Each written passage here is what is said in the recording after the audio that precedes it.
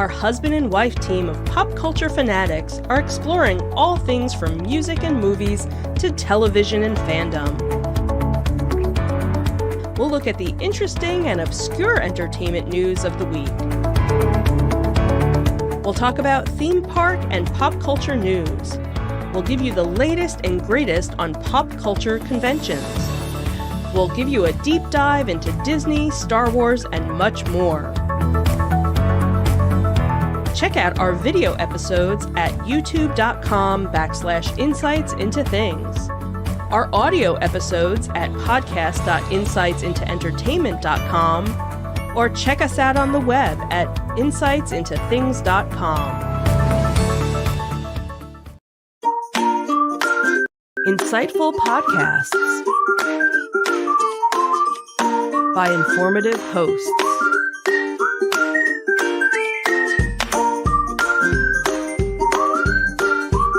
Insights into Things, a podcast network.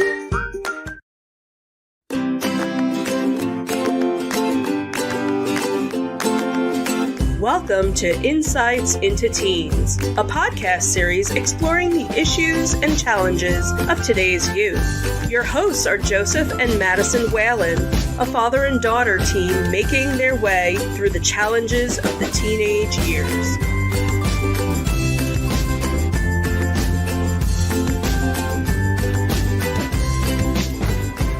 Welcome to Insights into Teens. This is episode 90. Pumpkin spices up the family. I am your host, Joseph Whalen, and my nurturing and loving co-host, Madison Whalen. Hi, everyone. How you doing today, Maddie? I'm doing pretty well. How about you? I'm doing all right. How was your holiday week this week? Definitely not super busy. Nothing has really gone bad, and Thanksgiving was quite interesting. It was. We, unfortunately, because of COVID, could not get together with the family like we usually do. How do we normally spend our Thanksgivings? We normally go to Gma's house, and we spend Thanksgiving there with the rest of the family. We do, and it is usually quite the zoo up there when we do. And sometimes because, you know, some of the folks, some of the family members bring animals with them. But usually there's a large crowd. There's a good time to be had. There's tons of food and lots of games to be played. We didn't get to do that this year, though. Not really. How did we do our Thanksgiving this year? We decided to do a Zoom meeting where we all got together, talked, and we did some of the family traditions like watching the parade and the dog show, and we even got to play categories at some point. Yeah, it was very interesting. So we had the Zoom call was pretty much going all day. You and I would pop in and out periodically. We had it going on my iPad at one point in time. Then Mommy switched over to her laptop.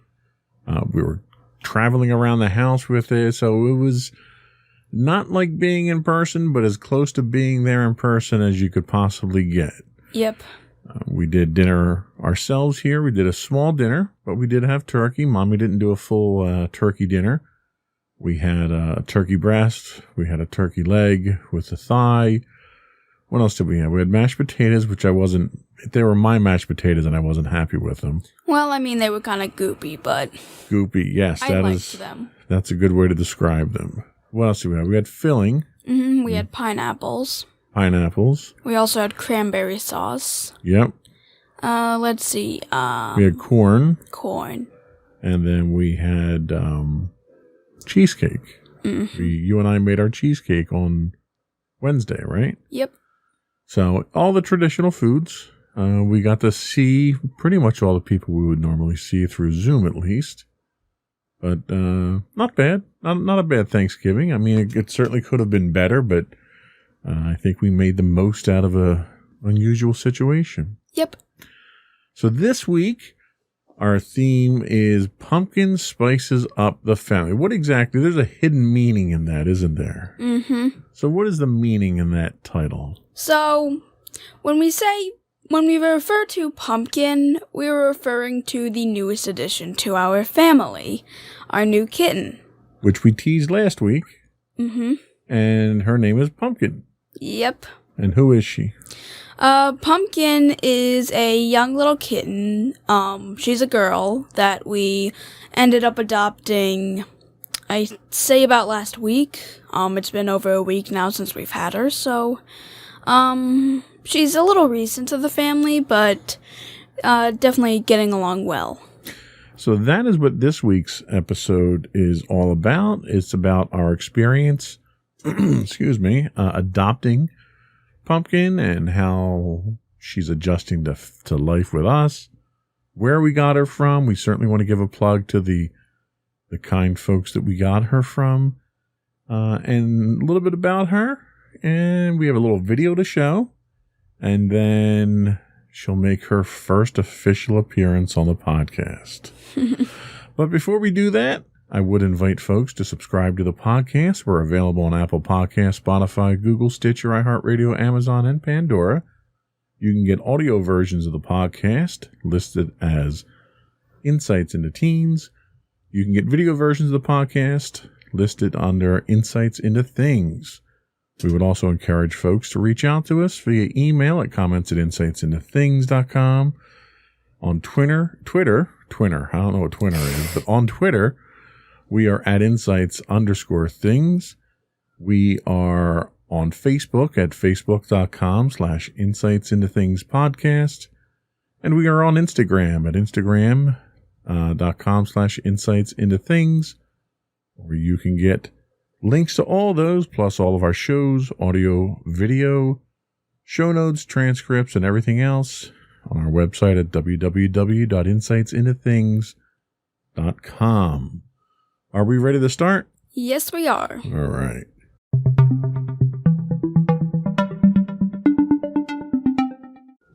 So, why did we get Pumpkin? Well, there are multiple reasons that go into that. First up, we're a cat family.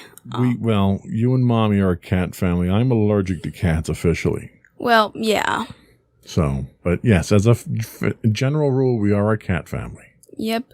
For most of our time, each of us had our own cat. Right. So I have Dorothy, who kind of, when we adopted her from a friend of a friend, she kind of adopted me. We, around the same time, we got Leota, and Leota kind of bonded up with Mommy. And what happened with you? Well, there was this one neighborhood, stray cat, she was gray, who would sometimes come around, and we decided to end up feeding her, and soon she started to adopt the family. And my mom, since she was gray, named her after one of her book characters, Dorian Gray. Right. Eventually, Dorian, became my cat, because originally, we also had another cat at the time, Fluffer, but she ended up passing away when I was, I think 7 or 8, around a pretty young age, and her and, Dorian kind of got along. Dorian was able to meet Fluffer, and they had, and since they were the two older cats, since both Leota and Dorothy were kittens when we got them, I guess they kind of bonded, and, it seemed that, That's not her. Okay. It seemed that it seemed that Dorian kind of it seemed Fluffer told Dorian hey, you might want to take care of this kid, referring to me. Yeah. And after that, Dorian kind of became my cat. She snuggled with me, she was normally around me, and she was very overprotective of me. Yeah, that was interesting because Dorian was around before you were born. Mommy had Dorian even before Mommy and I were together. She had Dorian. Fluffer. Fluffer. I'm sorry, Fluffer. Yeah. And that is her. She might be making an appearance sooner than we thought she would. But Fluffer was around before you and I were, and she was definitely a Mommy's cat. But she was kind of independent on her own. And then when you were born, she really, kind of bonded with you, and she was incredibly patient with you. And then she handed off that responsibility to Dorian when Dorian adopted us. She came to us first. But Dorian was very protective of you, and she slept in your room almost all the time. Does she want to get out? Is that it? Or she's very talkative. Maybe she wants to have her part of it. You're not till segment 3, okay? Boy. Stars. See, she's a diva already. So Dorian passed away. And then she passed away a few months back, towards the beginning of the quarantine. Mm-hmm. So it's been probably about 6 months or so since she had passed away. And you were without a cat. And that was one of the big impetuses for us getting a cat. So you wanted to fill the gap that was left by Dorian, even though we knew we couldn't replace Dorian. So what were some of the criteria we had for getting another cat? Well, we had a few things. One thing, that the cat needed to be bonded to me, since Leota was bonded to Mommy and Dorothy was bonded to you. We wanted this kitten to bond with me. We also wanted the cat to be young so that she could grow up with me. Right. And you also wanted me to learn how to take care of cats, since before you guys normally took care of your cats. Well, I really didn't. I just I took, as a irresponsible parent to a cat, I was like a grandparent to a cat, really. I had all the fun with the cats, and Mommy did all the hard work to take care of them. But one of the whole purposes of this was so that you could learn how to take care of a cat, and so that you could learn the responsibility of caring for another living animal, another living being. And it was a growing experience for you. You want to let her out because she's just sounding pitiful at this point. So we were going to save her for the finality of the show, but apparently she's too much of a star and doesn't want to wait for her chance on the stage here. So for your viewing pleasure, we present to you Pumpkin, the impatient cat. Yep. So, okay, well, she's going to roam around. It's fine. Let her roam. She's going to roam around. She's not explored the studio yet. So of course, the first thing she does is jump. Oh no. Jump out of the camera view, which is going to make, let's go to this camera view. At least there we can see her. Yeah. So anyway, let's get back to the show here now that we've been rudely interrupted. Yep. I guess she knew it was her show anyway. So where did we leave off? So we wanted you to learn responsibility. And there was the advantage of the timing, right? Because you and Mommy are home right now. You're homeschooling and Mommy is working from home. So we knew you guys would have plenty of time to spend time with her and bond with her and give her the attention that she needed. And the other thing is, we wanted to do our part. Oh, look, she does not like me. And we'll get into that later. Yeah. We wanted to do our part as responsible pet owners to try and help out the pet community and care for a rescue cat, which she is. She was a rescue cat. We'll talk about where we got her from a little bit later. But anything else you wanted to add to why we got a new kitten? Well, I think we kind of got everything down so far. We wanted to get a new kitten because now we had plenty of time and, of course, to teach me responsibility. So, yeah. So, shall we take a break and come back and we will talk about where we got her and how we got her. Alrighty. All right.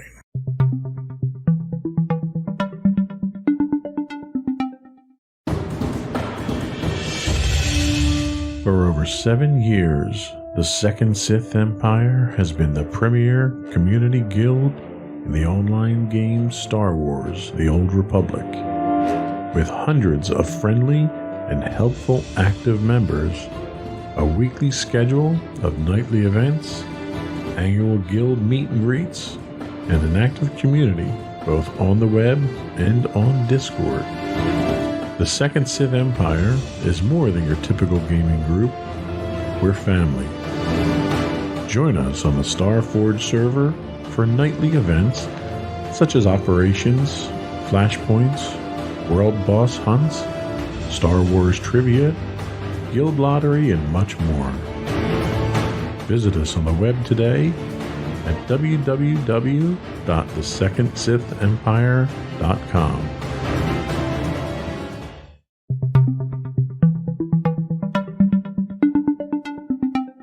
So we are back talking about our new kitten this week, Pumpkin.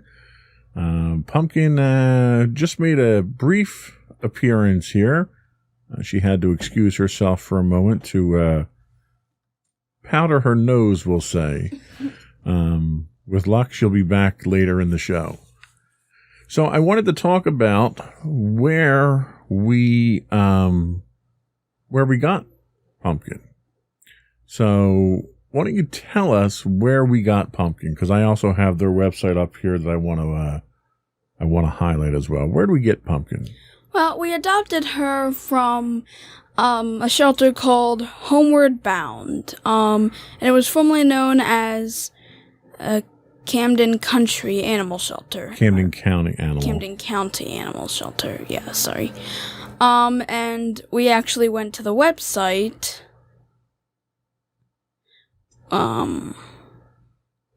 No, we just locked up is what we did.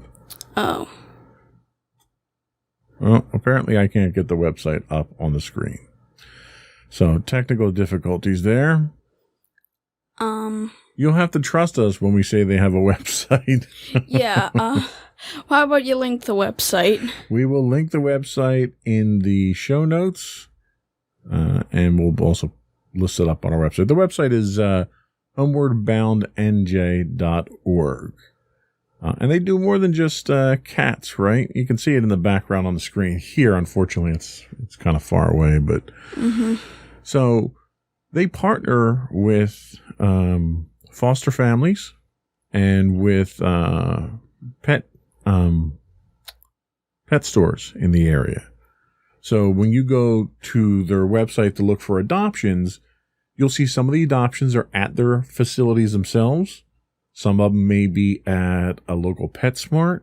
Some of them may be in foster care. So when we adopted Pumpkin, how did we get Pumpkin?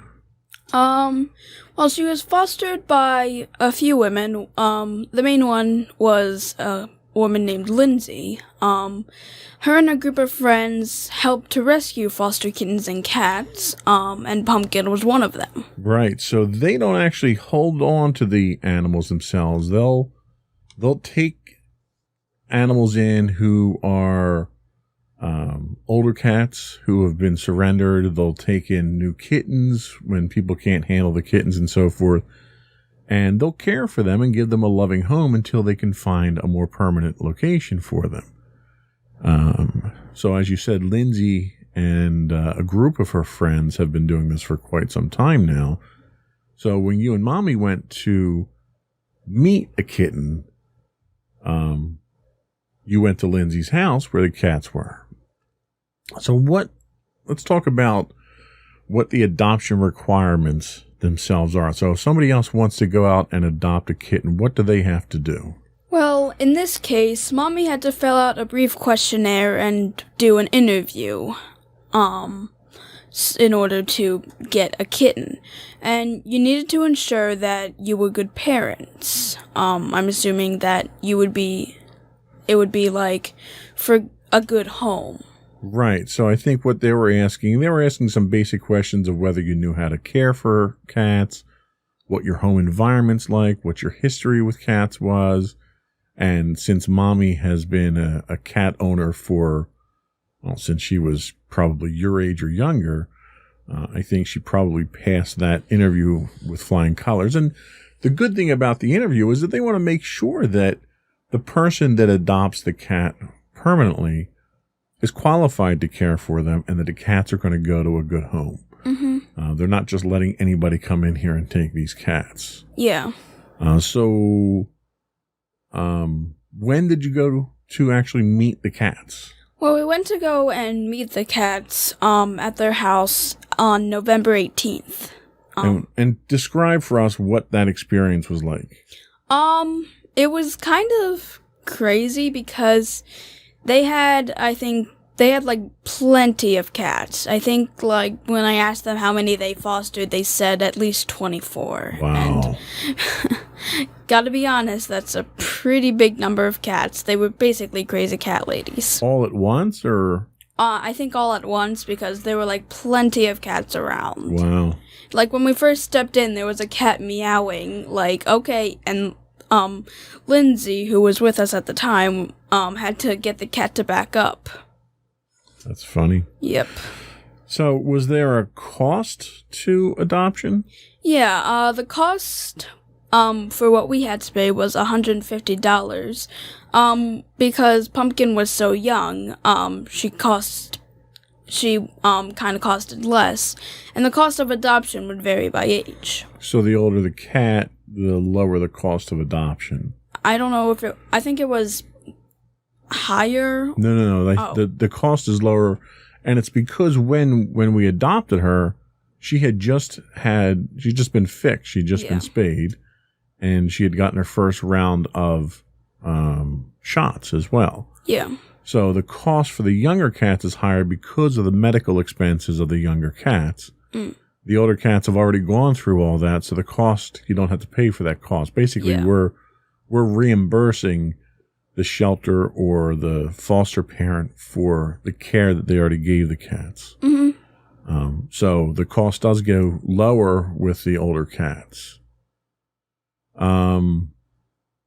She had a bit of a cold. Mm-hmm. So kind of funny seeing a cat sneeze and sniffle. Yeah. But they were nice enough to give us some antibiotics with her as well. And so is she getting better? Is she getting over her cold? Yeah, she definitely isn't sneezing as much as she was before, so she's definitely gotten better. That's good.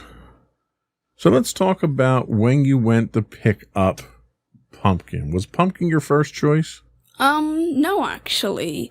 Originally we meant to see a different kitten for adoption. Who did you originally go to see? It was a mostly white but had a few black spots cat whose name was Munchkin.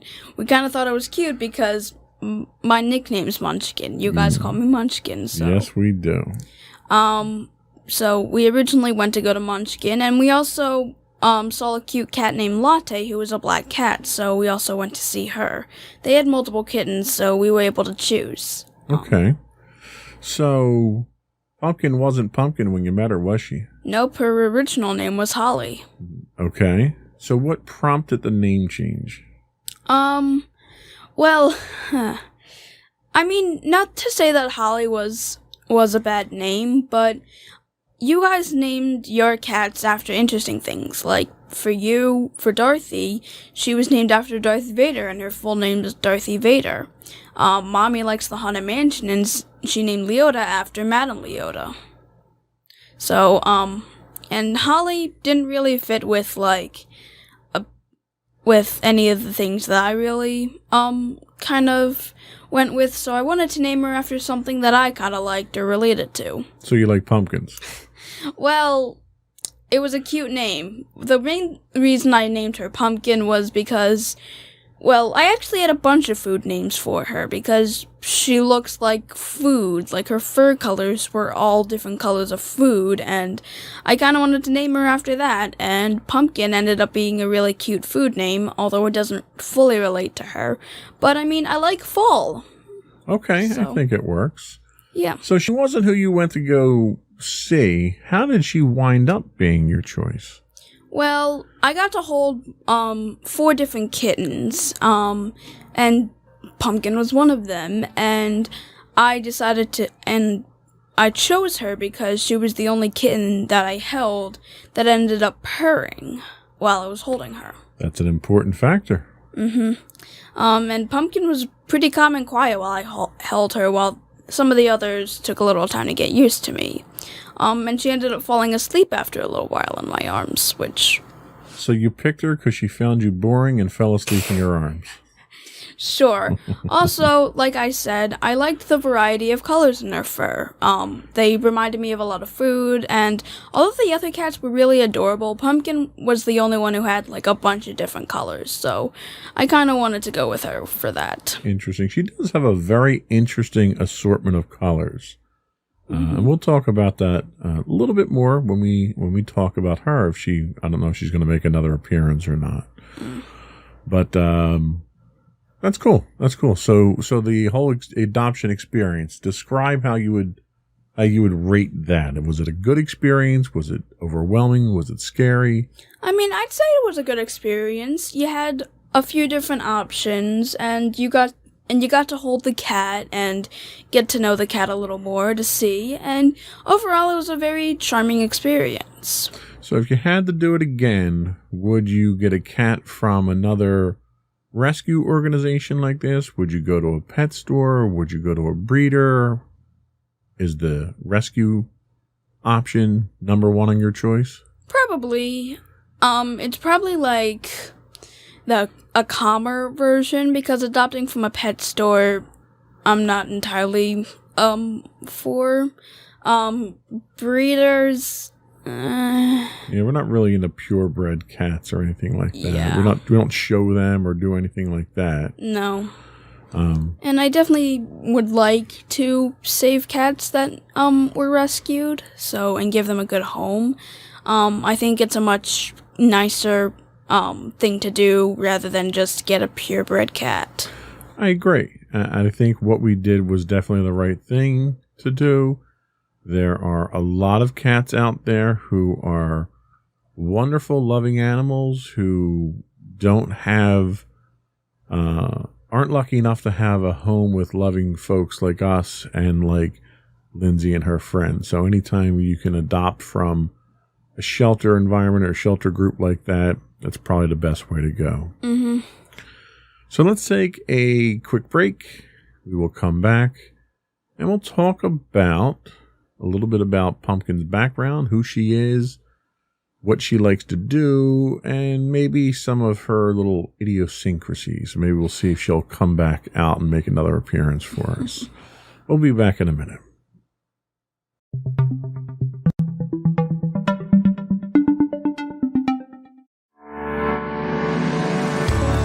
Insights into Entertainment, a podcast series taking a deeper look into entertainment and media. Our husband and wife team of pop culture fanatics are exploring all things from music and movies to television and fandom. We'll look at the interesting and obscure entertainment news of the week. We'll talk about theme park and pop culture news. We'll give you the latest and greatest on pop culture conventions. We'll give you a deep dive into Disney, Star Wars, and much more. Check out our video episodes at youtube.com/insightsintothings. Our audio episodes at podcast.insightsintoentertainment.com, or check us out on the web at insightsintothings.com.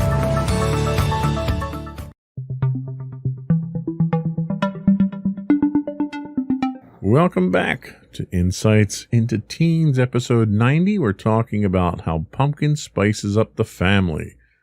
So Pumpkin is our new kitten. We managed to coax her out of her dressing room for another appearance. We'll have her out and about shortly. But let's talk a little bit about her background. Where was she found? She was found in Sicklerville, New Jersey, Sicklerville, New Jersey area, along with her mother and sister. Her original name was Holly, and she was born in the middle of July of 2020. So she's a young cat, 4 months now? About 4 months? So what kind of cat is she? She is a domestic short hair mix of gray, orange, and Torby? Toyby. I have no idea what Torby is. Mommy told Yeah. me to write it down, though. Don't know what that color is. I don't either. How much does she weigh? She was 3.5 pounds when we got her. I don't think she's put that much more on because she's still very tiny. Yep, a tiny kitty. Right. And we've only had her for 2 weeks now. Yeah, about that. So what are some of the things that she enjoys? Some of the things that she enjoys that I found out, she likes watching YouTube and TV. I found that, like, anything on a screen that moves, she will immediately be interested in. Which explains why she bonded with you. Yeah.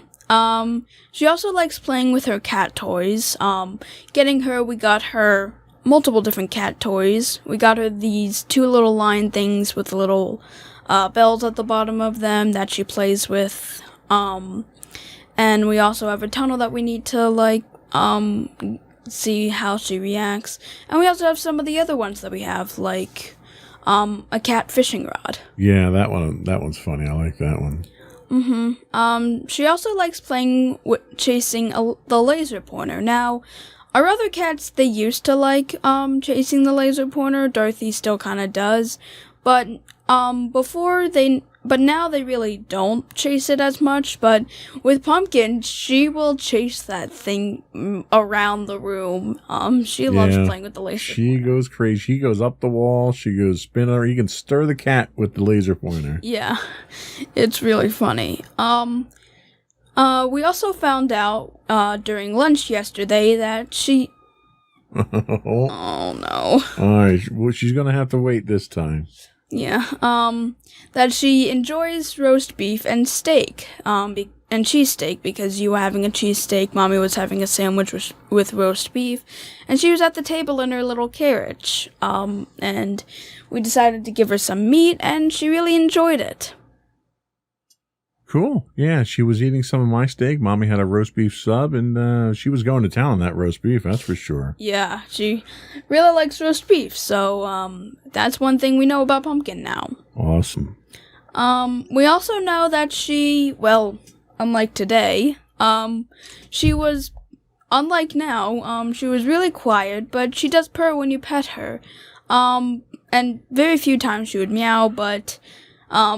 I guess being in here, she for some reason meows much more. Well, she's a star. She knows it's a podcast, and she knows that you need to talk on the podcast. You can't have dead air, and she's just trying to do her part. That's all. Sure.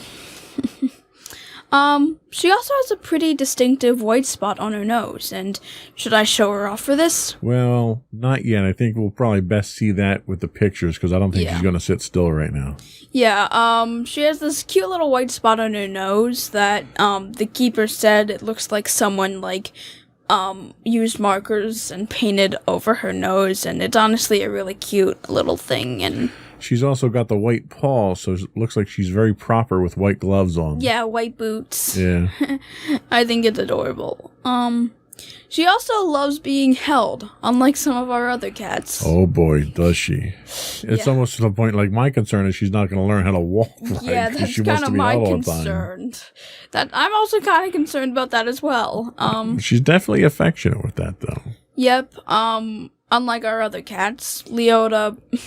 Mommy's only picked her up, like, twice, and it was only recent. Right. Like, she does not like being held whatsoever. No, Leota is affectionate on her terms and her terms only. Yeah, Dorothy's slightly more lenient, but still doesn't normally like it when I pick her up. She'll gladly let you pick her up. She will let me hold her all day long if I was inclined to do so. Yeah. So she also enjoys walks in her Petra. Now, we haven't taken her outside to walk yet, but you do bring her downstairs when you're doing your schoolwork so she can spend time with you. Yep. And we should be able to get kind of a shot. Why don't you back the stroller up a little bit so we can get it into the camera there. So this stroller actually was one that I had bought for Dorian when she was starting to not feel so well.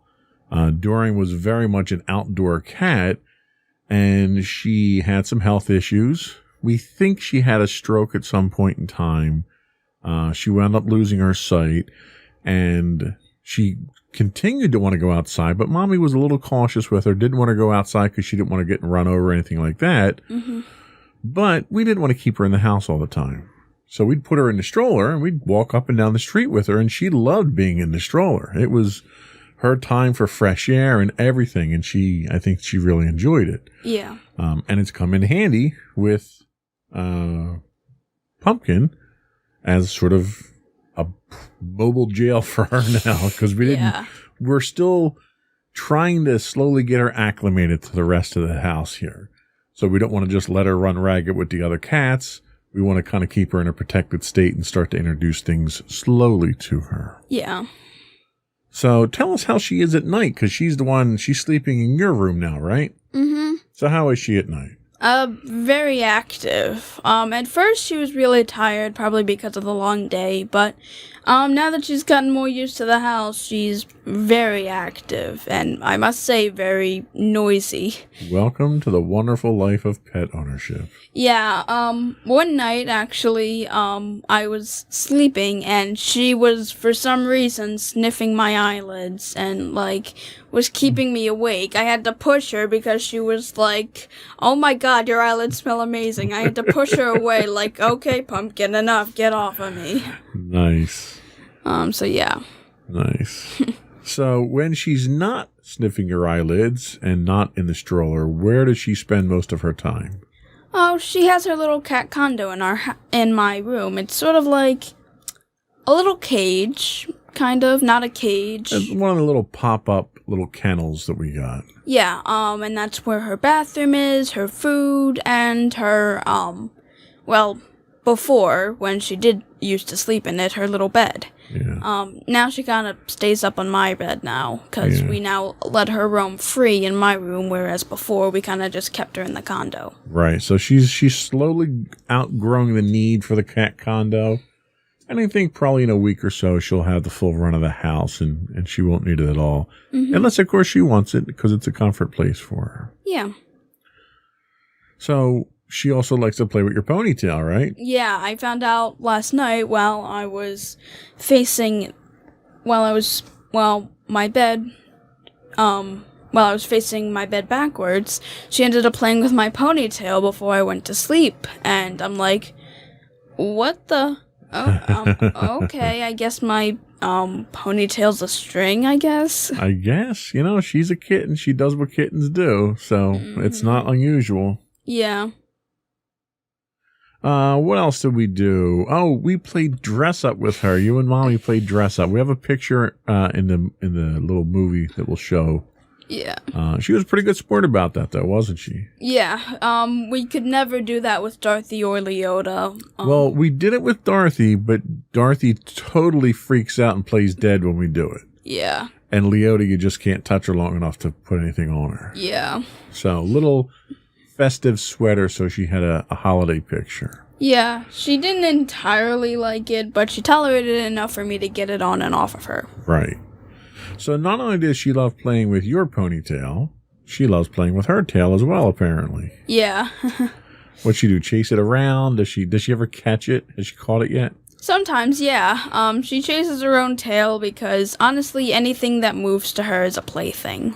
Now, did she know what to do with the tail when she finally did catch it?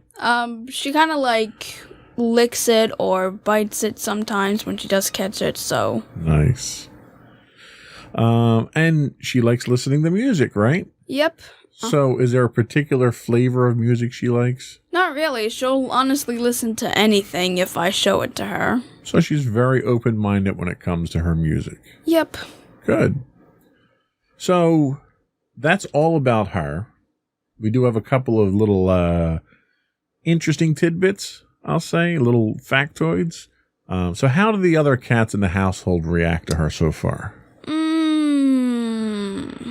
That's a story to tell. The other cats are pretty reluctant to accept her and accepting her in the family. A lot of hissing going on there, huh? Yeah, a lot of hissing and that's from Dorothy. Yeah, she does not like that. In fact, when we were feeding her the one time, Dorothy, was from the basement, and we could see her, and basically We she... can pick her up now. She can make her second debut. I think she missed her cue. That's what it is. Yeah, come on. Come on. Let go of the blanket. Let go of the blanket. Come on. Help her let go. Don't let her hurt herself. There you go. There you go. And there, ladies and gentlemen, is Pumpkin. Again. So she's good at hiding under beds. We had fun with that. Oh, gosh. Yeah. I had made the mistake of taking her for a little walk, holding her, taking her for a walk around the house, and wound up in our bedroom. Put her down on the bed, let her play on the bed for a little bit, and then she jumped down, went under the bed, and it took 3 of us and about 15 minutes to get her out from under the bed. Yeah. So she's very good at that. Mm-hmm. She loves playing King of the Hill. Mm-hmm. You've got this big pile of stuffed animals in your room on your bed. Again, you'll see that in the video. And she likes climbing up to the top of that. Yep. Where she blends in very well. Mm-hmm. It's like playing a game of Where's Waldo, trying to figure out where she is. She enjoys her kitten food. Mm-hmm. Right? So does Leota. Yeah. So there's a very good chance that her and Leota will get along well before her and Dorothy will. Yeah. But she doesn't like cat treats, though. Not yet, at least. Yeah, huh? You can let her go. Okay, easy does it. Our other 2 cats are like crazy about the cat treats that we have. Well, Leota is crazy. Dorothy can... Well, Leota's just obsessed. Like, she needs to go to rehab, but Dorothy's a big fan of them, too. Yeah. But, Pumpkin doesn't really... Pumpkin does not like them, hasn't had any of them yet. So, maybe when she gets older, she'll grow into it. Yeah. Pumpkin doesn't like me very much, as demonstrated by the fact that I put my hand out and she cringes away. Right on cue. Okay. Aw. What else does she like? Let's see, what else does she like? She loves belly rubs despite the fact that she still has stitches from getting fixed. Right. She definitely shows me her belly a lot, especially when she's comfortable. Yeah. So that is a sign of trust, and that's why Dorothy does it with me a lot. You know, Dorothy loves belly rubs, but she's very hesitant to take them from other people too quickly. Yeah. What other interesting things is there to know about her? She has a major elevator butt. At least. And what does that mean? It means that when she's sitting and you scratch, where her tail, starts, she ends up raising her butt up. She does, and I did it to her the one time, and she raised it up to the point that she was, on her tippy toes. Yeah, and, she gets so off balance from it. Yeah, she does. She's not a fan of loud noises, though. Not too many loud noises, I will say. Although she does like music, she doesn't like it too loud. Yeah. Well, she's kind of like you when it comes to that. You're not big on loud noises either. Yeah, but I listen to music at, the full audio, so. So what do you think? Are you happy with her so far? Does she meet your expectations? What are your thoughts? She definitely meets my expectations. Oh, no. She's going to try and climb up the acoustic filtering on the wall. Oh, God. I wouldn't do that, Kitty. Anyway, yes, she does meet my expectations. Is she a keeper? We're going to keep her? Yes. Oh, good. She's learning how to do the doorknob now. That'll be fun. So I think that was all we had. We'll come back with after a quick break, and we'll get your closing thoughts and shout-outs.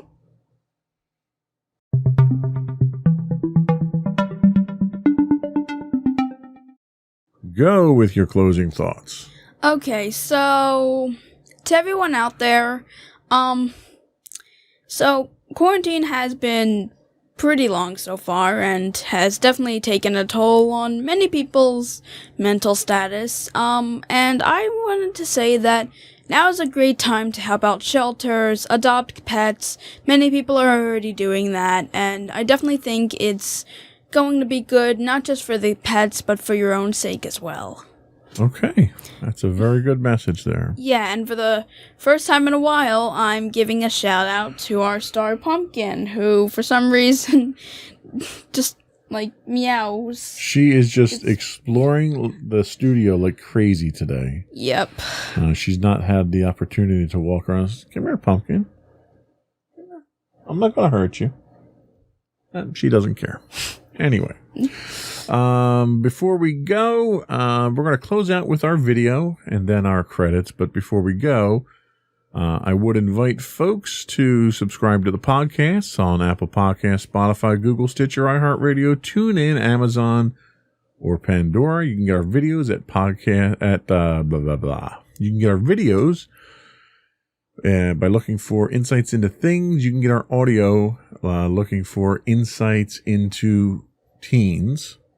Correct me if I'm wrong here, because you're giving me this weird look. Sorry. You can reach out to us via email at comments@insightsintothings.com. We are on Twitter 6 days a week at www.twitter.no. What am I talking about? I'm so flabbergasted by the cat trying to climb up the wall here. She's like Spider Cat. Yeah, you can see it in the background. Sorry. On Twitter, we are at insights_things. You can get high-res versions of our videos on YouTube at youtube.com/ I'm talking here. On YouTube at youtube.com/insightsintothings. On Twitch is where we stream 6 days a week. We actually stream on our YouTube channel 6 days a week too. But we stream 6 days a week on Twitch at twitch.tv/insightsintothings. If you have an Amazon Prime subscription, that means you also get a free monthly Twitch Prime subscription, which you could throw it our way, would help us out tremendously. You can get audio versions of our podcast at podcast.insightsintoteens.com. You can get us on Facebook at facebook.com/insightsintothings. I'm getting to the video, okay? Facebook.com/insightsintothingspodcast. On Instagram, we are Insights Into Things, or you can get links to all of those things on our website at www.insightsintothings.com. And don't forget to check out our other two podcasts, Insights into Entertainment, hosted by you and Mommy, and Insights into Tomorrow, our monthly podcast, hosted by you and my brother Sam. And for the enjoyment of our viewing audience, here's our video.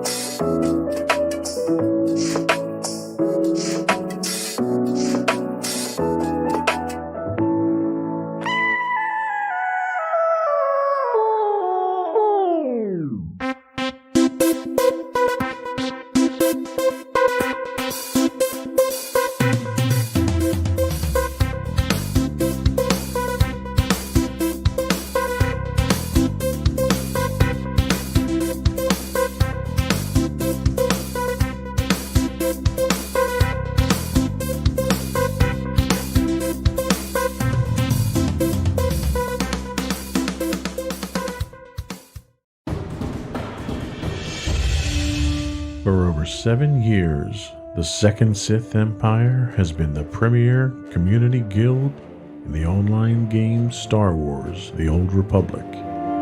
With hundreds of friendly and helpful active members, a weekly schedule of nightly events, annual guild meet and greets, and an active community both on the web and on Discord. The Second Sith Empire is more than your typical gaming group. We're family.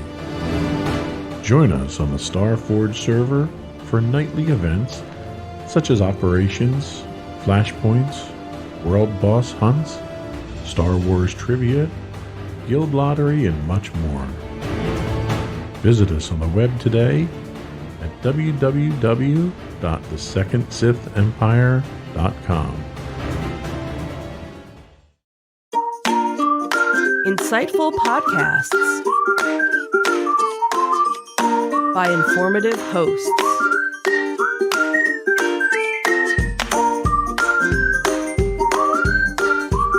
Insights into Things, a podcast network.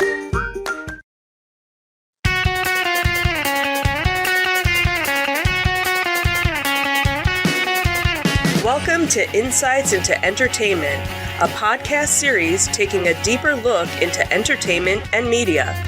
Your hosts, Joseph and Michelle Whalen, a husband and wife team of pop culture fanatics, are exploring all things from music and movies to television and fandom.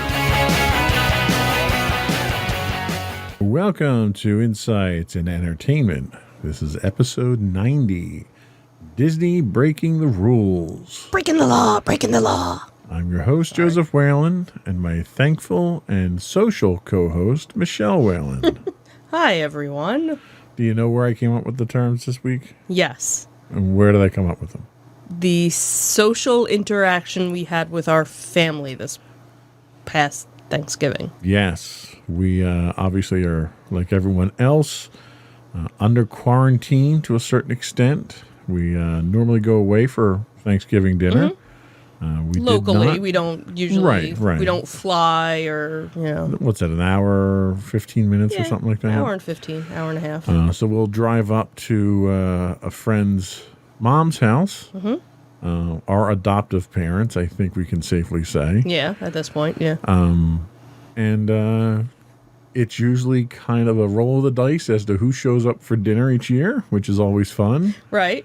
And we all pack into her house there, where there's tons of food, tons of games, and much fun to be had. And we couldn't do that this year. Yeah. This year we were all stuck at home. But I think we kind of did a good job of making the most of it. Yeah, we started a Zoom at 9:30 in the morning. About that, yeah. So that we could watch the Macy's Thanksgiving Parade, which was obviously a little different. Slightly abbreviated. This year. And then the family favorite right afterwards is the dog show. Yep.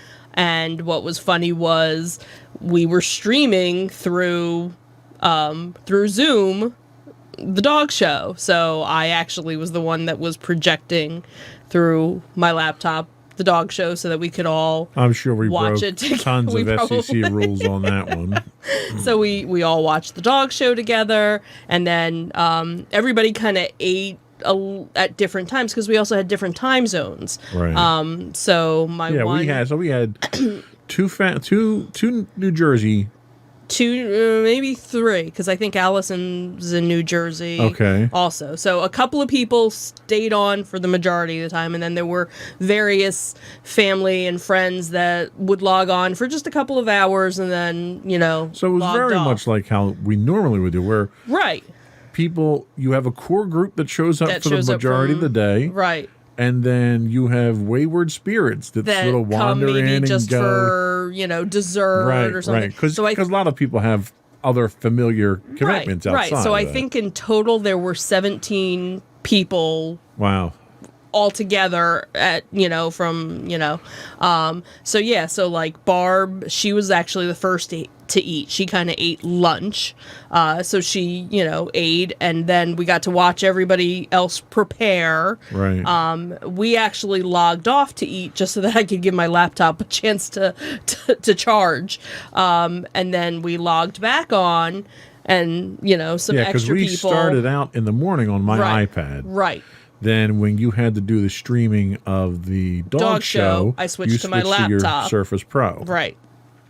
So then we had that going, and then I took it into the kitchen while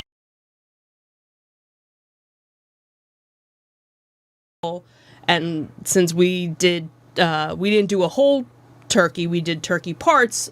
We only needed an hour to cook, where, obviously if you're cooking something bigger, you need, more time. So it was funny to see everybody's prep time and, what everybody else was making and stuff.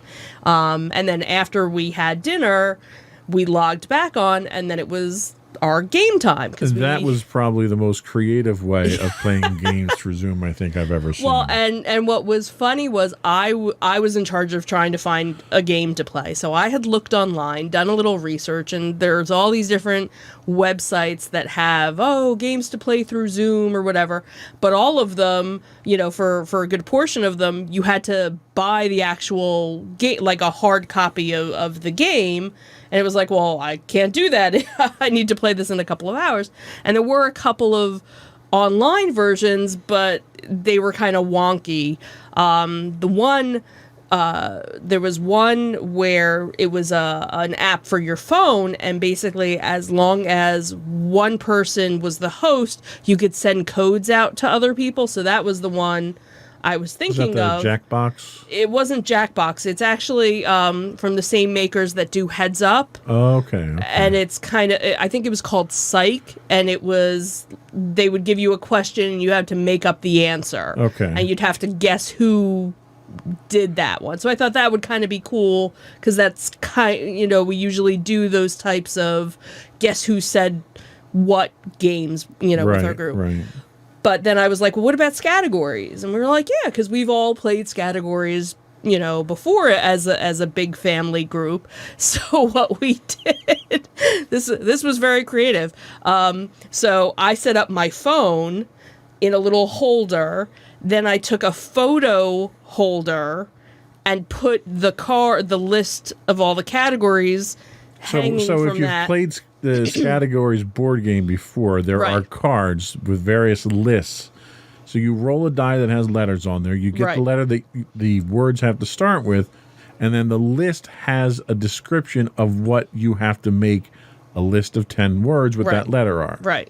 So you had the cards Right. in a photo holder being streamed from your phone that was logged into Zoom Right. while we were logged in on the laptop on Right. Zoom playing with everybody. Yeah. Yeah. So it was pretty cool. And it worked out, and we had, somebody was in charge of the timer, and, once the timer went off, I have to say, because of the number of people we usually have involved and the personalities of the people we have Yes. involved, it's usually organized chaos in most cases.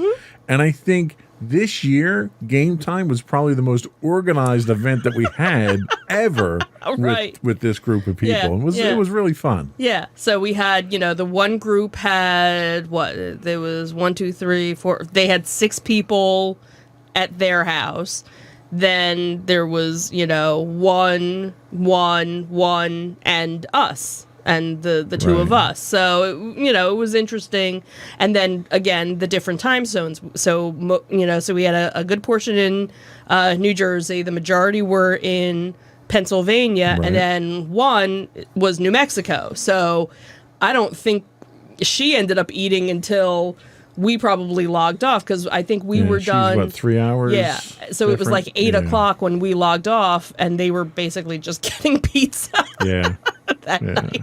So it worked out, It worked out. It would have been wonderful if we could have all been together for the holiday. Absolutely. But given the considerations that we had, the restrictions that we had, the desire to make sure nobody got sick in the process, Yeah. I think it worked out better than I thought it was going to. So I was very impressed. Yeah, and you know, a couple of people made comments, you know, like it was with the time of year it is, and the times that we're living in. At least we were all connected, and we felt more connected, you know, than we thought we would. Sure. And that, you know, we didn't. You know, some, you know, basically said I didn't feel as alone as I thought I was going to, knowing that I wasn't going to be able to physically Yeah, be you there, figure we're, so. what, 8 months, 9 months into this pandemic now with people isolated in their homes, people working from home, not even getting out of the house. Yeah, yeah. You know, if technology can give us that ability to capture what is really a very intimate experience on Thanksgiving every Right. year. Yeah. When we can even capture a facsimile of that, we're doing pretty good. And I think we did pretty good this year. Yeah, yeah, we did. So that was a quick recap of the holiday. You know, in the process of that, we rearranged 2 rooms here. We moved one 65-inch TV upstairs, set up new furniture, cleaned the whole area, broke a bunch of stuff down. Then today, the new TV came in for downstairs. We got that all set up. So Right. it's been a busy couple of days. Yeah, we're tired. Yeah. So if we doze off during the show, we do apologize in yeah. advance. Yeah. It's not you guys. It's, you know, it's us. So anyway, this show, we actually do have a show here. We do? I thought we were just gonna. No, this isn't the Zoom call. That ended. Oh, that ended. Yeah, that like was 2 days 5 ago. minutes ago or something like Right. that. It seemed like it. So in today's episode, in our Disney Detective, we're going to talk about how Disney's double standard on unofficial use of its intellectual property is coming to light. We'll also talk about the short-lived new McDonald's Disney Happy Meal toys and what happened to them. In our Tales from the Edge of the Galaxy, we'll look at how Mandalorian is breaking the mold for Star Wars storytelling. We will have a short but extremely spoiler-filled section on this week's Mando as well, our Mando moments. If that works out well, we might do that for the rest of the season, which is only a few more episodes. So Right, I was right. kind of late to the game on this one. In our entertainment news, we will talk about a legendary Thanksgiving tradition that gives back this year. And we'll see a side of Stan Lee that most people have never seen or heard before. And then, of course, we'll finish up with our insightful picks of the week, of which we're going to have a role reversal to a certain extent on this week's picks this week. But before we get started, I would invite folks to subscribe to the podcast. You can get our audio versions listed under Insights into Entertainment. You can also get our video versions listed under Insights into Things, and that's all the shows on the network. You can find us on Apple Podcasts, Spotify, Google, Stitcher, iHeartRadio, TuneIn, Amazon, and Pandora. We would also invite folks to reach out to us and give us your feedback. You can reach us via email at comments@insightsintothings.com. We are on Twitter at insights_things. We are on Facebook at facebook.com/insightsintothingspodcast. We do occasionally put stuff up on Instagram, where we are at Insights Into Things. And we also have links to all those social media accounts and all of our shows on our website at www.insightsintothings.com. Shall we get started? Sure. All right.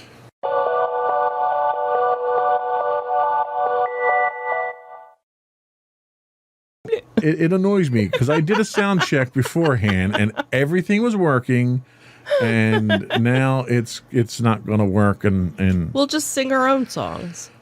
this way I don't have to go back and edit it and post. That works for me. Yeah, whatever. Okay. I don't know if the ads are going to work though, so we'll see. Anyway, Let's just give it a try. it's going to be one of those shows. It's one of those shows. Go for Disney Detective.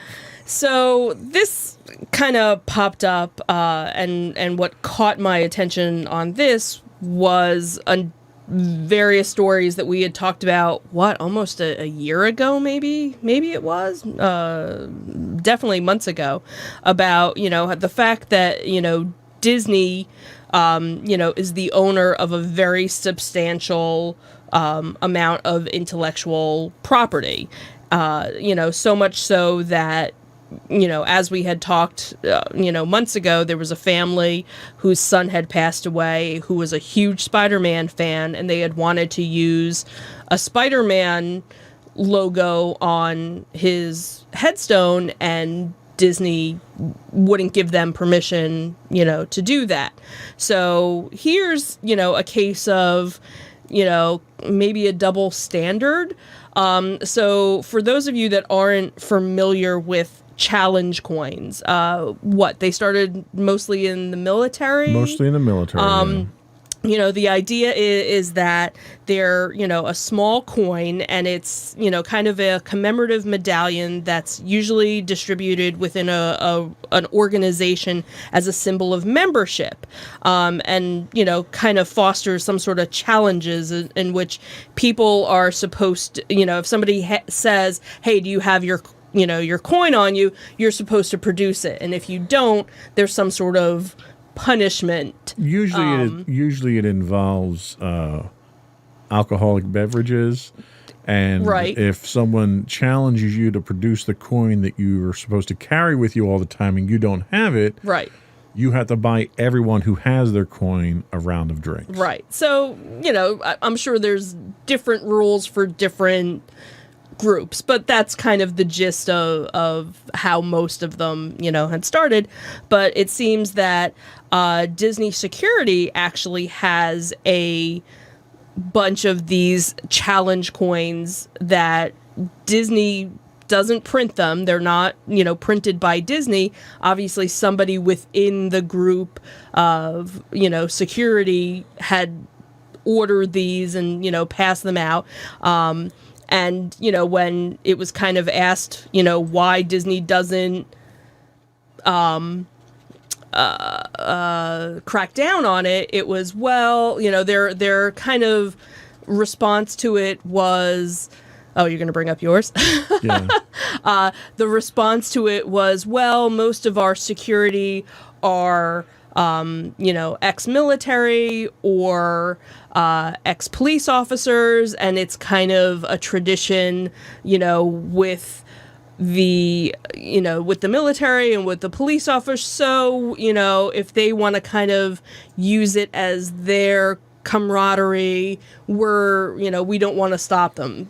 But again, then you have the people that wanted to use their likeness for other things, and they wouldn't allow it. So again, kind of the double standard. But the other thing too is that in this article it talked about that you could actually look on eBay and you could find certain ones. Now it might not be the specific ones that security uses, because in the article it even says the ones that they show in their article aren't all of them, that there's, more that are out there that are kind of more private ones. So the ones that are up on the screen now, these are actually ones that I had designed and had made up for our gaming guild in our Star Wars The Old Republic game.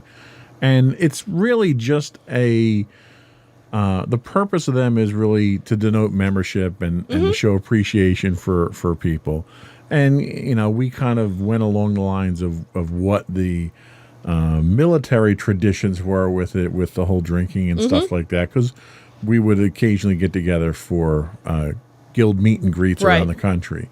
But the difference here is that the intellectual property that's on these coins are from my own personal designs. I'm not using someone else's. I'm not using a Star Wars logo. I'm not doing anything from a strictly Star Wars standpoint on these. These are reminiscent of symbolism that's in Star Wars, but none of the stuff is copywritten from Star Wars. And I think kind of the issue that I have with this whole thing is probably the hypocrisy, where you brought up the example of the young boy who had passed away, and the parents, he was a big Spider-Man fan, and the parents wanted to have Spider-Man on his tombstone, and Disney wouldn't do it because they didn't have control of the intellectual property. Right. But you have a situation here where, all right, so they're Disney employees, Right. but these aren't Disney sanctioned coins. So how is that okay? But honoring this young boy who passed away is not okay. It smacks of hypocrisy. Just as much as the one article we didn't include this week in Disney Detective was about the new announcement on layoffs. Disney's announcing 32,000 layoffs at the park, none of which are executives. And to me, that's hypocrisy, because your executives, yes, I understand, because the park attendance is down, because a lot of the parks are closed. You don't have work for people. So there's a certain collateral damage associated with that. The problem that I have is that there are ways that you can keep the business going. And it is the sole responsibility of the executives, the executive management team at Disney, to keep the business going and to make money. And if you're telling me that they've completely abdicated that responsibility and they're just going to lay off all these people, then they're not doing their jobs. And yet they're still continuing to draw their salary. So, And their full salary in most cases. exactly. And they had it reduced, and now they brought it back up in the midst of laying off tens of thousands of people. It's a level of hypocrisy that seems to be rampant throughout Disney at this point in time, where certain, everyone's created equal, but there are those who are more equal than others. And people aren't all being treated fairly in this deal here. So that's sort of the parallel that I wanted to draw on that. Sure. But besides that issue, McDonald's is having some issue with Disney stuff now, too. Whoopsie. So last week we talked about the new McDonald's Happy Meal toys that McDonald's was offering to celebrate Disney's anniversary. And,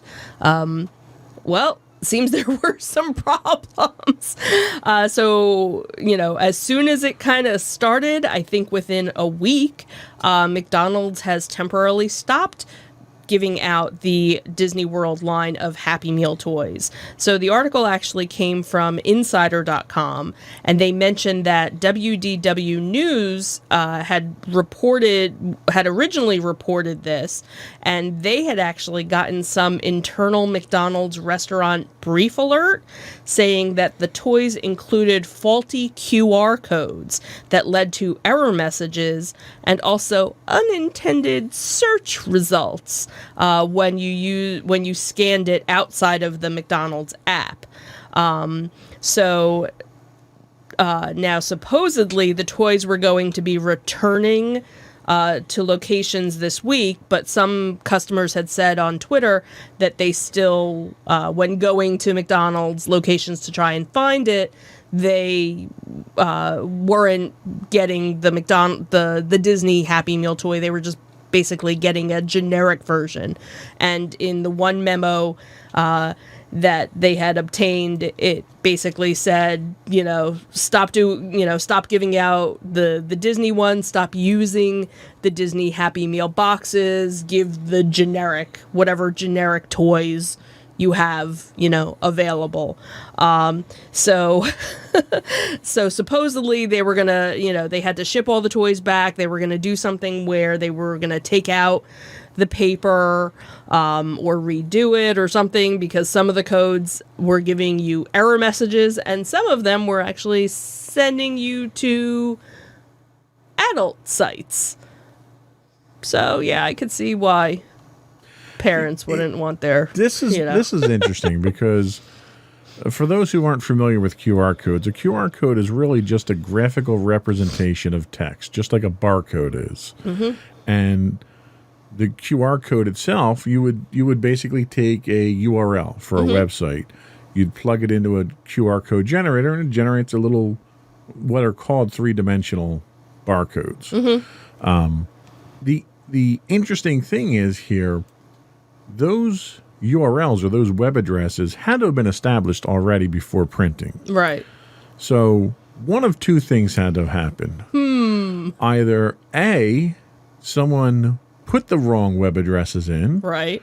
or B, someone hijacked the web addresses that were there that are being put out.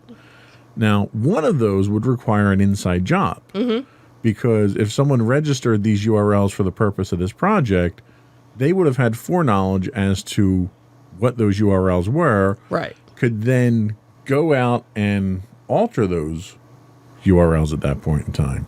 So I'd be curious to see how this actually ends and where this investigation goes. Was this yeah. a case of deliberate malfeasance on the part of the company that printed these out and produced these toys, where they had somebody on the inside who Tweaked it and who deliberately modified those URLs? yeah. Or was this an outside attack after the fact, where someone may have gotten an advanced copy of these and then gone out and hacked the site that they were pointing to? Right. So kind of interesting that you're getting different results too. Right. Right. Which was interesting. And I guess it's kind of a good thing that they caught this early on. Right. It's hard to believe that this type of thing could have gone through their quality assurance engineers. Right. And nothing was wrong with the actual toy itself. There Right. wasn't any recall on the toy. It was basically the packaging in the toy. So I'm surprised they didn't just tell each location, hey, just, throw the toy in, take it out of the bag. Right. Seemed And like Disney generally is very controlled on its licensing. Right. So they don't just say, okay, you can go print stuff with our logos and stuff like that on it. Right. They're involved in that process throughout the entire process. So it makes me think that the URLs were probably legitimate at first, and then were probably attacked at some point in time once these things went out there. So there's probably a breakdown security. I don't know. Unfortunately, we didn't see what the URLs were, so we don't know Right. who was hosting these. Yeah, because there was no place that Right. posted anything. It was just Right. So various articles about it. there's no way for us to know who was responsible for the security of those Right. sites. And chances are that's probably where the breakdown occurred. And we've seen this numerous times in the past, where a website's been advertised out there, it gets hacked, and then they put something inappropriate up there to try to Right. damage someone's brand. But they did say this was temporary, so we can expect to see these toys come back out. They haven't given a time frame, though, on that, have Right. They were, they were saying within the week, so I guess it really depends on your location, where you are. I wonder how the sales are going on eBay, if that Yeah. now bumps the price up. Might make them ultra rare now all of a sudden. You never know. So I know I never got, a set and never looked, to even see what they were going for. So if you have them, good for you. Hold on to them, because they're probably going to be worth a lot of money. Yep. So I think that was all we had for our Disney Detective. We're going to take a quick break and probably have a very quiet commercial that I have to fix and post. And then we'll come back with our Tales from the Edge of the Galaxy.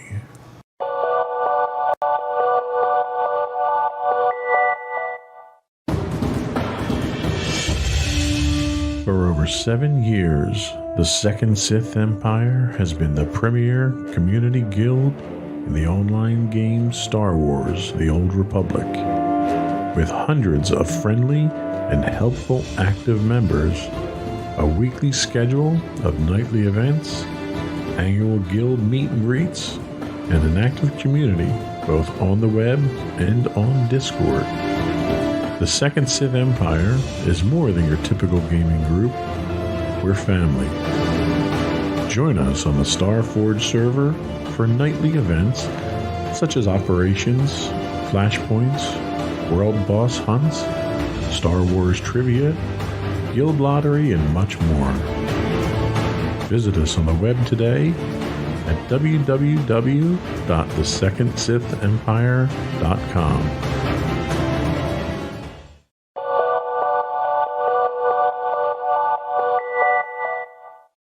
Go for Tales from the Edge of the Galaxy.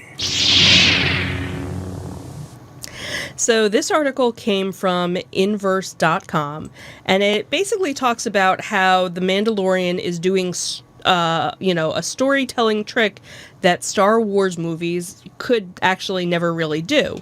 So it talks about how when, a new Star Wars movie comes out, everybody, flocks to it.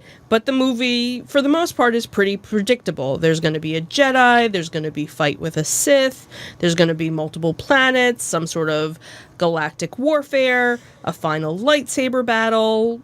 Nothing wrong with it. That just tends to be the formula of a Star Wars movie. But sometimes, as we've talked about, it kind of gets a little tiring. It's the same thing over and over again.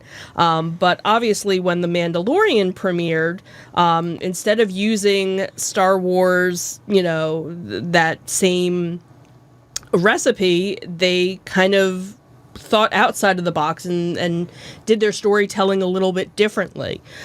So while Star Wars is kind of seen as a space opera, The Mandalorian is really a space western, which, we've kind of talked about since, the first season, and really more so when you see, the second season. So again, instead of telling an epic story of good versus evil, our hero, Mando kind of finds himself, constantly filling in those, the role of the mysterious, masked stranger who rolls into town and helps out, with his trusty sidekick, and he's basically the Lone Ranger, in space, which is kind of funny because it really is kind of the role that he plays.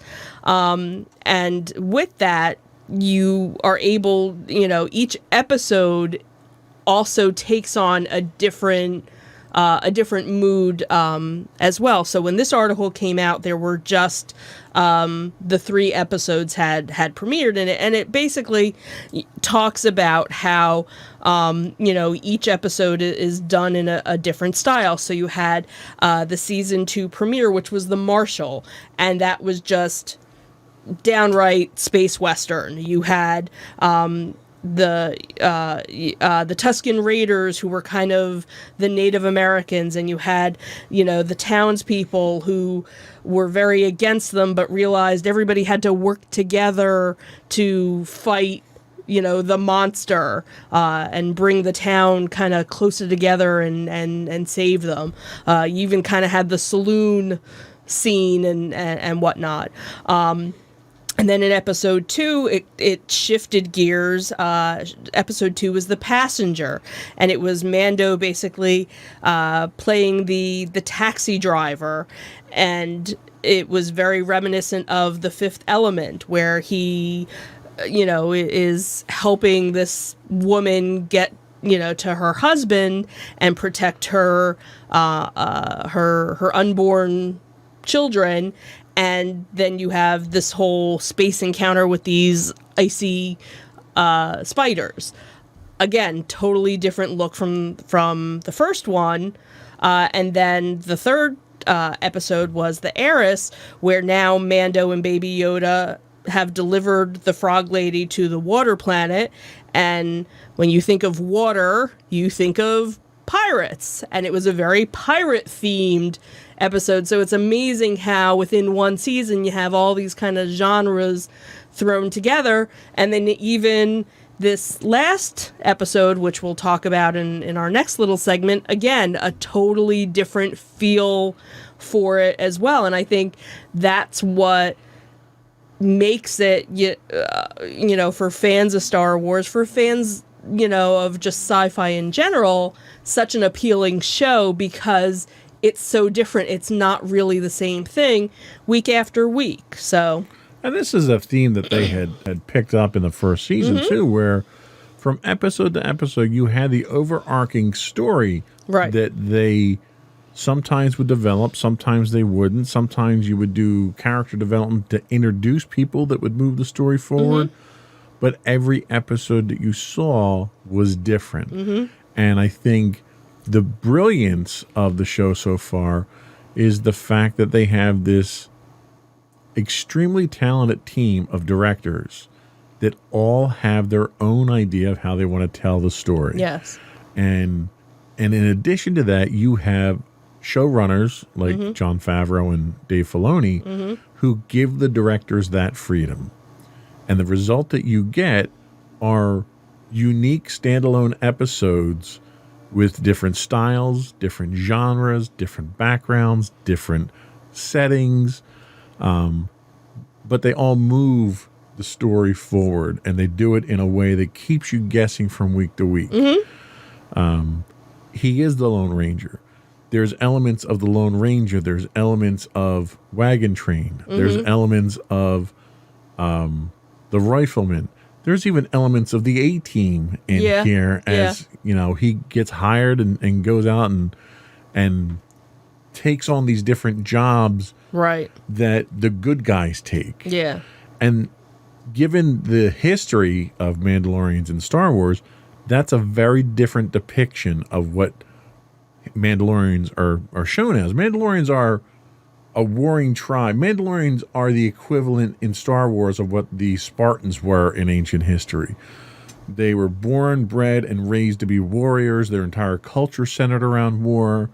Their entire heritage, you know, their Beskar, you know, that was their religion was war, basically.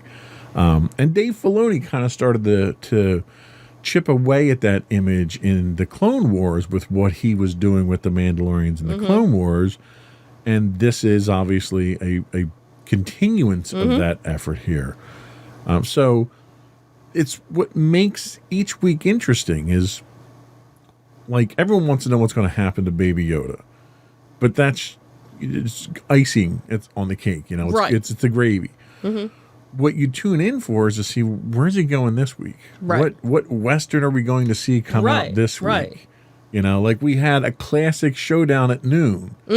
You know, high noon showdown in this week's episode. This one was almost more like samurai. Yes, this was had a very, you know, Asian overtone to it. So I kept thinking of like samurai movies. Absolutely. Even the setting where the final battle happened with the as yet to be named individual that we don't want to spoil just yet. Right.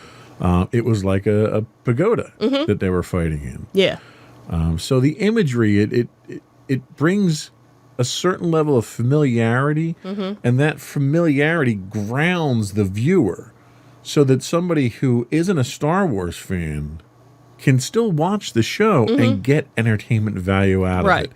It's not one of these things where you have to read all the books and watch all the movies and play all the games, which is kind of the direction that Disney has gone since they took over the franchise with the movies. So, you know, I criticized the sequel trilogies a lot and quite deservedly so. But one of the biggest criticisms I've had about the sequel trilogies is there's a lot of background information that doesn't come out in the movies. Now, I know you can only put so much in a movie. I get that. Right. The problem I have is that the information that they're trying to feed off of is information that informs that the average viewer is not going to consume. You know, the average person that wants to go see Star Wars is not going to go read, you know, 5 novels to figure out who the First Order is or who this character is and stuff like that. Right. And what happens is you get into the movie theater and you watch it, and there's a lot of story that goes on, but you miss the majority of it because you don't know who these people are or how you got to this point or any of that stuff. Right. And The Mandalorian goes the exact opposite way. You know, to the point where you almost overdevelop your characters in this case here, but you have the freedom to do that in a television show. And the one thing they're doing smartly here is they're putting elements into this show that's very popular that feed into the movies. So they're drawing the parallels from the original trilogy and the sequel trilogy now with some of the elements that they're putting in here, which is very nice. And they're doing the same thing with some of the previous animated series. The Clone Wars and Rebels are getting elements in the Mandalorian. So they're using Mandalorian as a platform to sort of tie all those things together. So you don't have to go read all the novels, but if you do, it enhances things. Right. But we're going to give you those pieces of information here. We're going to draw those lines where they need to be drawn. Right. Because we have the freedom to do it. And that doesn't necessarily drive the Mandalorian story forward, but it helps to tie the entire universe together. It's like the Force. It binds the universe together. The Mandalorian binds the universe together. No, it does. Just like duct tape. The light side, dark side, etc., etc. Right. Right. So anyway, that was what we had for how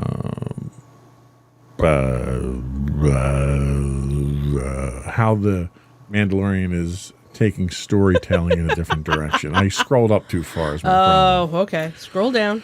Scroll down. So, spoiler alert here. Everything we're going to talk about for the next few minutes until we get to our entertainment news is spoilers of this week's episode of The Mandalorian, which was what, episode 5 of season 2. Right. Right.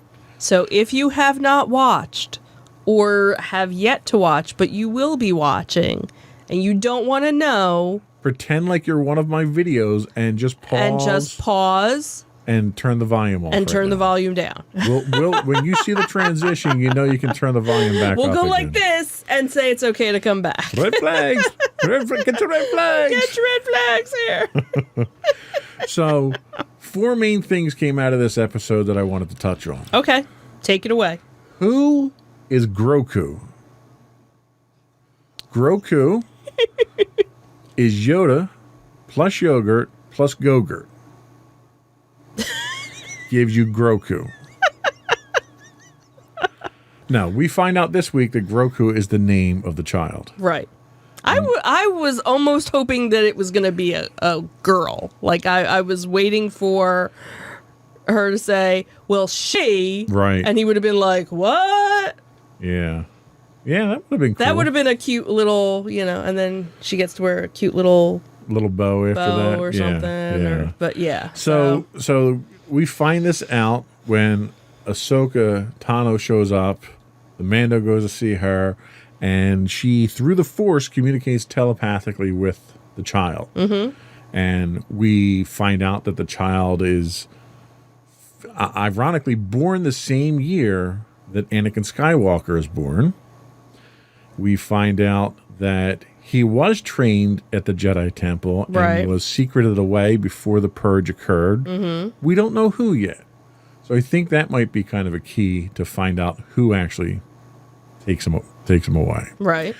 But we also find out that he's become so attached to the Mandalorian that his fear of being separated has caused Ahsoka Tano pause in her task of training him. Correct. She doesn't want to train him, and she makes references to how, the greatest of Jedis fell to the dark side because of his fear of detachment from the one he loves. Mm-hmm. So there were some really cool parallels with that. The next big reveal is Thrawn. So Thrawn, if you read the Expanded Universe books, Thrawn is this blue-faced, red-eyed member of the Chiss species who was a Grand Admiral during the Imperial era, and he goes off on assignment prior to the Return of the Jedi, and he's off doing something in the unknown regions, and he winds up coming back after the Empire is defeated, and he rallies the Empire to basically, revive the Empire. When they threw all the Expanded Universe stuff out, they threw all that out anyway. However, they did bring him back in Clone Wars. Mm-hmm. It was Clone Wars or Rebels. They brought him back in Rebels. And he's still this military genius, blah, blah, blah. And apparently this person who was the magistrate on the planet they were on this week served him. Mm-hmm. And Ahsoka Tano is now searching for Thrawn. Right. She had some interactions with him during Rebels, which is worthwhile to take a look at. What this might open up is the return of some other people in live action from Rebels. Right. So The last we saw of Ezra Bridger, who was one of the key members of the crew in Rebels, was he is basically attacking Thrawn. He's holding Thrawn hostage with this space being, and they jump into hyperspace and you don't hear anything else from them. So if Thrawn survived, chances are he survived, Okay. and we might see him. We might also see Sabine Wren, who was the token Mandalorian in the Rebels, Right. who also sort of went off and did her own thing. She happened to be one of the people who wielded the dark saber. Back here. Yep, that one there. She wielded that for a period of time. Okay. And would be interesting to see how she interacts, considering the dark saber has surfaced again in this show. Right. So a lot of elements together there. Mm-hmm. Obviously, Ahsoka shows up. And that was kind of what everybody's been That's waiting what to see. everyone. That was the worst kept secret of this season, I think, is Ahsoka. Right. Fantastic job. She had her dual white lightsabers, which, if you had watched Clone Wars, Rebels, etc., she lost her lightsabers when she left the Jedi Order. She lost her lightsabers, original lightsabers that were given her from Anakin Skywalker. She had a conflict with a Sith Inquisitor who she confiscated his blades and purified the blades so that they were white. So there's some story behind her blades, which was kind of cool. Okay. Big question that was left over, is she going to be back on the show again? Right. Given the popularity of the character, given the awesome premiere that she had, which I have to say, like, the fight scenes that she was involved in Yeah. were very reminiscent of the fight scenes that she had in Clone Wars and Rebels, and was done so well.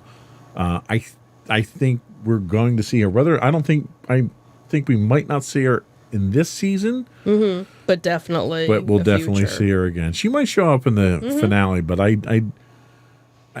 it concerns me that you're having all these named famous people show up Right. in this show now that was supposed to be held on the Fringe. Right. So we'll see how much they use. I don't want to see them overuse these key characters. The last thing here was a personal favorite of mine, and that was the next leg on his journey to help Grogu is he's being sent to Tython. Now, Tython is a central theme world in the Star Wars The Old Republic game. In fact, that's your starting world if you play on the light side. And it's billed as the first Jedi Temple. Of course, the one that we see Luke at in Force Awakens is the first Jedi Temple. So there's a lot of first Jedi Temples out there. I mean, it's like The first Jedi Temple of this location. Right, And the first right. Jedi Temple of that location. it's like, you know, Right. Joe's famous hamburgers. You know, why is it famous? Because I said it's famous. Right, Why is this the okay. first 'Cause I Jedi Temple? said Because so. I said it is. Gotcha.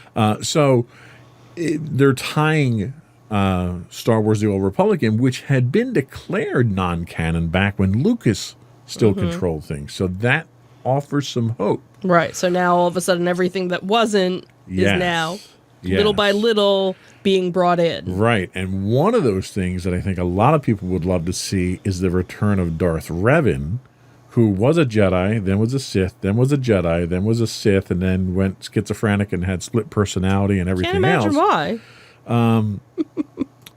The interesting thing about Revan was all Old Republic. He was originally in Knights of the Old Republic. Then he showed up in Star Wars The Old Republic, both of which have been considered non-canon now. But they recently released his ultimate Force Effects lightsaber, which seems to suggest that there is a market out there for it, Right. that he might be around, he might be coming back, because he's one of these ones you can't kill. Right. Because he's been killed like 12 times and he keeps coming back. He's like the Jesus of Star Wars. The Jesus of Star. Nothing sacrilegious about that at all. May the Force be with you. And also with you. Thank you. There we go. We got that out of our system. And the last thing with regard to Tython is that he's told to take Grogu there, Baby Yoda there, and put him up on this seeing stone, which is similar to what Luke sat on in Last Jedi. I forget which terrible sequel movie it was. The one where they killed Luke off needlessly. But it's similar to that, where it's the high point of the temple and it's a focal point of all that stuff. And he's supposed to reach out into the Force, and it's supposed to send out a beacon of some sort. The Grogu beacon, we'll call it. To all Force users. Now, she depicts this as, it should reach out to all the Jedi. And the question that begs to be asked is, well, wouldn't it reach out to all Force users? Light side and dark side? Right. So what dark side users are out there? And what light side users? Because we already have the recent game with Cal Kestis. I forget what you murdered his name last time we talked about him. He was from the new Star Wars something game. And they released his lightsaber. Okay. They wrote it on his lightsaber. Remember that one? Oh, right. So he's obviously out there in this time frame too. Okay. So does he show up? Played by, I forget the actor's name who played the Joker in Gotham. Help me out here. You watched the show, I didn't. Joker and Gotham. Oh, I don't even remember his name. Yeah, that guy. But I know who you're talking about. Yeah. Okay. So he might show up in the show at some point in time too, because we turned on the lighthouse here, and we're telling everyone to come and see us. see Grogu. Right. So I'm curious where that's going to go. So that were the 4 takeaways that I had from the show. A couple of things that I'm interested in. I don't know if we're going to see these play out on Mandalorian. Because there's already talk of an Ahsoka television show, live action spinoff that might be happening. That you might see a lot of the Thrawn stuff and the other Rebel stuff happen there. So we'll see. But each week it seems like they're dropping blockbuster style hints here and there. Yeah. Last week it was the clones and the First Order reference. And the Death Troopers. I want to call them Dark Troopers. I don't think they're Death Troopers. Dark Troopers. Death Troopers are what Director Krennic had. Okay. They were just stormtroopers in black armor. Okay, whatever. It's amazing what stormtroopers that can't shoot anything can do with a can of spray paint. They still can't shoot anything. So anyway... assuming the show continues, we might be bringing Mando Moments back to do another in-depth analysis of it. Sure. But that was all we had. We're running short on time, so let's move on. We're just going to move right into, because I'll hit the button here and we're not going to get any sound. So, okay. We're just going to move right into entertainment news at this point. So you can come back now. Okay, we're good. Back. Yay. We're good. Wait, I'll push the transition.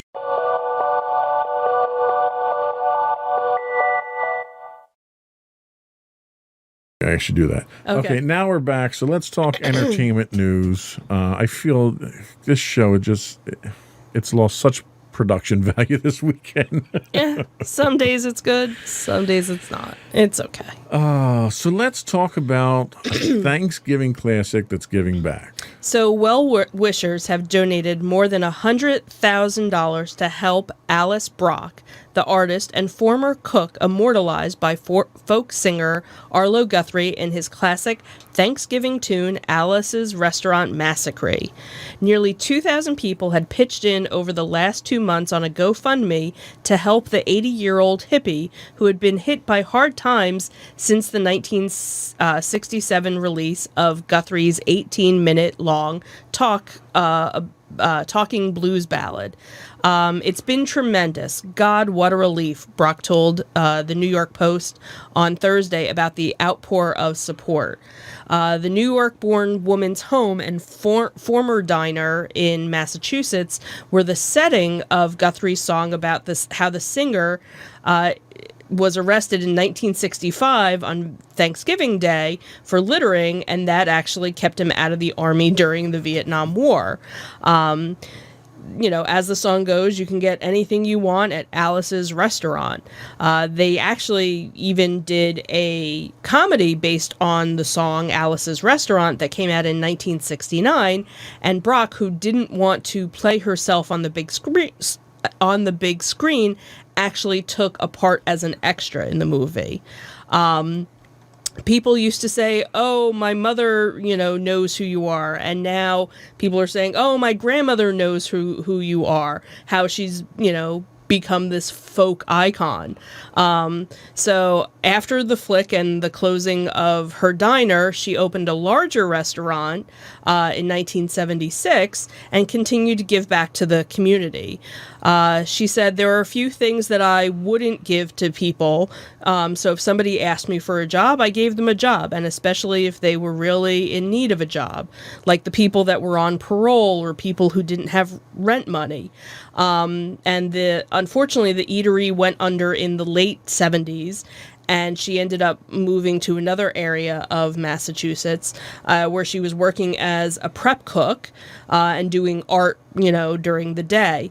But unfortunately, money ran out, and, she was struggling to pay the mortgage. And then she ended up moving in with some people. And then, unfortunately, she had some health issues. And that's really where things kind of went downhill. And then she had spent time in a hospital and then in a nursing home. But now she's finally back in her little cottage. But she needed help with the rent. And that's when a friend of hers, who was a member of a 70s and 80s new wave band, had kind of stepped in and created this online fundraiser and had actually raised over $100,000, as of last Thursday. She had said, with the money that was raised, I'll be able to live decently for the next, 2 or 3 years.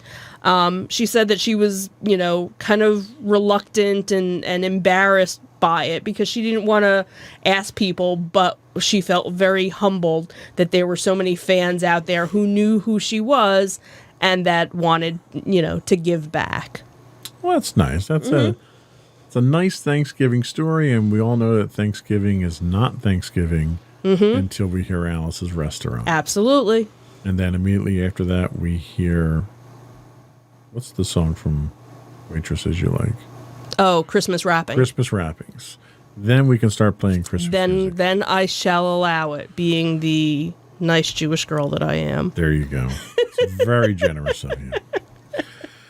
So tell us something we probably didn't know about Stan Lee.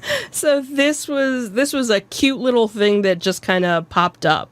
So, obviously we talked about it, just last week or the week before about, some things popping up. It's been 2 years now that Stan had Stan Lee had passed away.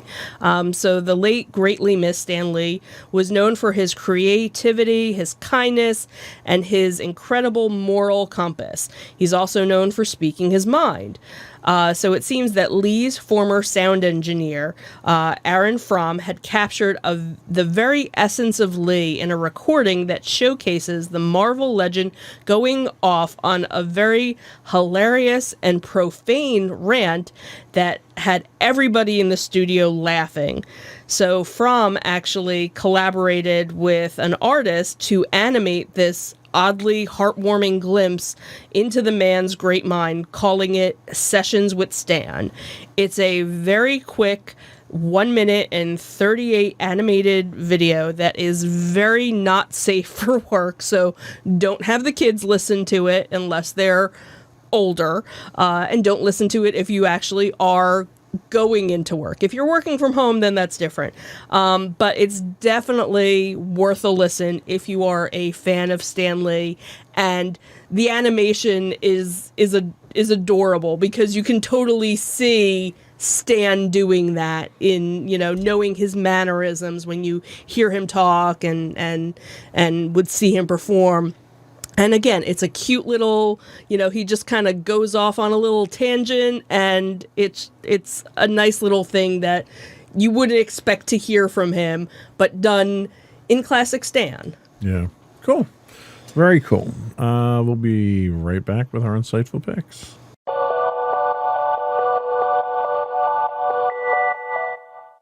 Go for your insightful pick. So- and for dancing to music that's not there. Do. So my insightful pick was one that we had watched as a family last. Thief. You're a thief. What? You didn't write it down? I did. Uh-huh. Anyway, it is the Lego Star Wars Holiday Special that premiered on Disney Plus on Life Day last week. Excuse me. And it's a much better version of the Star Wars Holiday Special than the original. Sacrilege. That came out. It's just a cute, it's not anything like the Legos movies that have come out. Lego Batman or the Lego movie. It's done more. If you've ever watched the different Star Wars Lego shows that have come out, it's done, along those lines, some of the same voices. But then we also had, for a lot of the current characters, the actual actors did those voices in this episode. So the Legos Holiday Special is a playful and joyous celebration of the Skywalker saga set after the events of Episode 9, featuring a cross-timeline mashup of iconic heroes and villains, all set against the trappings and holidays and spirits of the holidays. So the story opens with the festive holiday of Life Day. Everybody across the galaxy is in a festive spirit, but Rey is just so focused on embarking on a mission, and BB-8 joins her to go to the Jedi Temple to kind of find more meaning to things. And when she does that, this whole adventure begins where basically every character throughout Star Wars makes some sort of an appearance in this. And I think that kind of added to the fun of it, because this would never happen in any Star Wars movie, but you could do it in Star Wars Lego. It was kind of a Doctor Who-ish thing where you had, all three versions of some of the same characters together in one scene, which was just it was cute. It was, tongue-in-cheek. There were little, Easter eggs for the parents and jokes for them, and plenty of jokes, for the kids, with a nice happy ending, at the end. So it did leave us with a new eternal question of Star Wars of which hand shot first. Right. So good pick. Good pick. Thank you.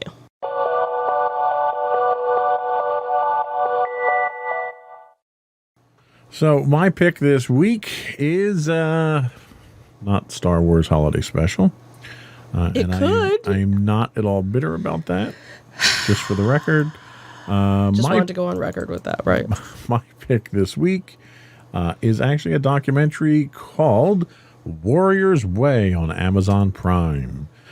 The ancient warriors, often described as both gallant and heroic. But what was life truly like for history's martial men? The series traces the lives of famous warriors from childhood training to bloody battle. Each episode focuses on legendary warlike cultures known for their achievements on the battlefield, their knowledge of military strategy, and innovative engineering weapons and armor. The interesting thing about this is they take from very different time periods. You take a look at the Vikings, you look at Knights Templars, you look at Celtic warriors, you look at Roman warriors, Scottish clansmen, and you look even at Mongolian warriors as well. And the interesting take on this is that they don't just look at the history of them. You actually look at specific individuals that are recorded through history and what their lives look like. So there was kind of an overall high arcing view of what a Roman warrior is and some of the accomplishments of Julius Caesar. But you look at this one particular legionnaire who happened to come from one of the barbarian tribes, and his father became a Roman citizen, and a lot of background information that you wouldn't normally see on a documentary like this. So a very interesting, very different take on the military documentary style. Warrior's Way on Amazon Prime.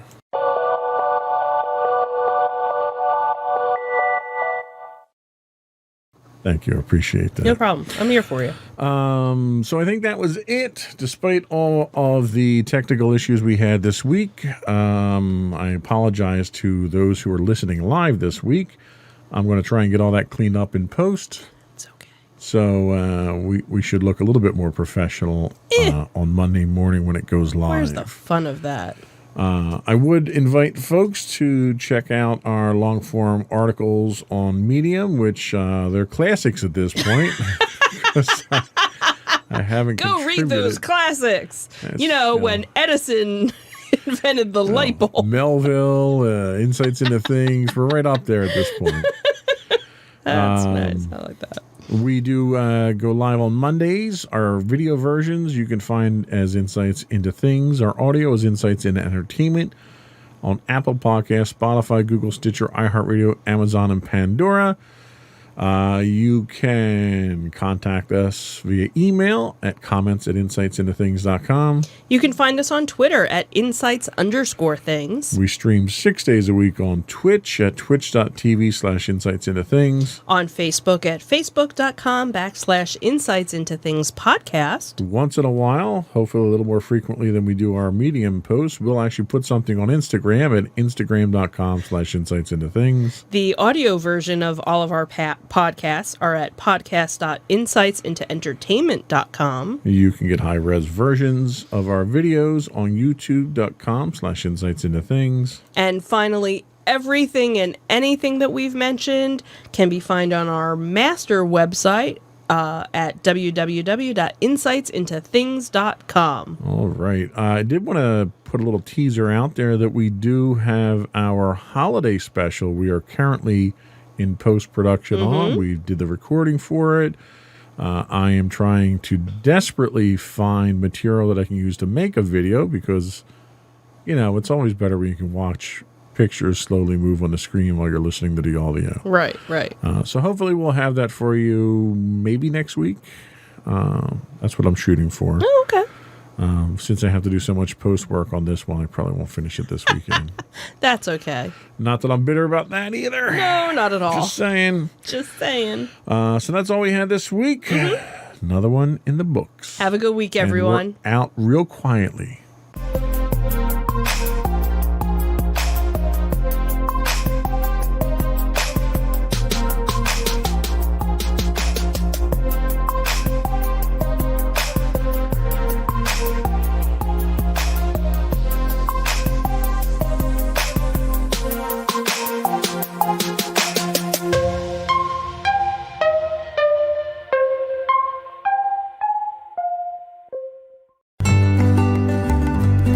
Insights into Teens, a podcast series exploring the issues and challenges of today's youth.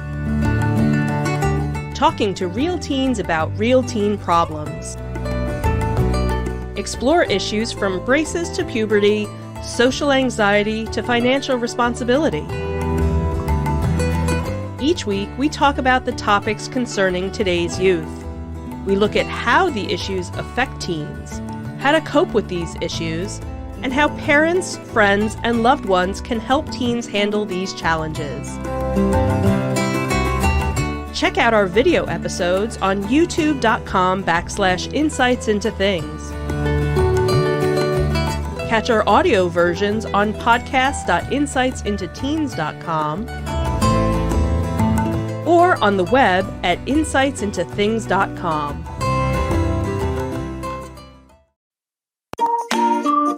Insightful podcasts by informative hosts.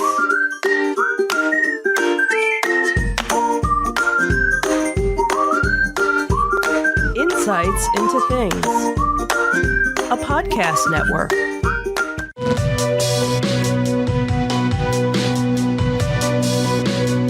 Welcome to Insights into Tomorrow, where we take a deeper look into how the issues of today will impact the world of tomorrow.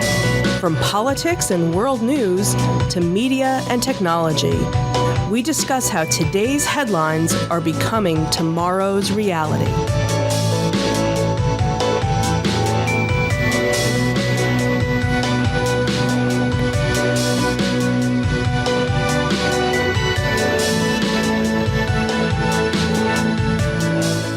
Welcome to Insights into Tomorrow. This is episode 6, Artificial Intelligence. I'm your host, Joseph Whalen, and my co-host, Sam Whalen. How you doing today, Sam?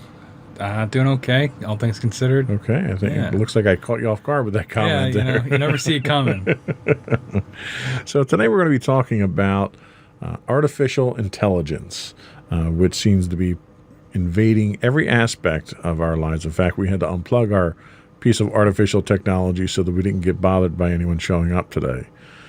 So let's just start off by talking about what is artificial intelligence. In your own words, define what artificial intelligence is to you. I guess if I had to put it into my own words, it'd probably be humanity's ability to create programs that can think for themselves maybe not think for themselves, because I don't mean entirely self-aware, but programs that can function on their own, whether that be completing a task over and over again or something more advanced like memory, storing memory, things like that. Okay, and I think that's certainly a valid definition. I think there's several definitions, really, and we'll talk about those. But the clinical definition from the research that I did is that artificial intelligence is the simulation of human intelligence in machines. And it used to be confined to science fiction, but in recent decades, it's broken into the real world. It's becoming one of the most important technologies in our time. And really, it's in everything. So in addition to being the brains behind facial recognition, AI is helping to solve critical problems in transportation, retail, healthcare. It's spotting breast cancer missed by human eyes. On the internet, it's used for everything from speech recognition to spam filtering. Movie studios even plan to start using AI to analyze potential movies to choose which ones to put into development. So it's really, depending on your aspect of it, it's really a matter of replacing human thinking, it seems like, in many cases. So what we're going to do is we're going to talk about, there's 4 basic classifications of artificial intelligence, 2 of which that have already been realized with current technology, 2 of which have not and potentially could go in different directions. Then we'll look at the pros and cons of today's artificial intelligence. And we'll look at intelligence in the future, which is, one of the things that we always do. And we'll look at the good, the bad, and the ugly of where artificial intelligence could go. Because there's some very well-known critics of artificial intelligence who are its detractors. So let's get started. We'll talk about our 4 types of artificial intelligence first.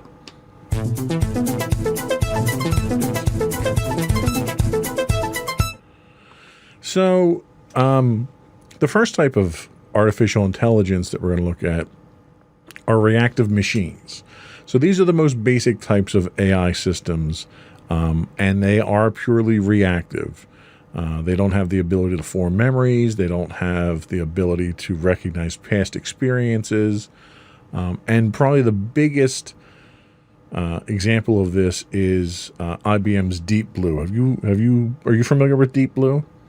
No, I believe in the notes. Is that the chess machine? That's correct. Okay. I'm not. I mean, I've heard of different programs, going up against chess players, but not that one specifically. So Deep Blue was a whole computer system that IBM had built with the sole purpose. It was a supercomputer with the sole purpose of playing chess better than humans.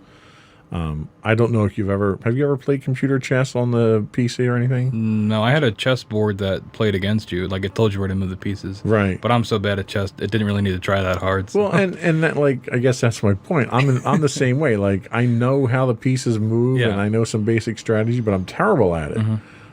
So it didn't take much for a basic computer game to beat me at chess. So IBM built this entire supercomputer to play who was at the time the world champion, Garry Kasparov, back in the late 90s. And it was simplistic in its ability, but it was sophisticated in its achievement. So Deep Blue could identify the pieces on the chessboard and know how each moves. Okay, so he's reached my level of intelligence at that point. So I can identify them and move them. Deep Blue can make predictions about what moves might be next for it and its opponents. And this is where really its intelligence could go. So, for instance, it could analyze the board, and it could compute every possible permutation of a move that could be done at that time, which is pretty impressive. Yeah. And then it could decide what the best move is and basically play an entire game out on a single move. It can choose the most optimal moves, but it doesn't have the concept of the past. Like, it can't learn from its mistakes. It doesn't have any memory of what happened before. So it's here, now, in the moment. And that's really where its restrictions were. It could analyze the current situation. Whereas another example would be Google's AlphaGo, where it played another strategy game called Go, which is a Chinese game. And Go is the Chinese equivalent of chess, but it's a territorial-based game. So there's a lot of strategy. There's a lot of forethought that goes into it. There's sacrifice strategies and so forth that go into Go. And it's beaten the top Go players in the world, but it can't evaluate all the potential moves that Deep Blue can. So it's different types of technology. Its analysis method was more sophisticated because it used neural networks, which is exactly what humans have for brains, where we can form connections in our brains through a neural network. But it doesn't have the ability to retain or learn or anything like that. So that's sort of the limitation that we have with reactive machines, and they're still in use today, but this was sort of the infancy of artificial intelligence. Are there any applications that you could think of from a practical standpoint that we could use a machine like that today? Maybe not practical, but I guess for competitive play. If because I know IBM also made Watson for Jeopardy, right? And that did pretty well. I don't remember one against Ken Jennings and the third player, but I know it did very well with that kind of technology. And I imagine it's probably, something similar where they analyze, because Jeopardy repeats questions, so they probably analyzed all the questions, put it into its memory banks or its data banks, and then allowed it to get strategies from that. So I could definitely see for competitive play like that, and also it could probably be used to analyze trends in these games, so like how the best in the world, the best humans in the world, how they win, and then maybe learn from that information. But I might just be blanking, but I can't think of any more practical than that. And I think that's sort of the challenge that artificial intelligence had in those early days, was that you couldn't make money off of it. Yeah. Like, there wasn't something where you could build this machine, stick it in industry, and have it produce something. So a lot of it was confined to college studies. The next type of machine, type 2 class, are machines with limited memory. So they can look into the past. And for this, we look at self-driving cars. So self-driving cars, for example, can observe other cars' speed and direction. That can't be done in just one moment, so they have to look at it in time slices. They need to be able to identify specific objects. They need to monitor them over time. You think of just driving down the road, you're looking at objects. Even if you're just looking at the lines in the road and the bends in the road, you have to look at these over time, and there has to be a progression sequence that the computer itself can understand and then predict what it has to do. The observations are added to the self-driving car's pre-programmed representations of the world. So you figure you have a map overlay, then you have these observations that are overlaid on the map itself, so you can do obstacle avoidance and things along those lines. These include lane markings, traffic lights, and other important elements like curves in the road. So now at the Type 2 stage, now you're getting something that's a little bit more practical at this point. You have something you can sell. Tesla loves this technology for their cars, their autopilot system that they have. Where do you see other applications of these limited memory Type 2 AIs of functioning? I think definitely the self-driving cars are the beginning of it, but I could see that technology being migrated to other things, maybe for military use, maybe, or I think we have it coming up later, but shipping, or not shipping, like trucking, like big-scale trucking, where the trucks are automated, they're sent.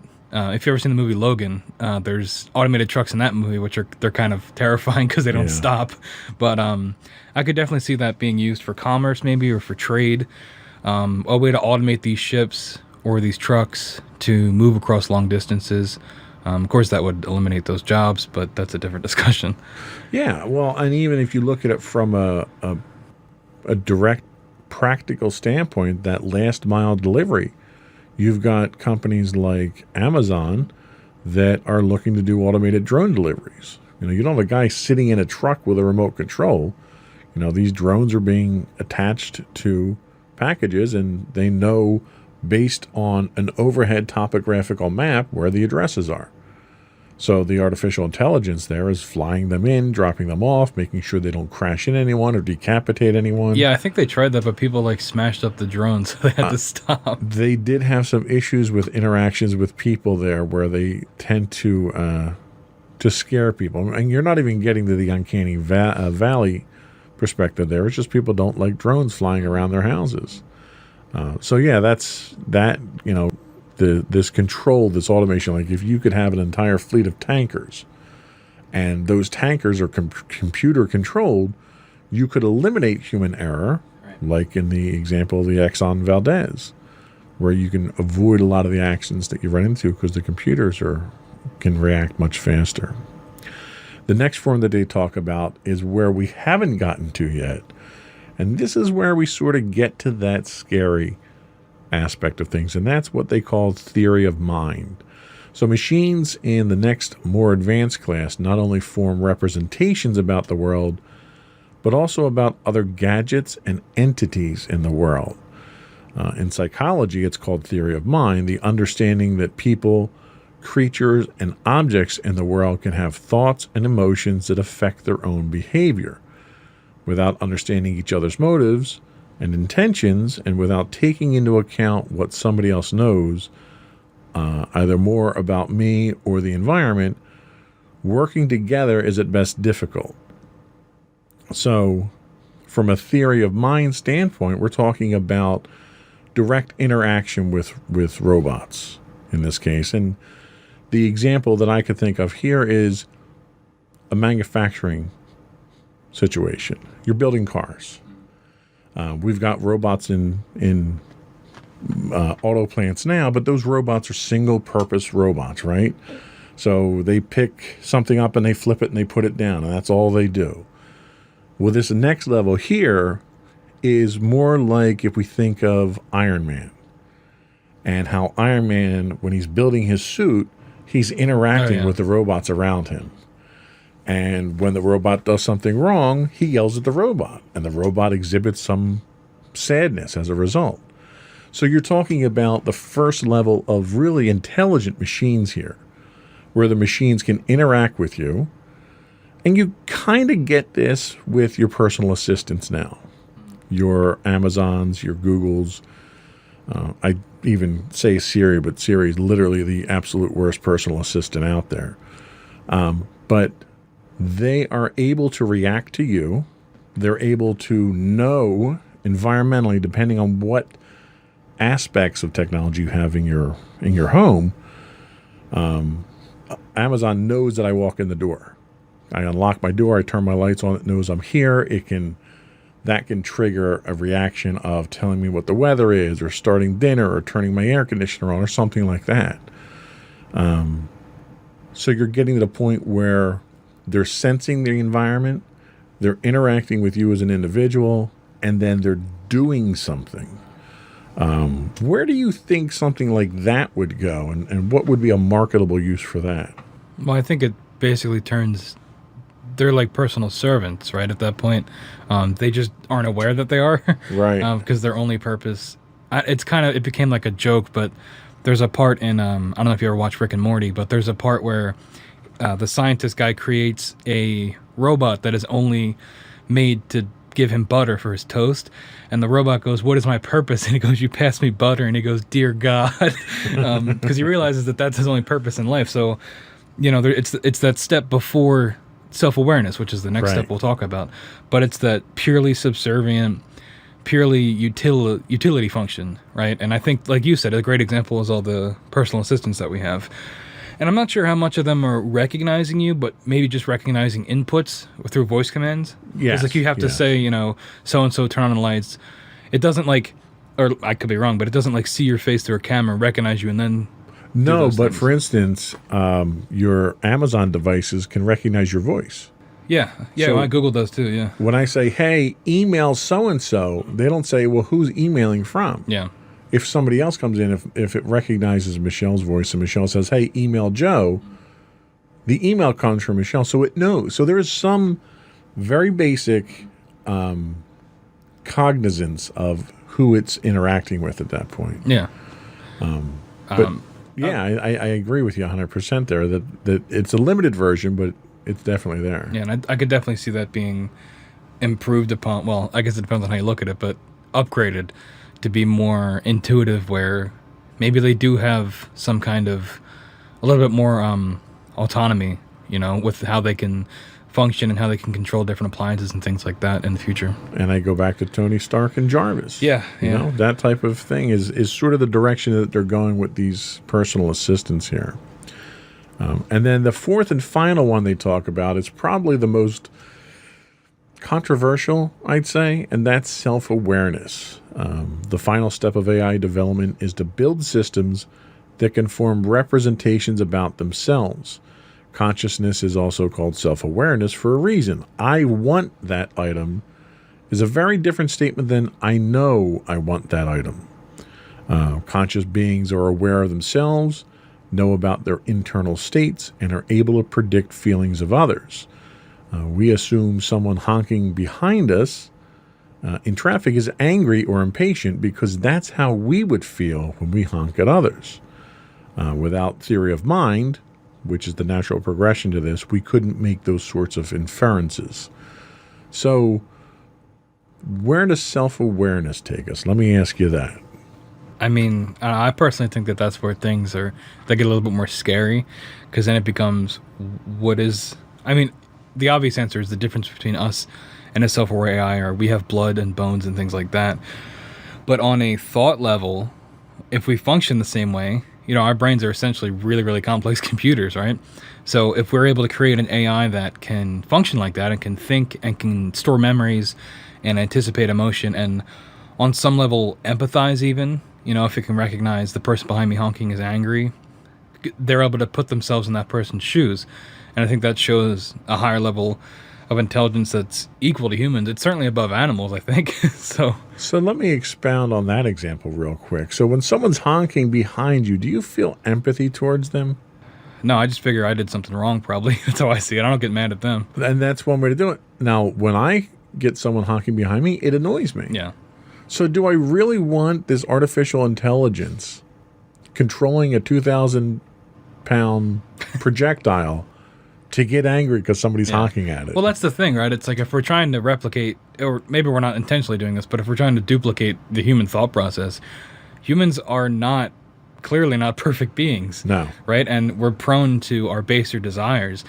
So I think that is something that could be, recognized too. And especially if AI doesn't have that what humans have, like a conscience telling you, a sense of morals, a sense of what is right and wrong, the threat of the consequences of your actions, it might not have anything to stop it from, acting on those impulses right away, It's funny you mentioned that. I can't help but think of, Roman mythology. We as humans think that we're made in God's image. And when you look at Roman mythology, you had these gods that were cruel, they were sadistic at times, they were compassionate at times, but they were power incarnate, and everything that bad happened because they were angry or we did something wrong. And we were really reflecting our own nature on them to try to explain things. Yeah, and even if you think about it, it's almost like emotion based, right? You have the god of war, right, who is Mars, right?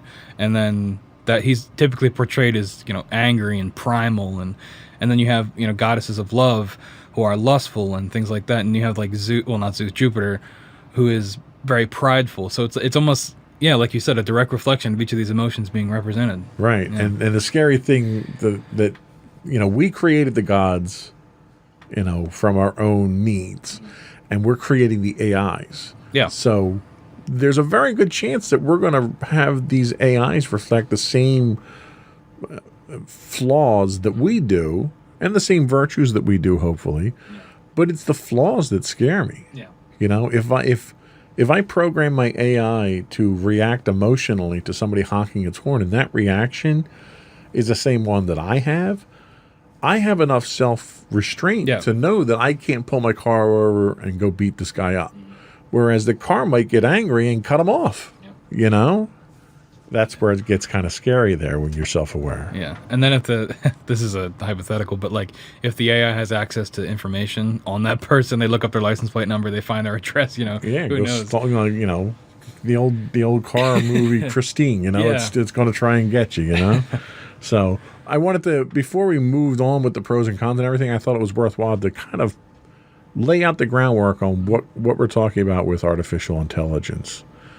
So let's take a quick break, and we'll come back and we'll look at the pros and cons of today's artificial intelligence.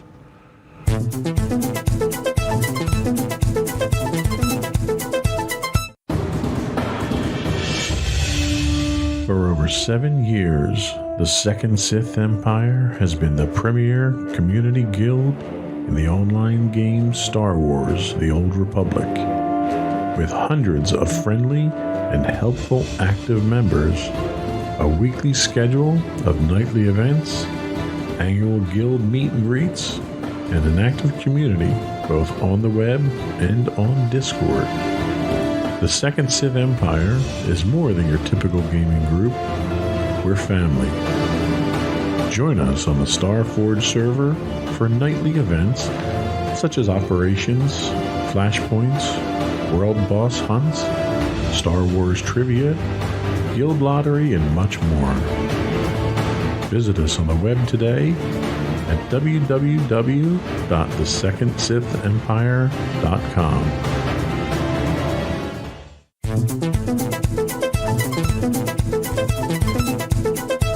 So let's talk about the pros and cons of artificial intelligence.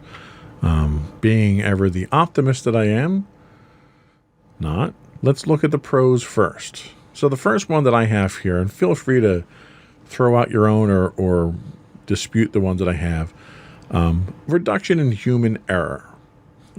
One example here is artificial intelligence in weather forecasting has significantly increased the reliability of weather forecasts. So instead of being, 3% correct, they're 5% correct now. Do you think reduction in human error is a benefit of AI? Yeah, definitely. But I don't know. Sometimes human error can be a good thing.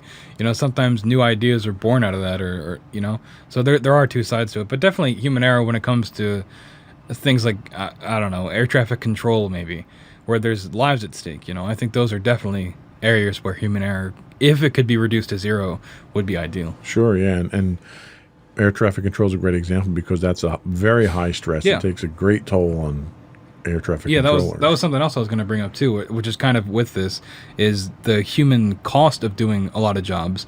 Where if your people are overworked or underpaid, replacing them with an AI who wouldn't care, or you wouldn't have to worry about their civil liberties as much, I guess, could be, a better replacement than abusing a workforce. Sure. Well, and that even translates into my next point here is the reduced risk to humans. Yep.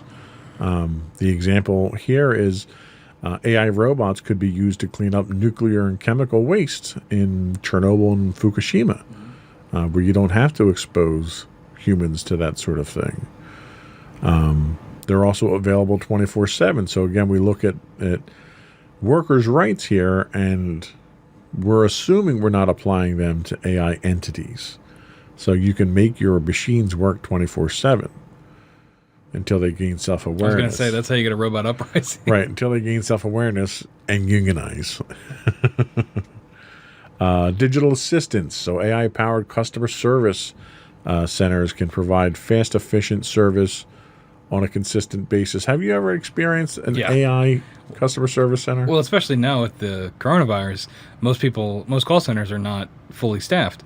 I had to call, I think I ordered food from somewhere the other day, and I had to call, and I went through like 3 different robots. None of them helped me. So maybe this is a pro in the future, but I don't think it's a pro right now. Okay, so and I would agree that I think I had to call the cable company for work to get a problem taken care of.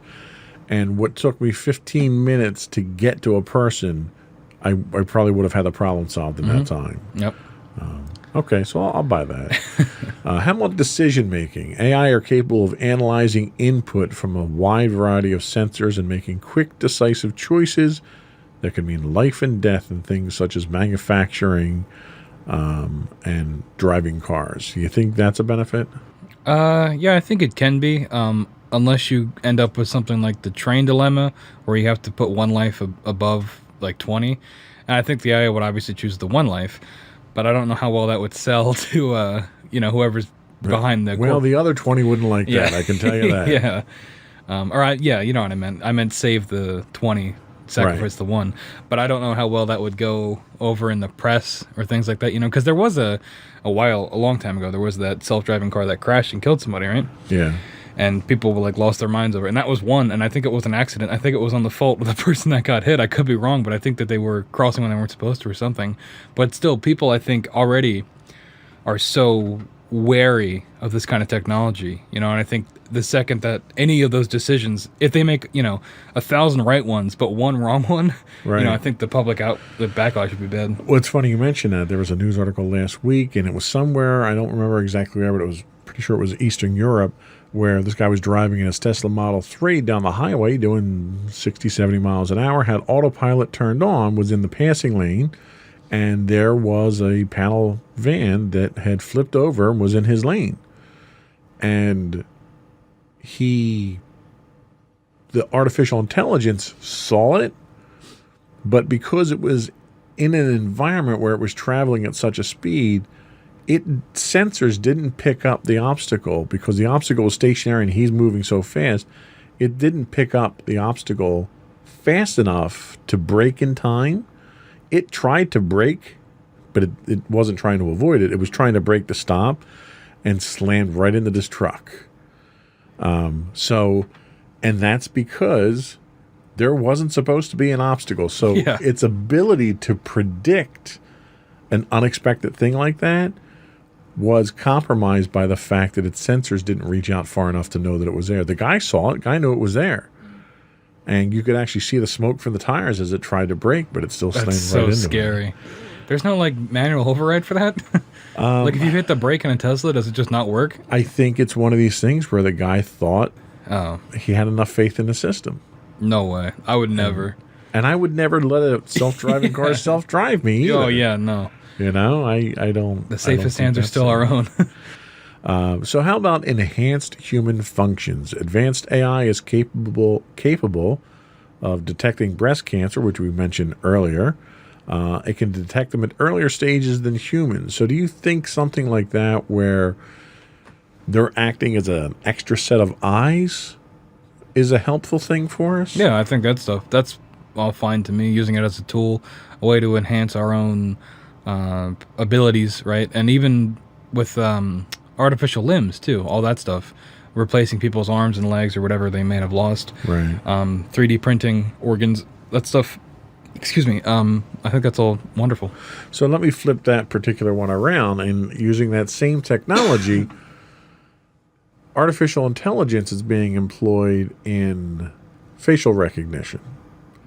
So there's a robbery at the local convenience store, let's say, theoretically, and there are cameras everywhere. You know, I have cameras around the house. You have cameras on just about every street corner. And the police come down and they decide that they want to do an area warrant where they collect all the camera footage. They go to the cell phone companies. They collect all the cell phone data of people's phones that were in the area and so forth. And then they throw all that information at an AI. And the AI, through facial recognition, cell phone records, and everything else, comes up with a list of 30 suspects that were in the area when the crime occurred. And you happen to be one of those 30. How would that make you feel? I mean, that's where you get to like Orwellian levels of problems, you know. And it's actually a real issue, or it's becoming an issue here now too. But in Hong Kong during the protests there, people had to cover their faces because there's cameras everywhere. Same thing in London too. Yep. Because the CCTV problem is really, really bad there. And, they're everywhere there. Yeah, and they straight up admit that we are using this to find you if we need to. So when it's maybe not a violent crime like a burglary, but maybe it's just a protest and these people need to be, are being rounded up by the government and silenced, that is terrifying. Yeah. And facial recognition especially, because, everything is, all your devices are constantly listening and watching. That is terrifying. Yeah. So that's the scary aspect where it can be twisted. So that leads us into our cons. Yeah. What is bad about AI? And the first one that I have here is it costs a lot. It's the cost of creation. Increasingly sophisticated AI requires constant improvements in hardware and software. Fortunately, we have computers that are forever increasing in their capacity, but the costs are. So you look at the artificial intelligence in your phone. 10 years ago, a top-of-the-line phone cost you about $500, $600. Nowadays, you're looking at over $1,000. Is artificial intelligence worth that cost? For me personally, I'm not sure, because I don't use my voice assistant or anything like that. Those aspects of artificial intelligence, I don't really use it that much. But the way it tracks weather and things like that, or emergency alerts, that's all very helpful. I'm not sure how much of that $1,000 for the phone is because of AI. I think it's just more how the processing, like the computing of phones nowadays and the cameras that are in them. I think that's what drives the cost up more, and how supplies are gotten to make the phones, and how those deals are negotiated. But yeah, I think AI should be worth, I'm okay with it being that much. Okay. Then let's look at unemployment. So the dystopian fear that everybody has when you inject machines into the workforce is they're going to replace human jobs. And we've seen this happen in the auto industry and other manufacturing industries just with dumb robotic machines. Do you think the threat to unemployment is something that's real for AI? Yeah, definitely. Unfortunately, I think it's inevitable because, right? I mean, especially if robots end up being cheaper, safer, cheaper is going to be the higher thing for a business. But if it helps them minimize cost, and they can also say that it maximizes safety because there's no people that are willing to get hurt. I think it's just how things are going to go, unfortunately. Well, and a counter to that would be something like, let's say, landscaping. All right. So right now, the landscapers come to my house. They've got 6 guys that wheel out various machines and they cut my grass. You could replace those with one intelligent lawnmower that can do all the work itself. You don't have a lot of people that are clamoring for landscaping jobs because they don't particularly pay very much. They're really the bottom of the line minimum wage type jobs in the summer, mostly for high school kids and stuff like that. and a lot of people don't want those jobs. So if it's replacing jobs that people don't want, is that a good thing? I don't know if it's a good thing because people, I mean, a lot of high schoolers need those jobs, right, to make a little extra money on the side or to start saving up for college. But again, I think that if a company would be able to find a cheaper way to do their business, that they're always going to go for that, regardless of what their employment issue would be. And I would tend to agree with that. One of the things that we looked at, I work in a manufacturing facility, and some of what we do is very delicate creation of connector parts and stuff like that. And it requires far more dexterity and skill than I have, and certainly better vision than I have. But a lot of that is something that could be done by a robot. So if you come into work and you're doing the same thing over and over every day, is that something that maybe we take 5 people off the line, we put one robot in there, and then we take one of those 5 people and we train them how to work the robot? Yeah, I could definitely see that. I mean, that's what surgeons have, right? Where they have really complex, I don't know the specific because I'm not a doctor, but they have very complex machines that allow them to do more intricate work. But they have surgeons that specialize in these machines that are really, really good at, I think they even use like video game controllers to move the parts and things like that. So I think there is like a middle point between full robot employee kind of thing versus entirely human. I think there's somewhere in between where you can kind of merge the two. So let's go down that route there with the medical industry. So one of the other complaints about AI is it's emotionless. And I think that really comes out more in the bedside manner in an operating room like that, where the machines right now are there to assist doctors. They don't do the work. The doctors are doing the work. But I can certainly see a situation in the not too distant future where a robot is doing an operation, torn ACL, and it's not anything where it's doing life-impacting heart surgery or something like that, but like secondary surgeries. You're not going to joke with the robot while it's doing it. Yeah. It's not going to worry that it moved the wrong way and it'll hurt you. Do you think that lack of emotion in AI is a concern when it comes to things like that? Definitely. I think that's one of the biggest obstacles when dealing with AI, just in general, not just even in the medical field. But I think that's one of people's biggest hangups is that humans are really good at recognizing other humans and other humans that are being genuine. And any attempt to fake that, you can detect it right away. Sure.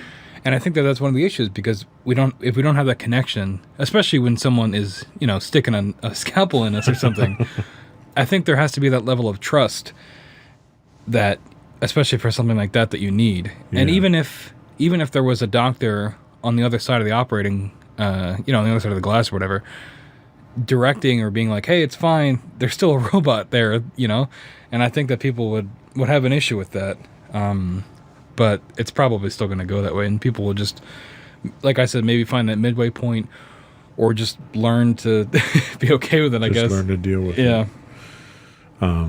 Static thinking. Today's AI lacks the ability to think outside the box. It can't conceive of the world around it, and basically, it's confined to a very specific program. Do you think that inability? Let's think cars. Driving cars right now. So they detect something in the road. You've got a car full of passengers. You got 4 people in your car. Their sensors tell you that there's something in the road, and you have cars on lanes on either side of you. You can't stop in time. The fact that this car knows that there's something there and is willing to slam on the brakes to avoid it, even if that thing happens to be, a plastic bag that's blowing across the street, it could put the passengers in danger there. Do you think that ability to not analyze objectively the surroundings is a detriment to AI today? Yeah, definitely. And I think that's why you need some kind of human oversight to go with all of it, right? Until they can get to that level where they can store those memories and process it and come up with a more I guess, human way of looking at things. I think having the human oversight, or having the ability for the human to override that is almost essential. I would agree. Yeah, 100%. And the last one that we talk about in the cons here is AIs don't improve over time naturally. So go back to driving cars, okay? So you commute an hour each way to work every day. You as a driver are constantly learning. You're learning how to drive in different weather, different lighting conditions, with different vehicles around you. The more you drive, the better the driver you become because of the experience of driving. Being a pilot the same way. To a car that's being driven by the AI, it's the same thing every day. It doesn't learn anything new. It doesn't improve its ability. It doesn't store any useful experience from that. Do you think that inability for AIs to learn today is a detriment of what we expect of them? Yeah, and I think that's probably the next step, right? And that's another stepping stone to self-awareness in general, because once you start learning, or once you start remembering, that's how you start learning from things, right? So I think once they're able to do that, then it's only a matter of time before they're at least more self-aware than they would be functioning as they are now. Sure. Yeah. And hopefully, we'll get there, and it won't be at too high a cost. So that was all we had for that. I think we're going to come back. We're going to take a look at what artificial intelligence looks like in the future.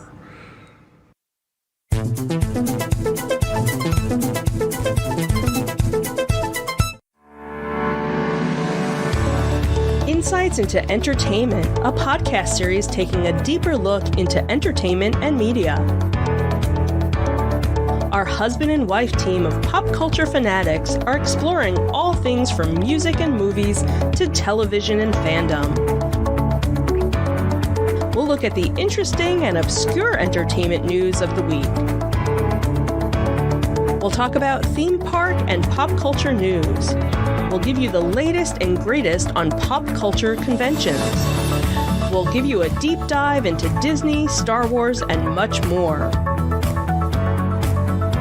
Check out our video episodes at youtube.com/insightsintothings. Our audio episodes at podcast.insightsintoentertainment.com, or check us out on the web at insightsintothings.com.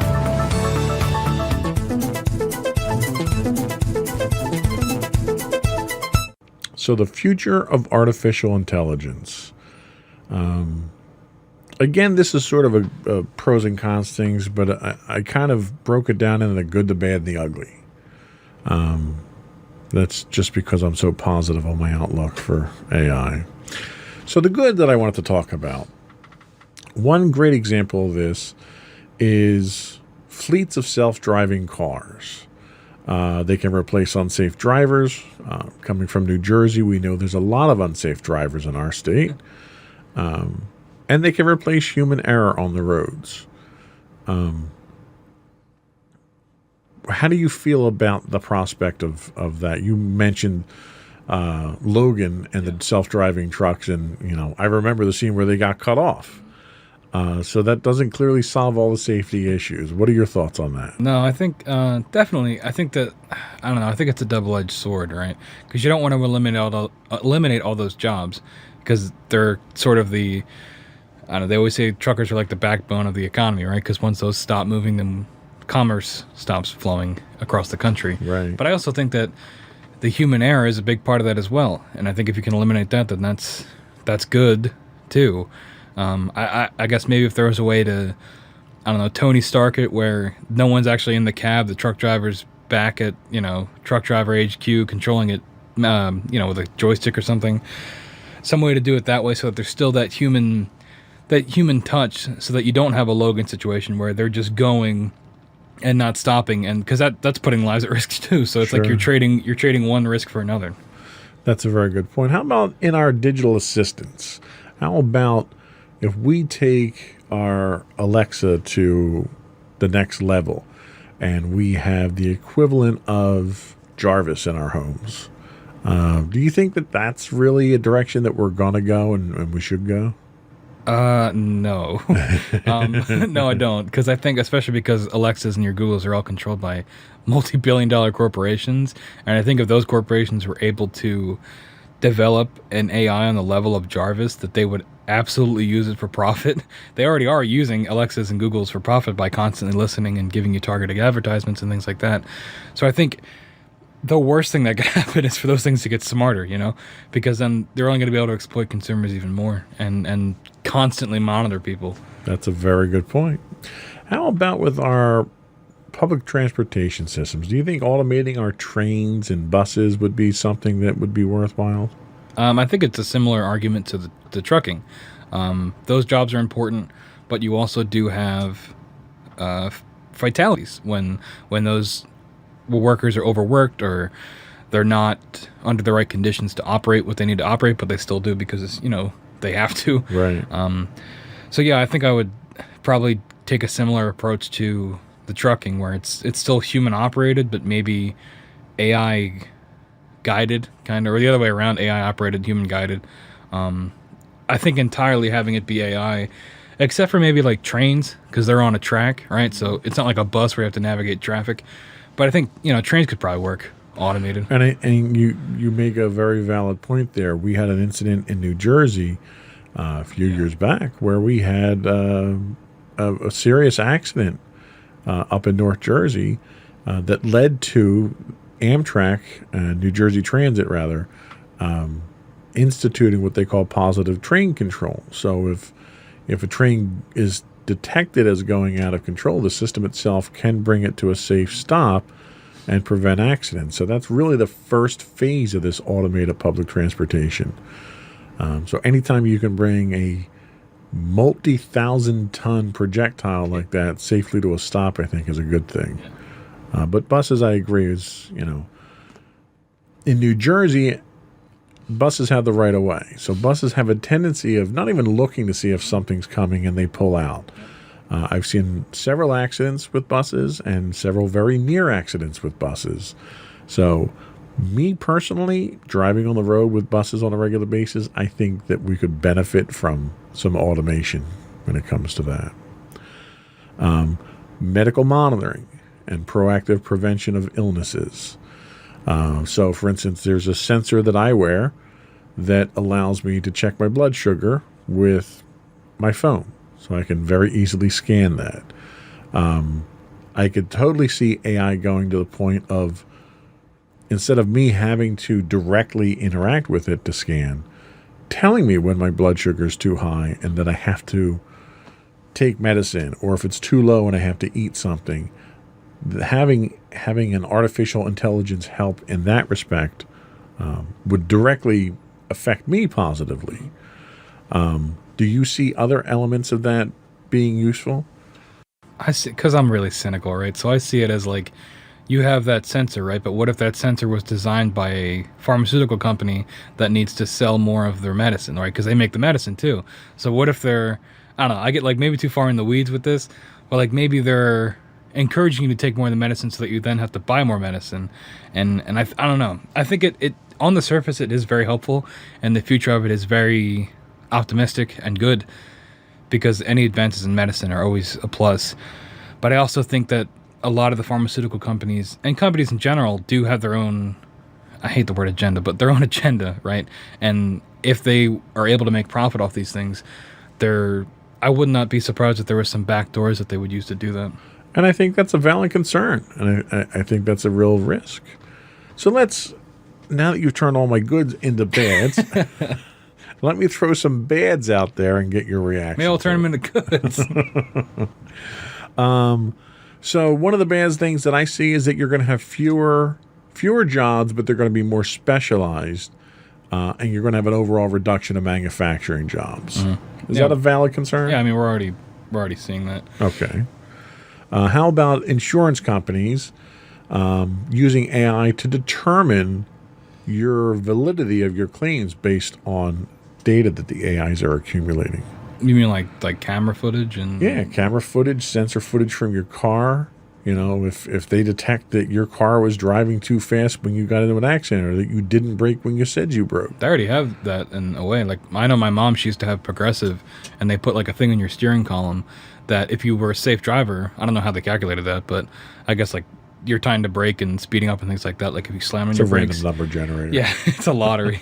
But it would affect your rates. So I Right. think we're already seeing, I mean, it's not an AI, it's just like a ticker almost, I guess, but we're still seeing that data collection being used. How about the general loss of marketable skills as AI takes over more mundane jobs? I picture a future of WALL-E. We're all fat sitting in chairs and we can't even move around because AI is doing everything. Yeah, I mean, maybe, but I think that there still will be people that service those bots. I mean, until they learn to service Until they learn themselves. how to serve, yeah. I mean, yeah, you could just go down that rabbit hole, right? Of like any job that would require a human to fix an AI. If that AI can then just invent that job with another AI, you go further and further down the line. Sure. How about deep fakes? They're becoming a real issue nowadays. This stuff is scary. It's incredible how realistic it is. Do you think it's going to have an impact on 2020 elections? I think it already is. I think it did in 2016, because especially, I mean, Twitter and social media in general, and how that's used to manipulate people. That's a whole other show. Yeah. But I think deepfakes specifically are. I mean, you see them on like, whoa, look at this wacky deepfake of this funny character in a movie, but it's like that looks so real, and the implications of that are terrifying. I mean, I've seen just people, internet personalities that have been not arrested or anything, but deepfakes have been made of them of explicit photos that they never took that were then released and taken as fact, and that is extremely damaging to someone's life that they had nothing to do with that. And this technology it's very, very hard to tell, and it's only getting better. Yeah. Unfortunately. Okay, so we didn't turn any bads good. So since we've gone bad to worse, let's get to the uglies now. Hey, we always end this show in a flaming pile of sadness, so we might as well just keep going. And that's the direction we're going today. So the first one that I have here is one that's a reality now to a certain extent. And that's automated military drones deciding when to use deadly force. Yeah. Skynet and the Terminator bots. What do you think that's a real concern? Yeah, and I think we're already having those effects when the people that, maybe the drones aren't entirely unmanned, but the people that man those drones, it's really damaging to their psyche because they become disassociated from that violence. There was a show, Jack Ryan, the second season of that, or the first season, one of the seasons of that show deals with a guy that used to operate these drones, and him and his team, because they treat it like a video game almost, and then he has like a psychological break because of it. But yeah, so I think even having the humans deal with it now is already damaging the humans, but once that's entirely AI controlled, I don't know. I mean, I think it could go both ways, right? Because AI, if they're given the ability to, might be able to better distinguish civilians from actual enemy combatants. But on the other hand, if they're never given those protocols, they might just, it just removes the empathy at that point. That's true. Okay, well, that was a little. I gave you a little bit of a positive. You did. You and then I took it away because they don't have any ripped empathy. It right out from under me. So traditionally, intelligence enables control. AI that's more intelligent than humans can institute control over humans. You think that's a possibility? I mean, I think it's already happening on social media, right? I mean, entire Twitter movements are being in all fairness, there's not a lot of human intelligence in social media. No, but we saw it with the 2016 election where bot accounts were able to manufacture ideas that then swayed how voting was done. So I think in a way, AI is already controlling us. Not to mention, like I said before, the targeted advertisements, where if you pick up your phone and you scream Domino's at it for 30 seconds, you're going to get a Domino's ad. And I guarantee after the show, we're going to get one on our phone. So I think in subtle ways like that, when it comes to consumerism or political ideology, AI, in a way, is already... I mean, the AI is being controlled by, companies or things like that. But I think it's already being used to sway and to herd, and maybe not control outright, but definitely to herd people into certain ideas. Okay, so I'll skip the question on manipulating the voting system. Oh, there you go. So the last one that I had here is probably the one that is the most apocryphal. This is the one that Stephen Hawking has spoken about when he was still alive.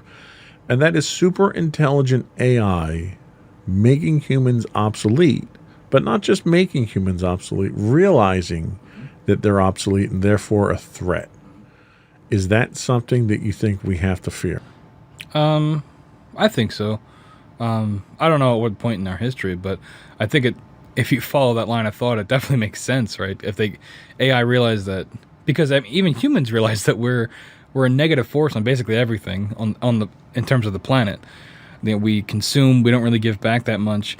In terms of input and output, our ratios are all wrong. And I think an AI would be able to see that pretty clinically, and just make the easy decision that, we're doing the planet in terms of sustainability a favor, which, it's not a great outlook, but I don't know why they'd see it any other way, unless they were able to program compassion or mercy. I think you've got a valid point there. So the one question I do want to leave you with and get your reaction on is, as part of our human evolution, do you think that AI is a tool to lead us down that path, or do you think it is at best a distraction or at worst a detriment to humanity? I think it's definitely a tool that allows us to elevate what we're able to do through the use of technology, just like we would do with, the invention of the hammer or the wheel.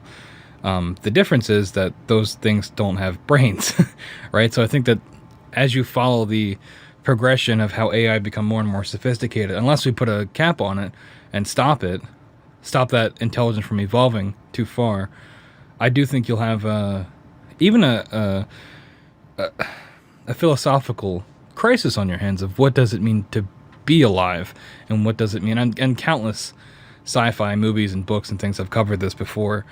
But I think that if we allow it to go far enough, that's probably what we're going to end up with. And because we're already the dominant species, it'll probably will react negatively to another thing, threatening us. Okay, and I wish I could disagree with you, but I think I'm along the same lines as you are. Yeah. So since we're almost to the end of things, so we don't end in a burning pile of sadness, a couple really great movies and books that deal with this AI thing. I watched a movie recently called Ex Machina. It's got Oscar Isaac and Domhnall Gleeson. It deals with kind of like what I was just talking about, where like what does it mean to be human and things like that. That's on Netflix. Love, Death, and Robots. It's a bunch of short episodes, but some of them deal with that as well. Also, this book I brought for you, Robopocalypse. It doesn't have the dust jacket, but yeah, that book is basically about, it takes place after a robot war has happened.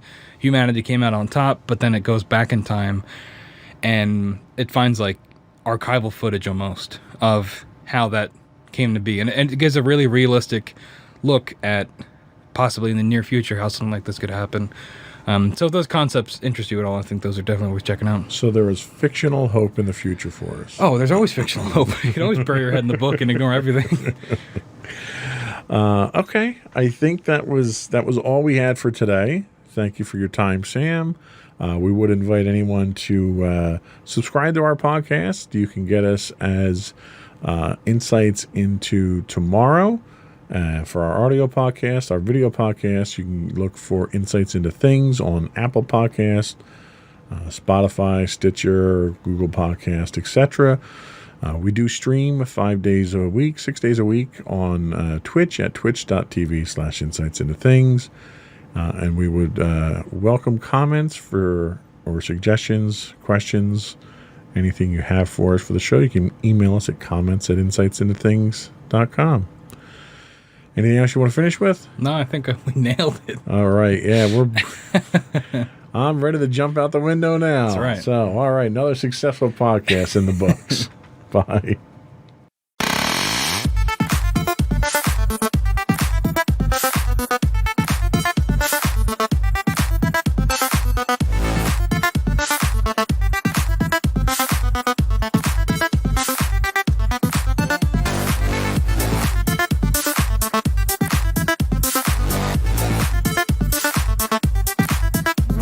Right.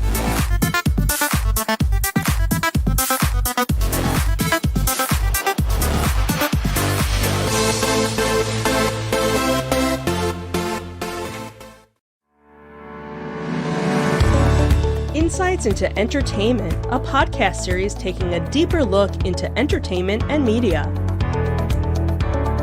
Our husband and wife team of pop culture fanatics are exploring all things from music and movies to television and fandom. We'll look at the interesting and obscure entertainment news of the week. We'll talk about theme park and pop culture news. We'll give you the latest and greatest on pop culture conventions. We'll give you a deep dive into Disney, Star Wars, and much more. Check out our video episodes at youtube.com/insightsintothings. Our audio episodes at podcast.insightsintoentertainment.com, or check us out on the web at insightsintothings.com. Insightful podcasts by informative hosts.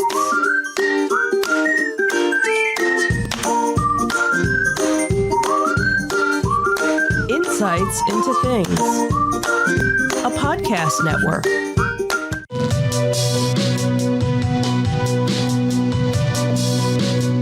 Welcome to Insights into Tomorrow, where we take a deeper look into how the issues of today will impact the world of tomorrow. From politics and world news to media and technology, we discuss how today's headlines are becoming tomorrow's reality.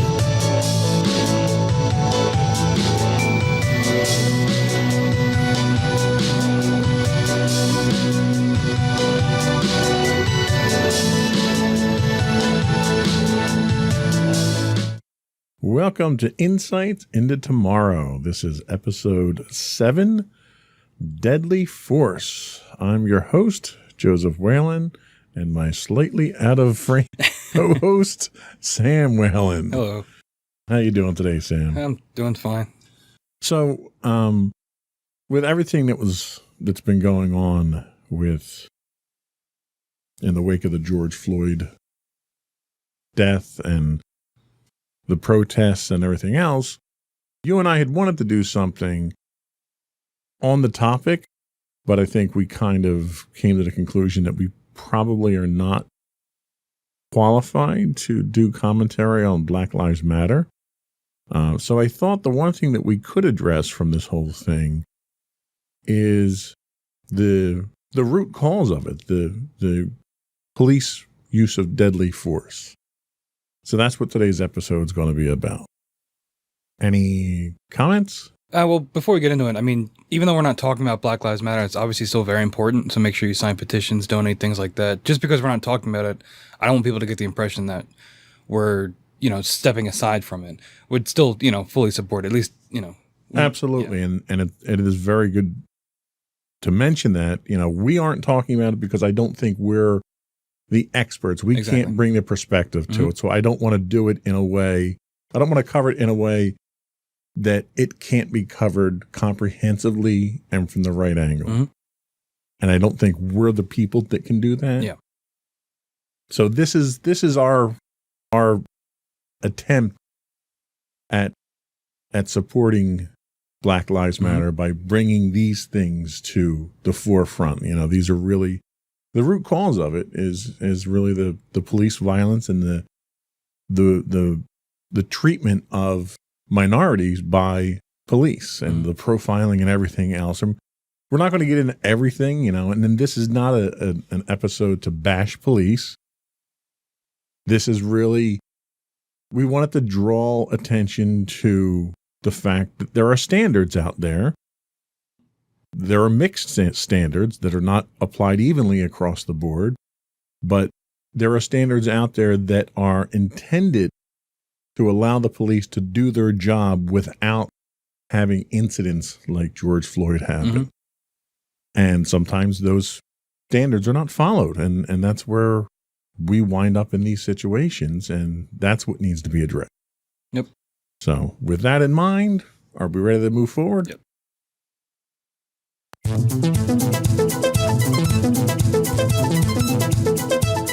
So the first thing I think we kind of need to do before we dig into the meat and potatoes of the subject, let's kind of define what deadly force is. So deadly force, this comes from Wikipedia, so it's a pretty generic definition.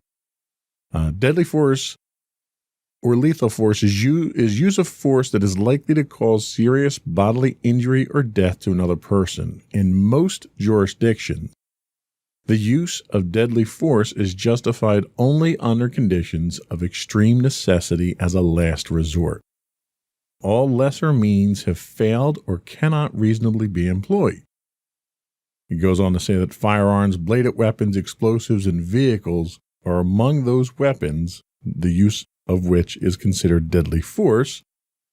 The use of non-traditional weapons in an offensive manner, such as baseball bat, sharp pencil, tire iron, or other items may also be considered deadly force. So let's just take a second to talk about that. So in certain circumstances, police are authorized to use deadly force. But that does not give police the right to be judge, jury, and executioner. So there has to be some restraint placed on that. Did you have any comments on our definition that we're working off of? No, I think it's definitely accurate. I mean, it says when all lesser means have failed, and I think that as we go on, we're going to see that that's not always used as a last resort. That sometimes, well, more often than not, that deadly force is employed in situations where there were other options, maybe, and it's murky because the officer can always say that their life was in danger, which can be open to interpretation. But I do think that in this instance, the deadly force should be used as a last resort. And, as I said, we'll go through and see how often that applies. Right. So there is a legal standard for using deadly force by police. So, broadly speaking, the use of deadly force by law enforcement is necessary and permitted under specific circumstances, such as self-defense or in defense of another individual or group. And this is kind of what you were mentioning, where that's kind of the out, where if the officer says, well, I thought my life was in danger, in some jurisdictions that gives him the right to use deadly force, even if the person they're trying to apprehend is not committing crimes that warrant that level of response. The problem I think we've run into is that there is no single universally agreed upon set of rules for use of force. The International Association of Chiefs of Police has described the use of force as amount of effort required by police to compel compliance by an unwilling subject. Now, I think you'll agree that's a pretty vague standard that we have there. What concerns do you have about that standard that they have? Well, I mean, ultimately, in the court of public opinion, you'd think that it would be more, you trust the police. You're supposed to trust your police. But in these instances, when they're the one that may hold all the power in these situations, and it's their word before yours, they're the ones that get to write the narrative in these situations. And I think that can be dangerous, especially when you bring in things like systematic racism and profiling and things like that, which can skew what an officer may do and their motivations behind it. Right. I agree. And it goes on to say that officers, they receive guidance from their individual agencies, but there's no federal mandate, let's say, for rules that govern when officers should use force. And that use of force has to be there's the context in which the situation has to be taken into context. There's no two situations that are the same, and there are no two officers that are the same. So there isn't an automated response. Like it's not like machines, mm-hmm. Where you can perform the same thing over and over. The situations are always different. And in potentially threatening situations, an officer will quickly tailor the response to apply force. And, looking at it from the perspective of a police officer, you don't have a lot of time in dangerous situations to make a decision. Sometimes people, let's a scenario that comes to mind is you're responding to an alleged armed robbery, and you chase a subject into a dark alley, and the subject reaches into his pants to pull something out. As a police officer, you've got a split-second decision there to determine, is this guy pulling out his ID? Is he pulling out a gun? Is my life in danger? And in that split second is where tragedies happen. Situational awareness is also essential in these cases. Officers are trained to judge when a crisis requires the use of force and to regain control of a situation. Now, my concern there is that not all officers receive the same training. There's no uniform training across the board throughout the country. What are your thoughts on that? I don't know if you watched Last Week Tonight with John Oliver, but but they talk about this one specific kind of trainer that it's almost like seminars that he goes around. This guy goes around the country, and I forget his name. And he goes around the country and trains police.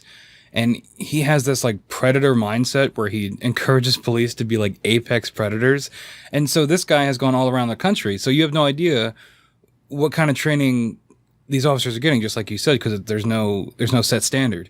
So you could get certain places where they have very dangerous, hunter-killer mindsets, but in other situations, maybe they're encouraged to be more peaceful and less reactive and violent. So right. The fact that there's no standard leaves a lot of it up to chance almost.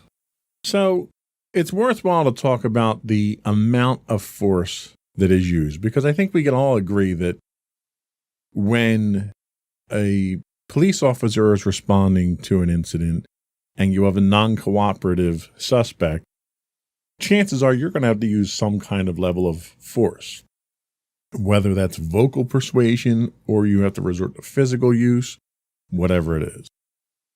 So law enforcement officers should use only the amount of force necessary to mitigate the incident, make an arrest, or protect themselves and others from harm. Now, one of the problems that I have with that is you oftentimes have police that do things like engage in high-speed pursuits. You pull somebody over at a traffic stop and they had a taillight out. And the police go up to question the individual, and the individual takes off, and then the police engage in a high-speed pursuit. So now the original offense here is a broken traffic light. You can speculate on what else that person might be guilty of because of them fleeing, but is what they might be guilty of worth putting at risk all the other pedestrians and drivers that are on the road through a high-speed chase? No, and I think that even not just high-speed chases, but that situation could be anything, right? And I'm sure we'll talk about it more once we get to specific cases. But at what point is a person's death warranted? Exactly. There always should be another way. Right. So there are levels. There's a continuum of police force that's used, which includes basic verbal and physical restraint, less lethal force, and as high as lethal forces. And the level of force that an officer uses varies based on situation. I think we can both agree on that. Because of this, guidelines for the use of force are based on many factors, including the officer's level of training or experience. Now, unfortunately, the research that I did didn't really delve too much into what level of force you can apply at your level of experience, but I think that's crucial. A lot of the incidents that we've seen recently have been very experienced officers who have been involved in these. So if the training is proportional to your experience and the level of force is proportional to your experience, I think we have a disconnect. And even then, you have to wonder if people, in a situation where more cops are required, if people are getting pushed to the academy faster than they should be, who are we putting out on the streets with maybe less training, but just the same capability to use as much force as an experienced officer? They still all have the same equipment, on some level. Yeah, I mean, it doesn't take much to pull the trigger. Yeah. But it takes a lot to know when to pull the trigger. Mm-hmm. An officer's goal is to regain control as soon as possible when protecting the community. That control dynamic, I think, is what a lot of this deadly force comes down to, because the police are trained to operate from a level of authority. And when that authority is undermined, you tend to get an emotional response from the police. And that emotional response is fueled by the need for them to be in that authority dynamic. And when that fails, then things start to break down.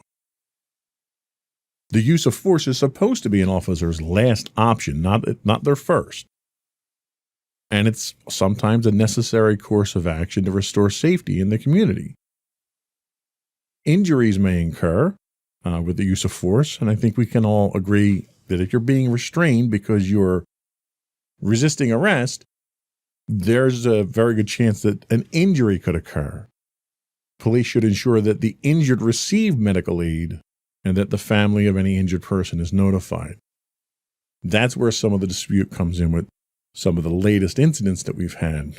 For instance, we're going to talk about George Floyd a little bit more later in the show.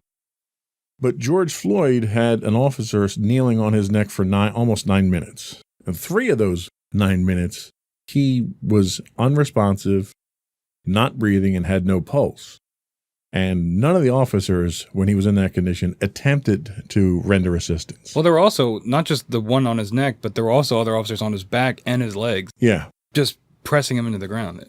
Yeah. And you can there's footage out there. The first one that, blew up was the one of just the officer with the knee on his neck. But later on, there was footage that came out of the other officers from the other side of the street watching, also pinning him down. It was horrific to watch. It is. I mean, it almost looks like he was intentionally executed. Yeah. So the police use something called the use of force continuum, or the use of force spectrum, and that kind of tells you when to use what level of force. We're going to take a quick break, and then we'll come back and we'll talk about that in more detail.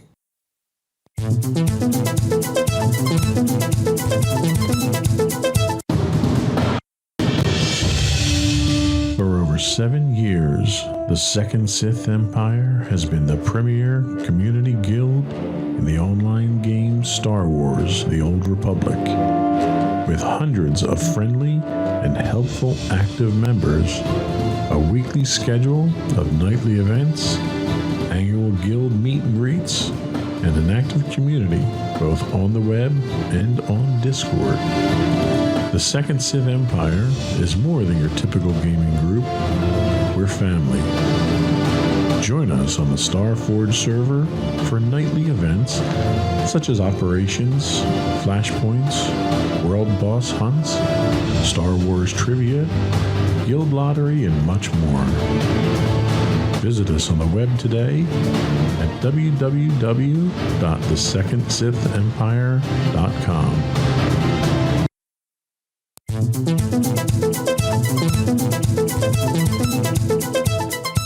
So the use of force continuum is really kind of a spectrum of what level of force to use when in certain situations. The Supreme Court has recognized that the right to make an arrest or investigatory stop necessarily carries with it the right to use some degree of physical coercion or threat. Now, that statement itself sounds kind of scary. Yeah, I mean, that's kind of disturbing, isn't it? It almost puts it in that they should go in with a hostile mindset. Exactly. Which is not what they should be doing. Which I think is exactly what is happening in a lot of situations. And when you see a lot of these movements to defund the police, it's driven by that mindset of every time you call 911, whether it's for a domestic dispute, a car accident, a heart attack, the first person to show up is a police officer with a gun and this mindset of I'm the authority. And that immediately puts a lot of people on a defensive posture at that point in time. Especially if the police are going to a situation that's already really tense and already right on the brink of like a powder keg almost. You have an officer show up who is armed, and that can without the officer even doing anything, unfortunately, can add another degree of tension to that situation. Absolutely. You're injecting an aggressive mentality into a situation that's already about to explode. Especially if it's in a situation dealing with, minorities or low income area because they're already suspicious of police to begin with because of police violence and, things like that. Absolutely. So the degree of coercion or force used must be proportional to the threat and escalate only in response to the threat. Most law enforcement agencies have policies that guide their use of force, but again, they're not applied evenly across the board throughout the country. The policies describe an escalating series of actions an officer may take to resolve the situation.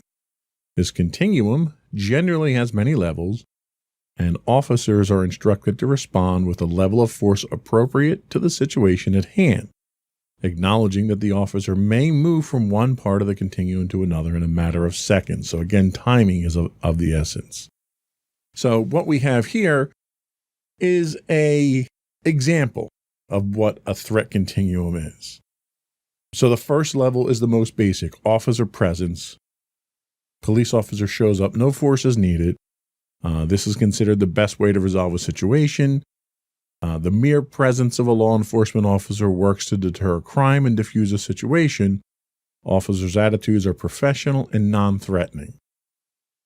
Hopefully, this is the majority of the interactions that you have with the police when they're called out for something. Mm-hmm. But like you said, even this can be an aggravating element to a situation. So the next level they have is what they call verbalization, where physical force is not required. Officers issue calm, non-threatening commands. Let me see your identification and registration. Officers may increase their volume, shorten their commands in an attempt to gain compliance. Short commands might include stop, don't move. Now, let me ask you, have you ever been pulled over by police? No, not yet. I mean, I've been in situations where I've dealt with police, like I've been in a car accident. I wasn't the one driving, I was a passenger. I was pulled over. I wasn't the one pulled over. Again, I was a passenger, so I didn't have to talk to the police. The driver did. So I've never really had any where I did something that the police need to talk to me. I've always been a passenger or someone on the sidelines. Right. So. Now, I'll say I've been pulled over a couple of times by police. Once you were actually in the car, and you were actually the reason that we wound up getting pulled over. We had gone out somewhere, you, me, and your mom, and the car we were in broke down. Mm-hmm. So we had to use a pickup truck to get home. We had you in a car seat. That's how young you were at the time. And in order to put you in a car seat, in a 3-person seat in a pickup truck, mm-hmm. your mom had to sit in the middle where there was no seatbelt. Mm-hmm. So we got pulled over by police, and the police wanted to know why one of the passengers was in the middle because they couldn't see the car seat. They wanted to know why someone was in the middle and not in a seatbelt. Mm-hmm. And this was kind of a learning experience for me because, I pulled over, pulled out the registration, all that stuff. Cop asked for it, asked me to get out of the truck, and then walked me around the back of the truck so I was out of traffic danger. And, he's looking at my documentation, and just casually I put my hands in my pocket, not thinking anything of it. And he immediately triggers on that. He's like, don't put your hands in your pocket. And I'm like, oh, sorry. Mm-hmm. But in explaining the situation to him, he was very professional, totally understood the situation. I was cooperative with him the entire time, and he obviously let us go.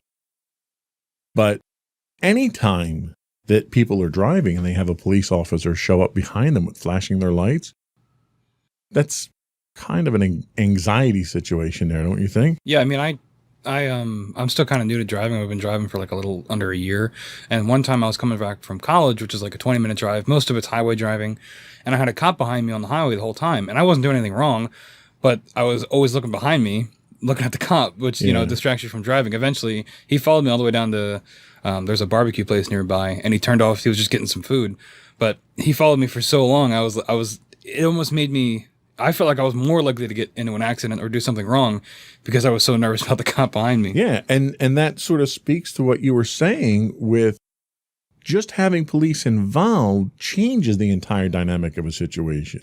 People act differently. We had the incident of the woman who was in Central Park, and she didn't have her dog on a leash, and an African-American man who was in the park approached her and said, you need to have your dog on your leash.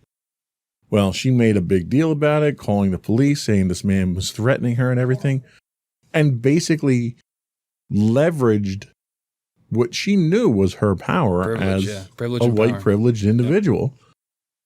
And she knew how the police were going to react to it. So He's lucky. That guy's lucky. Oh God, that's such a bad situation. She's lucky she didn't get that guy killed. yeah, it's incredible. But the police response was so predictable that she knew how to manipulate the situation. Yeah, and talking about our experiences with police, again, there is the issue of race coming up. I mean, we're two white men. Yep. And I think that, I've heard so many accounts from people of color that have been pulled over, and their situations were entirely different. Absolutely. The police are immediately suspicious in those situations of people that were doing nothing wrong. And I think that it's difficult to talk about these police issues without the issue of race. You can't, the two are not, they have to be brought together. I agree. And the reason that I mentioned my incident was I am a white guy. Right. So my experience was much better than a minority's experience would. And I was still terrified at what this police officer was going to do, because at that point in time, he wields all the power. Yeah. And that's frightening. So moving down the spectrum, we get to empty hand control, where an officer uses bodily force to gain control of a situation. The soft techniques would be using grabs, holds, and joint locks. And you get to the hard techniques where you start throwing punches and kicks to restrain an individual. So this is where we start getting into that potential for physical harm. The next step that they have is less lethal methods. Officers will use less lethal technologies to gain control of a situation, using blunt impact, using batons or projectiles. They can resort to chemicals, using chemical sprays or projectiles, pepper balls that they fire at you. These things are not less lethal. These can kill people. There have been instances, I know, with the protests going on with chemicals, the use of tear gas and things, they can affect people, especially with breathing conditions or in your contacts. It can permanently blind you. And there was a woman at one point who I think she had asthma and the tear gas got in her lungs, and she died from it because she had a reaction to it. Yes. And then blunt impact, the use of a baton, that's pretty self-explanatory.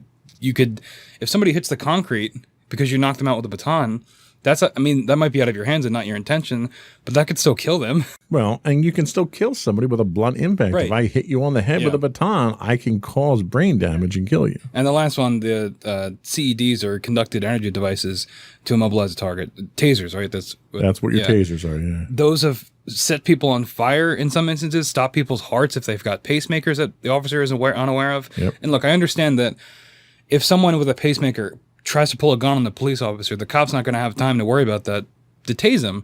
But it's these methods that we're using that, even if we're trying to make them less lethal, there is still the potential for killing somebody. And I think the problem we have with these is labeling them as less than lethal generates this air of casualness about them. Like, oh, well, if you're acting up, I can just tase you. Right. And that'll settle you right down. And I don't have to wrestle you to the ground at that point in time. And you can kill somebody with it, either through electrocuting them, stopping their heart, or when they go down, it's very easy for them to hit their head and whatever, because you're uncontrolled when you go down. You see these demonstrations of tasers, with the police academy, and I've been tased in the past in a demonstration. It's not pleasant, and it took 3 people to hold on to me and gently put me down on the ground. Can you imagine if someone my size was tased without that kind of restraint? We'd hit the ground hard. Yeah. It's frightening. And then obviously the last level that we have in the continuum is lethal force. Officers use lethal weapons to gain control of a situation. Should only be used if a suspect poses a serious threat to the officer or another individual. Officers use deadly weapons such as firearms to stop an individual's actions. And this is an alternative. It has to be an alternative, because there are perpetrators out there that will use deadly force indiscriminately, whether it's targeted at police, at citizens, or whatnot. We had an incident I don't know, a year ago, 2 years ago, near the Deptford Mall near us, where shoplifters were identified, I guess, by the store security. The police were called, and the shoplifters got into a waiting car, and the car gunned it right at a police officer in its path, and the police officer pulled his weapon and fired and killed an individual in the car as a matter of self-defense, is what he claimed at the time. So a car is a deadly weapon, and they tried to use it like that, if nothing else, to intimidate the police officer in vacating the way. Should the person have been killed for shoplifting? That's a pretty extreme. I think if in that instance, I know that I mentioned it earlier, the use of the reasoning, officer's life was threatened. But in that instance, they might have been if they were driving at the police officer. That's true. The problem that I have in that situation is you're in a crowded plaza. There are other citizens, other pedestrians around. What's the guarantee that you're not going to fire your weapon, discharge your weapon, miss the target, and then hit an innocent civilian for a shoplifter? That's where a lot of my concern is. And that's not even mentioning that on the way over here, I was listening to the radio, and they were talking about what we're talking about now, the excessive use of police force. And in a lot of these instances, it's traffic stops, and an officer ends up pulling a gun because the person's not cooperating. And yes, the person should cooperate, but that doesn't give the officer the right to pull a gun. Right. Judging by what we just talked about, the officer should be pulling a gun when they feel their life's at risk. Exactly. Not because the person won't hand over their ID. Exactly. Use of threats, which the Supreme Court allows, does not necessarily mean threatening bodily harm with a weapon. Yeah, they played a clip over here of a woman that recorded when she got pulled over, a person of color, and the police officer straight up told her, "I'm going to light you up." Like, they should not be saying things like this. And then that woman ended up dying, not in the traffic stop. 4 days later, she was found hung in her cell. It was ruled as a suicide. Her family didn't believe that.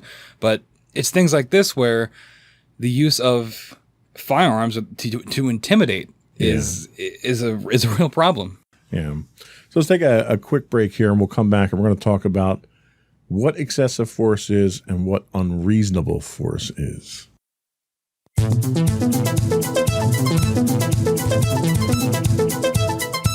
So excessive force refers to situations where government officials, and we're not just talking police, this applies to military personnel as well. When government officials legally entitled to use force exceed the minimum amount necessary to defuse an incident or to protect themselves and others. This can come up in different contexts, such as when handling prisoners or even during military operations. When it involves law enforcement, especially during an arrest, it's also referred to as police brutality. The constitutional right to be protected from excessive force is found in the reasonable search and seizure requirement of the Fourth Amendment, and the prohibition on cruel and unusual punishment is in the Eighth Amendment. So we're talking constitutional rights here. This is something that should not be left up to an officer on the street to determine what your constitutional right is at this point in time. Yeah, but even the wording there allows for loopholes, right? Reasonable search and seizure, cruel and unusual punishment too. Like, a lot of these things can be twisted to waive those constitutional rights by an officer, I feel like. And I think that's where we get into the issues, is because a lot of these terms, even though they're right there in the Constitution, are purposely able to be manipulated and changed to allow for excessive force like this.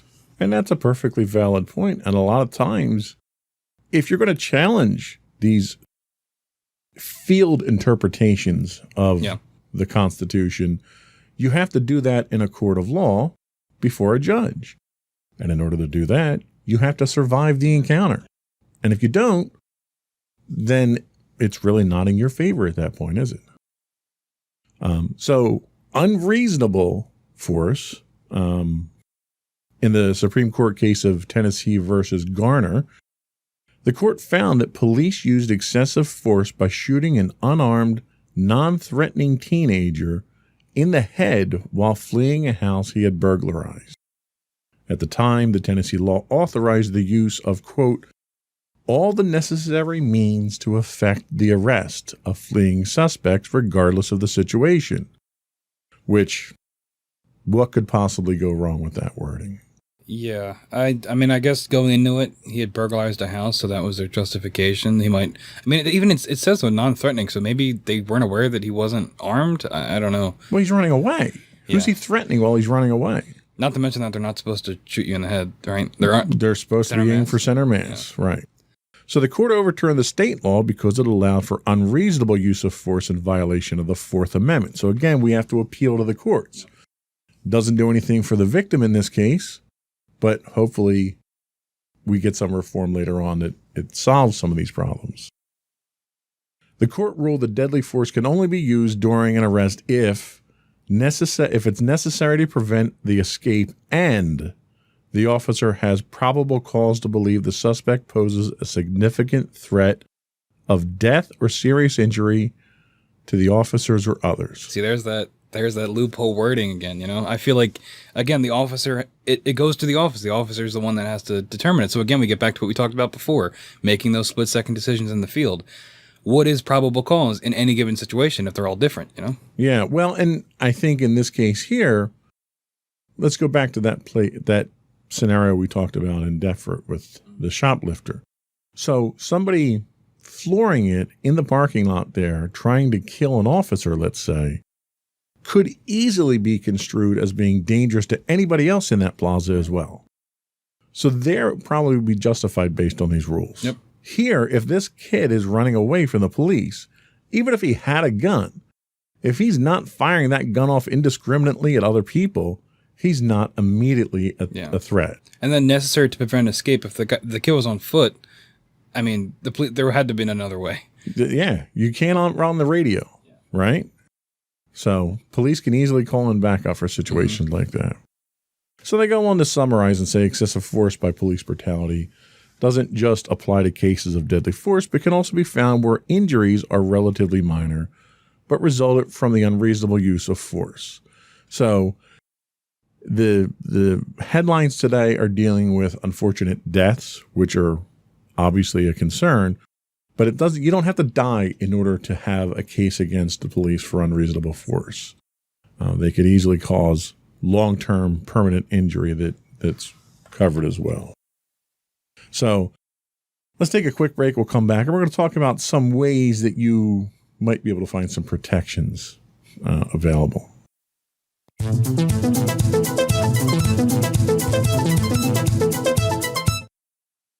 So excessive force is a constitutional violation that can be remedied by filing civil rights complaints for monetary or injunctive relief under Section 1983 of the United States Code. Okay, so if you survive the encounter, you can sue.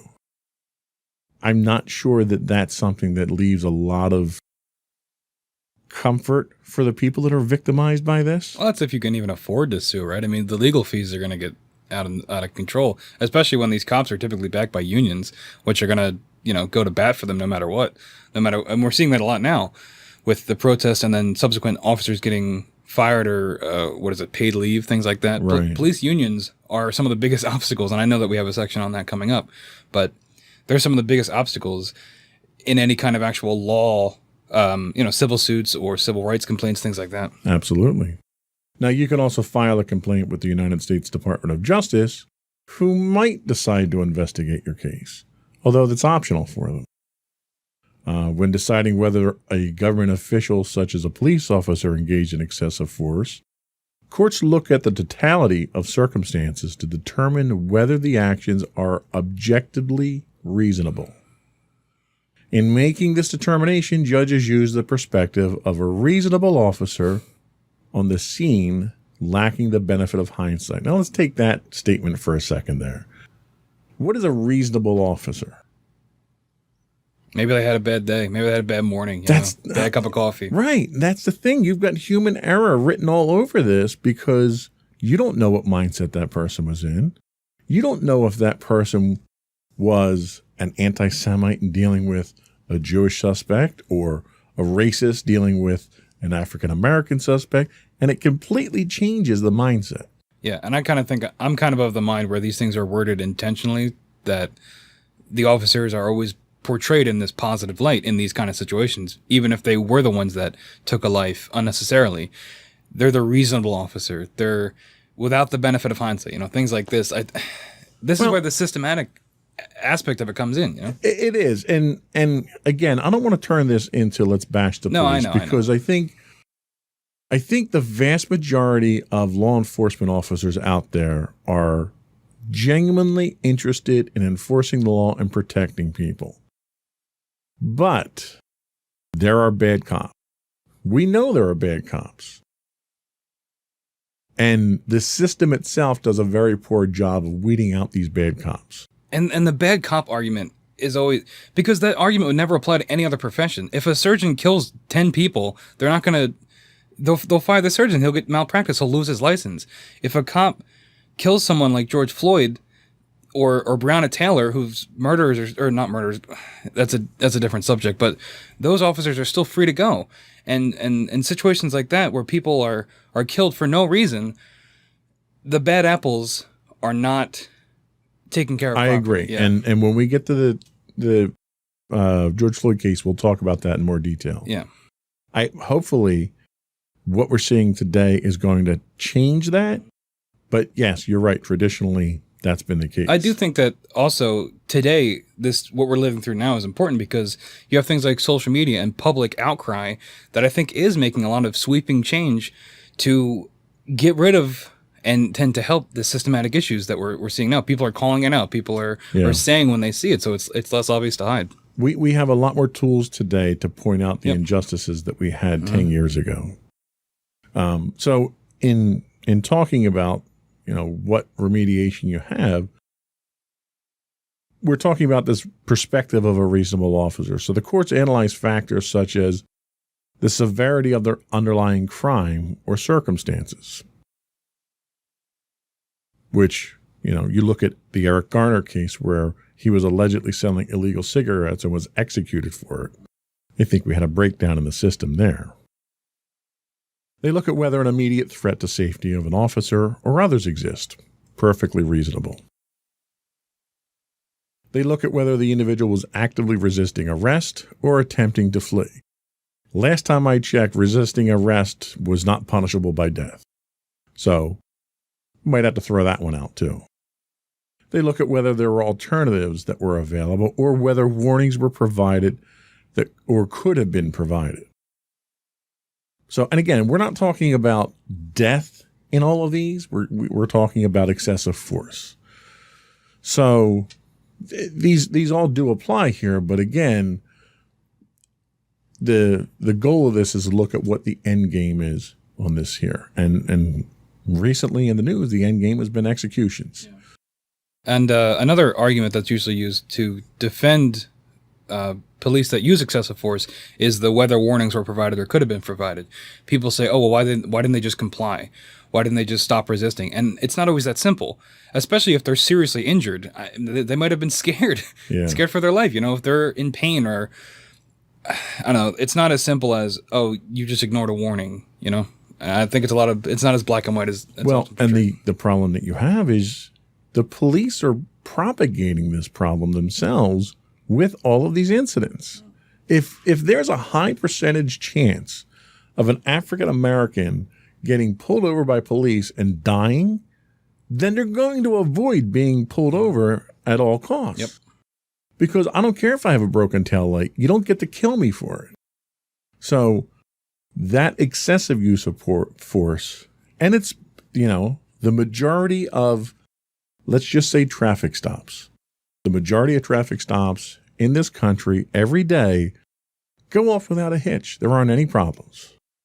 The ones that are the issues that we're talking about are the ones that are getting all the social media attention. They're the outlying ones, but these obviously need to be addressed because these are the ones that are resulting in people dying. So they go on to say that along with deferring to law enforcement reasonableness standards, courts can also give officers qualified immunity.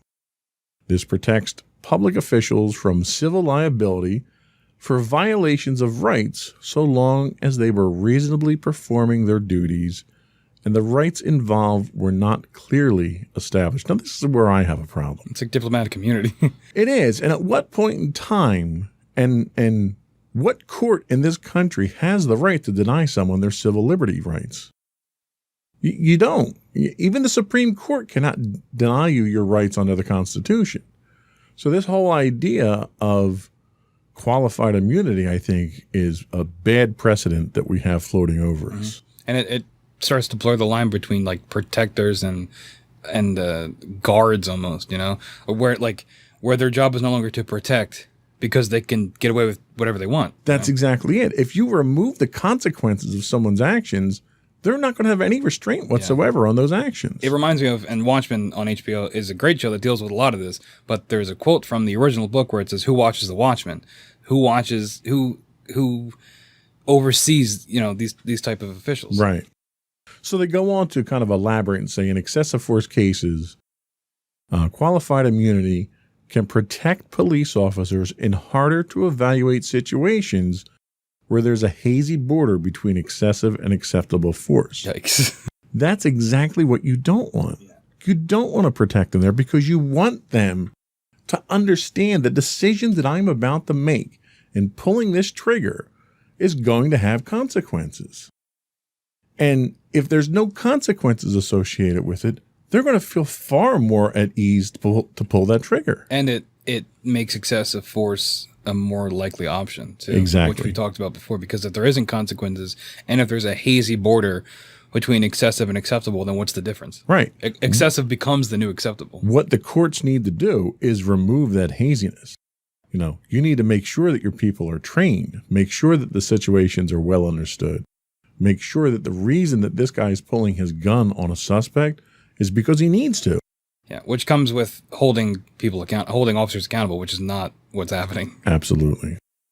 So they say the benefit of this immunity, officers would need to show that a reasonable person in their position wouldn't have known that their actions violated clearly established law. And I think that's probably the wrong. You need to have that measure, but you also need to prove that you were in a reasonable state of mind at that time too. If I look back at a situation like, for instance, we're almost there, but I'm going to jump ahead real quick to George Floyd. Okay.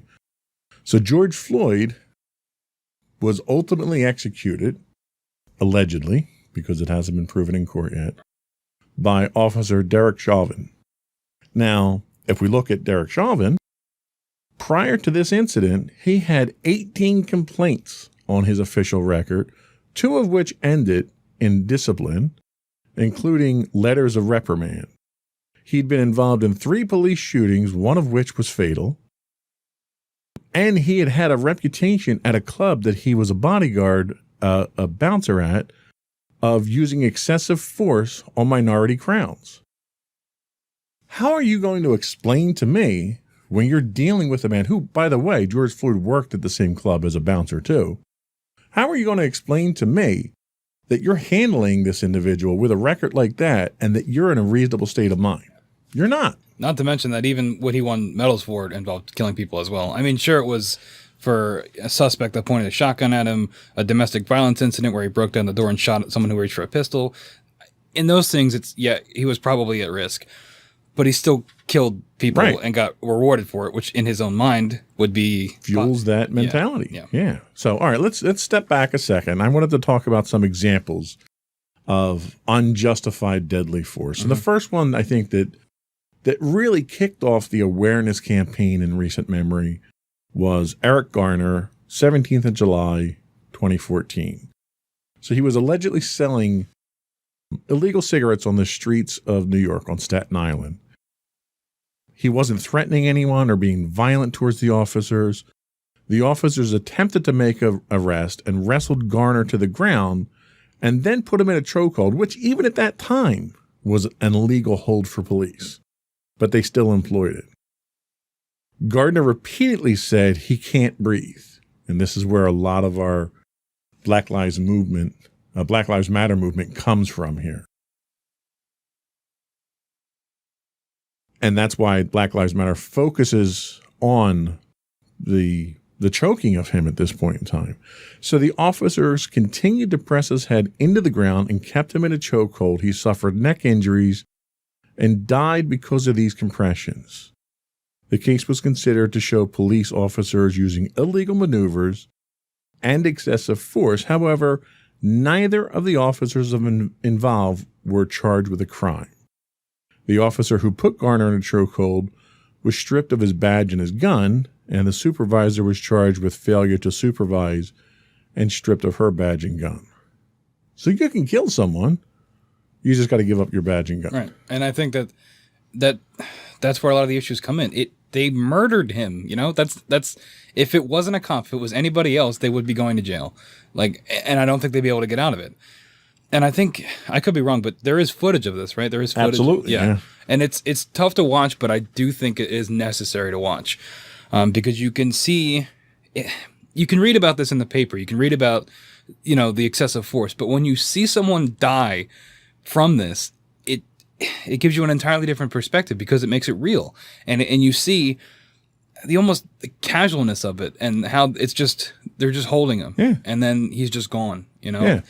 And I think it's important that people see that. Well, and there was an explosion of similar incidents like this afterwards, where chokeholds, became somehow a popular form of restraint.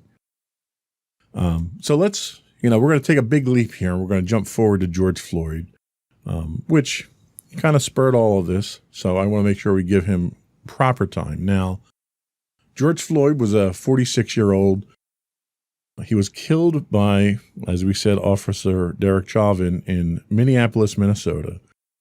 Now, George Floyd himself was not an angel, and I make no attempt to paint him as one. He had been charged with, I think, 8. He was charged 8 times for violent offenses between 1997 and 2005. So the man had a reputation, but after his last arrest, he was trying to turn things around. He was a hip-hop artist. He was a mentor in his religious community. He became more involved in Resurrection Houston at the time, which was a Christian church and ministry where he mentored young men. He helped his mother recuperate after she had a stroke. He delivered meals and assisted others, other projects with Angel by Nature Foundation. He became involved with a ministry that brought men from the Third Ward to Minnesota in a church work program with drug rehabilitation. And he had been involved in drugs and so forth. So he came from a difficult background, and he was a product of that background. His criminal background was tied up largely with that. But he had made a conscious decision to try to straighten things out in his life. And he winds up dying in the process of this entire incident. How does that make you feel as an individual? I mean, there's a thing with, I see it a lot in like right-leaning media where they take his record and they use that to justify what happened to him. And it's not that simple. People are not black and white, like I mentioned earlier. No one's all good and no one's all bad. So what bothers me is when his record is brought up as a way to almost justify what happened to him. And it's not. Nothing should justify what happened to him. It was horrible. Again, I mentioned it with Eric Garner, but there's footage of what happened to George Floyd, and everybody should go and watch it because it's something that people need to see. It's horrible and it's slow. And you don't realize how long 8 minutes is until you're watching this man die in front of you. And his record doesn't, obviously it's important because he did things that were bad in his past, but he was trying to turn things around. And the initial thing happened because he was using a fake bill, right? Or a fake. He had a counterfeit 20 that he was trying to pass off. Doesn't mean he should be killed, Yeah. And we've seen so many between 2014 with Eric Garner and before up to George Floyd, so many of these cases where these men are just killed and nothing happens, but George Floyd proved to be different. Well, and you're right. And I mentioned his record here just so that people understand what his background is. No, I understand. None of the 8 previous offenses he had had a death penalty associated with him. What he was involved with when he was accosted by police did not carry a death penalty. Yet he's dead at the hands of the police. And that really is what the problem is. You had 4 police officers on the scene at the time, 3 of them holding him down, 1 of them keeping the pedestrians back. Not one of them rendered assistance when he stopped breathing. When he was told, "I can't breathe," Chauvin told him, "Stop talking, that takes a lot of breath." No one checked the pulse. He was still being knelt on when the emergency services arrived to attend to him. That's a problem. Yeah, and even if you make the officer can make the justification, I was just holding him down. He said he couldn't breathe, and you continued to do it. And he was handcuffed already. Yeah, right. He was already restrained. What was he going to do? There was no need. Obviously, there was no need for any of that. And it's good that. Obviously, it's not good that he's dead, but it's good that everybody saw what happened and that it sparked something in a lot of people. Absolutely. So a month later, we have Rayshard Brooks. 12th June 2020. A 27-year-old African-American was shot and killed by Atlanta police officer Garrett Rolfe. Officer Devin Brosnan responded to a complaint that Brooks was asleep in a car blocking a restaurant drive-through lane. Rolfe arrived after Brosnan radioed for assistance some minutes later. After a breathalyzer exam indicated that Brooks's blood alcohol content was above the legal limit for driving, Rolfe and Brosnan began to handcuff Brooks. Brooks scuffled with the officers, got a hold of Brosnan's taser, punched Rolfe, and ran. And if you watch this video, again, a lot of video. You had police body cam, you had pedestrian footage from cameras, from phones, and you had security footage from the Wendy's where this happened. The incident was fine up until Brooks ran. So with Rolfe pursuing him, Brooks turned to fire the taser toward Rolfe, who then shot Brooks twice in the back, and a third shot struck an occupied car. Brooks died after surgery. Footage of the incident from the officers' body cams, from witnesses' phones, and from the restaurant security cams were widely broadcast. Rolfe was fired, Brosnan was placed on administrative duty, and Police Chief Erica Shields resigned the following day. Based on the videos and witness reports, prosecutors claim, prior to a completed investigation by the Georgia Bureau of Investigation, that after Brooks was shot, Rolfe kicked Brooks and Brosnan stood on his shoulder. Rolfe has been charged with felony murder and 10 other offenses, Brosnan with aggravated assault and 2 counts of violation of oath. This is a tough one in watching the incident here. It's clear that the suspect resisted arrest. I don't think anyone's going to dispute that. Wrestled a weapon away from the police and began to flee. That weapon, by the police's own definition, was a less than lethal weapon. He turned and discharged that weapon at the police, who responded with a lethal weapon. What's your reaction to that? I haven't seen the footage of this one, so I just want to put that out there before I say anything else. It is a tough situation, and it's difficult because I don't know. Obviously, they should not have shot him twice in the back, right? But the fact that he was firing a weapon back at the officers makes it almost easier to spin it where it was justified this time, And I don't know. That's a difficult one. It's charged with felony murder. That's more than. Well, I think Chauvin got second degree? I think we have it here. Yeah. So it's interesting that response being so swift, I guess, right? Where it's a little bit more murky, whereas opposed to George Floyd, where that was pretty clear cut what happened there. It's interesting the different responses to these two situations. Well, and I chalk that difference in response up to the fact that this was a month after the George Floyd case. So it's a different world. It was very heightened. Mm.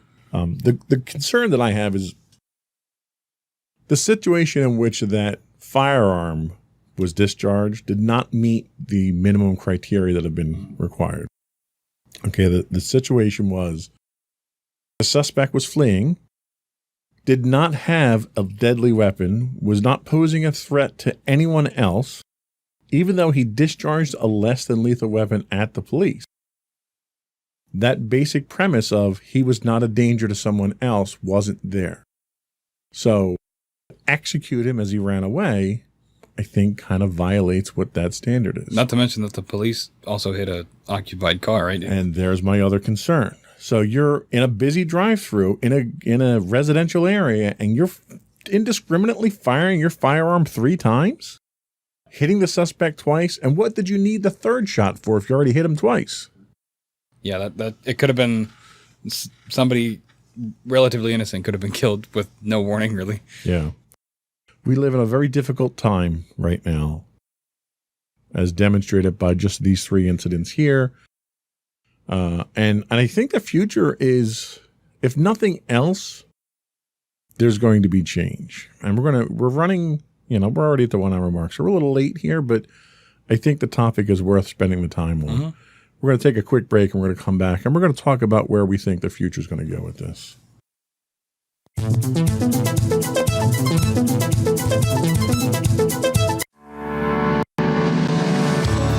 Insights into Entertainment, a podcast series taking a deeper look into entertainment and media.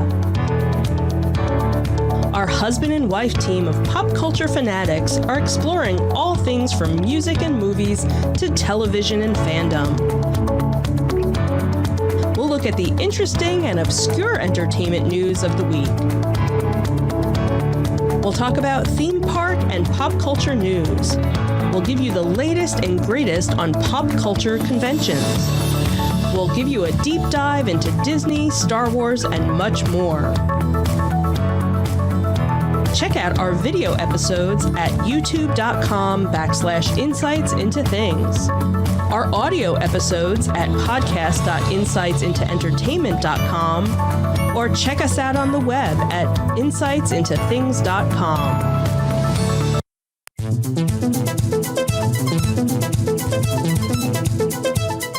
So demonstrators have delivered a clear message in the days since George Floyd was killed about how America's police force has to change in the way they treat black people. And that change needs to happen now. Here's a partial list of some of the things that are changing right now as a result of these. So there's been changes to tactical rules. Dallas and Minneapolis have mandated officers intervene when a colleague is using excessive force. I'm not really sure what that means.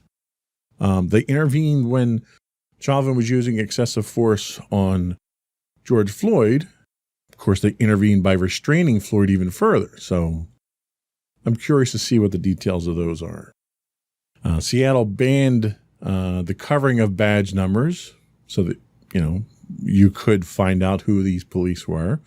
They also banned chokeholds and tear gas. Minneapolis banned chokeholds. Houston banned chokeholds. The fact that these weren't banned before this, I think is kind of disturbing. New York banned chokeholds and repealed a law that sealed records of officer misconduct from the public. Not sure why that was in place. Philadelphia banned tear gas and other non-lethal methods. Connecticut has banned chokeholds and prohibited state emergency services from buying military-grade equipment from the federal government. Why local police need to buy military-grade equipment from the federal government? That's beyond me. That's we can make a whole other show about that. And it's like we talk about excessive force. When you have access to this kind of equipment, it seems almost inevitable, right? Yeah. Why? And sure, if you're policing a high crime area, you might need better equipment to protect yourselves, but you don't need like assault rifles and tanks. Even my town, I live in a relatively small town. They bought like an APC like 2 years ago, and it's just ridiculous. And people did speak out about it then, but it's like, and when we get into defunding the police, these are the kind of things we talk about. You don't need the amount of money that they're getting. Yep. So they're also talking about budget cuts and defunding the police. So Los Angeles has considered cutting police budget by up to $150 million. New York City has considered cutting, but hasn't disclosed specific numbers. Minneapolis, under defunding, Minneapolis' city council passed a resolution to replace its police department with a community-centric model. Now, that's an interesting concept in and of itself. This whole concept, before I go on my tirade, what are your thoughts on defunding the police? I mean, I think it's definitely something that needs to happen. And I'm not saying people tend to take it and twist it as in we're going to get rid of all cops and you know, you're going to call 911 and no one's going to pick up, right? Not to mention that already happens sometimes in some places due to, you know, just how the area is spread out. But I think if groups like teachers and doctors, especially we just saw with the pandemic, don't have access to the resources they need to do their jobs effectively, which then has ripple effects for the rest of a community, doctors being people getting sick, teachers being education is, you know, not happening. I think that defunding of the police would help redistribute that money to programs that are better impactful and in the long run may reduce crime if people are better educated and have access to better medical care, you know? And I think you're right. I think the important thing here is the concept of defunding the police is not disbanding the police. Right. The concept of defunding the police is a restructuring of what that dynamic is. Right now, like we mentioned earlier, you pick up the phone, call 911, you get a trained aggressor with a gun showing up at your door, regardless of what you're calling for. And that is not always the best thing for situations.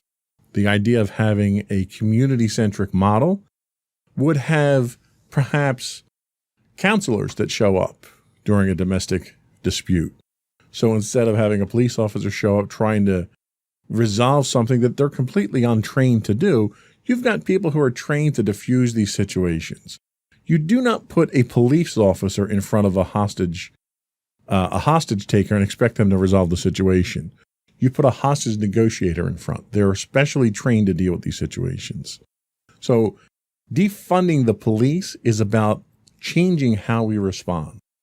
It's about taking assault rifles out of the police. You know, at no point in time should a police officer be walking the streets with assault rifles as they're providing protection to protesters. So when we say defund the police, it's not disband them. Yeah. And there was a particularly, I don't know how much you watched the cable television, but of course Trump is taking this defund the police and running with it. There's a particularly terrible ad where it's someone calling 911 and it goes to an automated system. Yeah, dial 1 for murder, dial 2 for a home invasion. And then it cuts to like a burning city street and it's like, this is what's going to happen if you defund the police. That's just blatant misinformation. Well, it is. And it's because Donald Trump just doesn't understand. Yeah. And Donald Trump is deliberately trying to manipulate what is a situation that is long in coming and long overdue. He's trying to manipulate that to ensure his own reelection. And I don't want to fall down a Trump rabbit hole because it's so easy to do, but if we're trying to define what defund the police is, I think there's so much propaganda and misinformation, and I just want to make sure that we acknowledge them. It is. And there have been successes in disbanding police, okay? I'll point to Camden, New Jersey, where Camden, New Jersey, the corruption was so rife in the police department that for years they tried to get to wean it out, and they couldn't. So eventually the city council disbanded the police. They had the state police come in and patrol, and then they went back and they rebuilt the police force. And one of the things that Camden is doing that is making it a success is there's a mandate by the chief of police in Camden that officers who come in and work in the police department have to walk the streets. They have to knock on doors. They have to talk to the residents on the street. They're building that relationship. It's a cooperative relationship that people have, and it's proving to be very effective in Camden at this point in time. The one criticism they have is that a lot of these police don't actually live in Camden, but that's something that can be resolved later. But moving on to things that are changing right now. So we have school contracts are getting canceled. So Minneapolis, Denver, and Portland have moved to end the presence of police officers in local schools. I'm not really sure that's a good idea given the number of school shootings that we've seen, but we'll see. Officers have a presence in 25 biggest school districts nationwide at this point in time. So we'll see where that goes. There's been a change to no-knock warrants There's been a ban in Louisville, Kentucky, where Breonna Taylor was killed by police officers who raided her home with this type of warrant. So that was what you were talking about earlier. Yeah, they were undercover cops too, so it wasn't even clear that they were police. So she was killed, and then when her boyfriend tried to intervene, because they were not wearing uniforms, he tried to help. And again, I didn't want to bring her up because I don't have all the information, but he was either arrested or harmed as well. So there's changes for that. So there's changes for police transparency. We spoke briefly about New York removing the ban lockdown records on police officers who have been investigated for excessive force, so you can get that information. The one problem that we do run into is disciplinary hurdles, and you touched on this earlier talking about police unions. It's ridiculously hard to fire police officers in the U.S., let alone get criminal charges to stick. Chalk that up to unions, qualified immunity, weakness from elected officials, and it's a major roadblock to change. It's that bureaucracy that we're ingrained in. Minneapolis Police Department said that it is withdrawing from negotiations with its police union. The real effect of that is yet to be determined. So what we do at the end of the show here is we try to look at all the factors and give an educated guess where we think things are going. What do you think is going to happen? When do you think something's going to happen? And do you think that this is a lasting change? Or is this something that it's going to fade from the headlines and we're going to be right back in this position in months? Well, I hope that it continues, and I hope that people continue to protest and that movements continue to happen. I do think that there is a pretty clear effort by the just general media to suppress the coverage of these protests. I mean, they focus on the looting instead of the peaceful protests that actually want change, and I think that is by design. And I hope that despite this discouragement, that these things continue to happen and people fight for change. And I do think, because we've seen so many cases of police officers using deadly force, killing particularly people of color, that are swept from the headlines. Trayvon Martin, things like that. But something about George Floyd and what happened afterwards feels different. People feel like they're talking about it more. And with the Black Lives Matter movement growing and getting backing from all types of people, whether it be celebrities or companies, however you want to take that, how genuine they are, I think it is hopefully going to affect more change in terms of defunding the police, in terms of making it easier to call officers out when they use excessive force and get them to face consequences for it. I think you're absolutely right. I think change has been brewing for quite some time now. I think the environment is more than ready for it. I don't think we can survive too many more of these types of incidents without it really tearing the country apart. We, as a country, have this stain of how we've treated African Americans since before this country was founded. And we can't erase that stain. What we can do is we can help to prevent it from perpetuating itself moving forward. What we're doing today is very little different than what, the KKK was doing in the 1800s, lynching free black slaves. We're better than this as a country. We need to be better than this as a country. For the sake of the country and the sake of our children, we need to be better individuals. And we I can say that from a position of white privilege. And I am white privileged, and that is just by society's standards.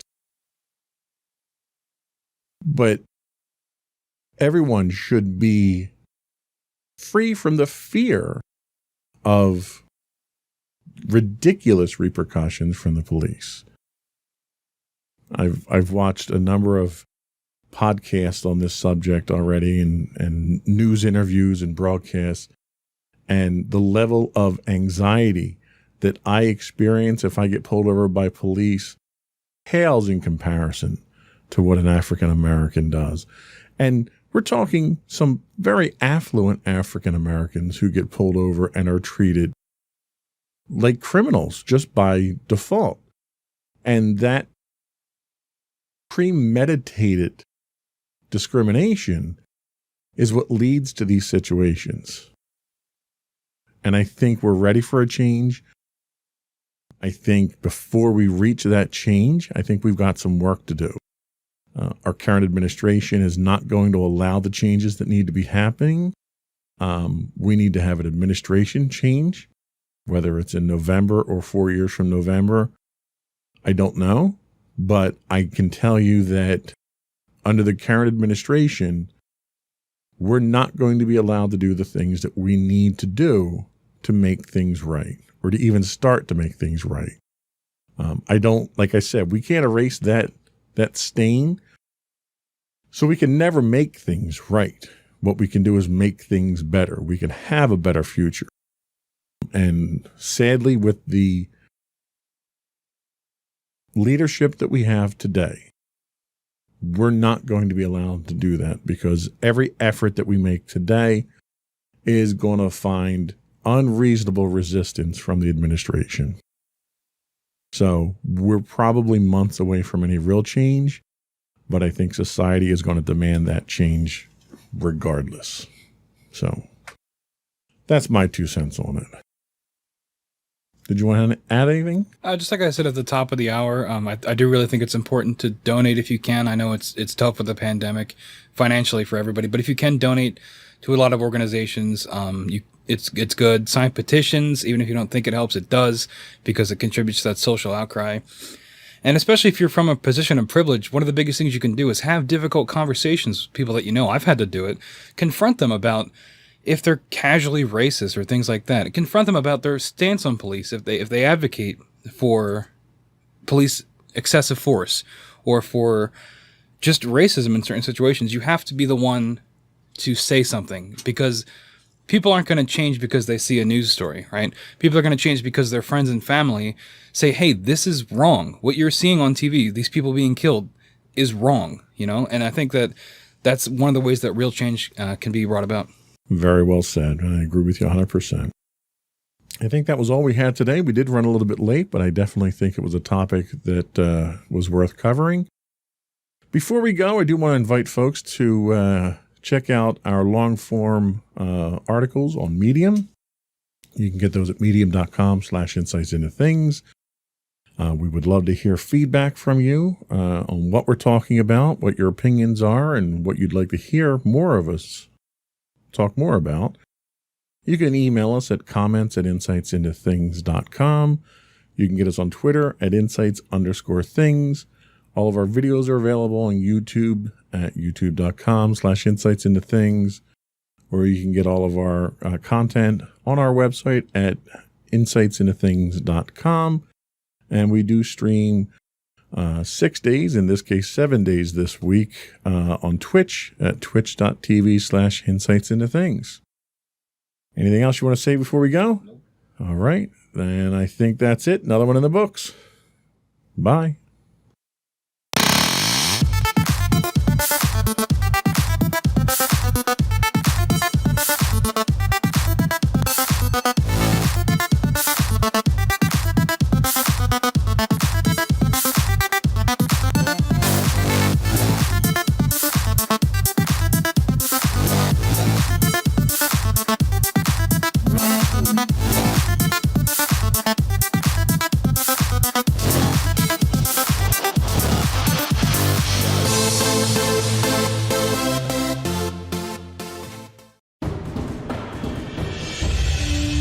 For over 7 years, the Second Sith Empire has been the premier community guild in the online game Star Wars: The Old Republic. With hundreds of friendly and helpful active members, a weekly schedule of nightly events, annual guild meet and greets, and an active community both on the web and on Discord. The Second Sith Empire is more than your typical gaming group. We're family. Join us on the Starforge server for nightly events such as operations, flashpoints, world boss hunts, Star Wars trivia, guild lottery, and much more. Visit us on the web today at www.thesecondsithempire.com.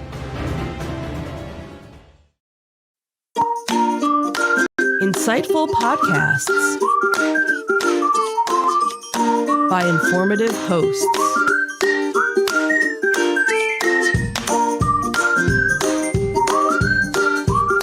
Insights into Things, a podcast network.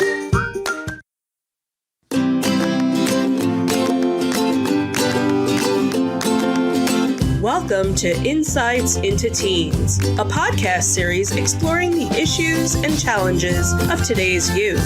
Your hosts are Joseph and Madison Whalen, a father and daughter team making their way through the challenges of the teenage years.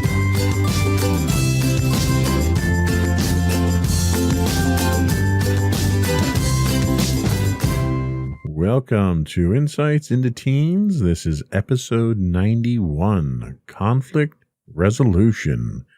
I'm your host, Joseph Whalen, and my mature and diplomatic co-host, Madison Whalen. Hi, everyone. How you doing today, Maddie? I'm doing pretty well.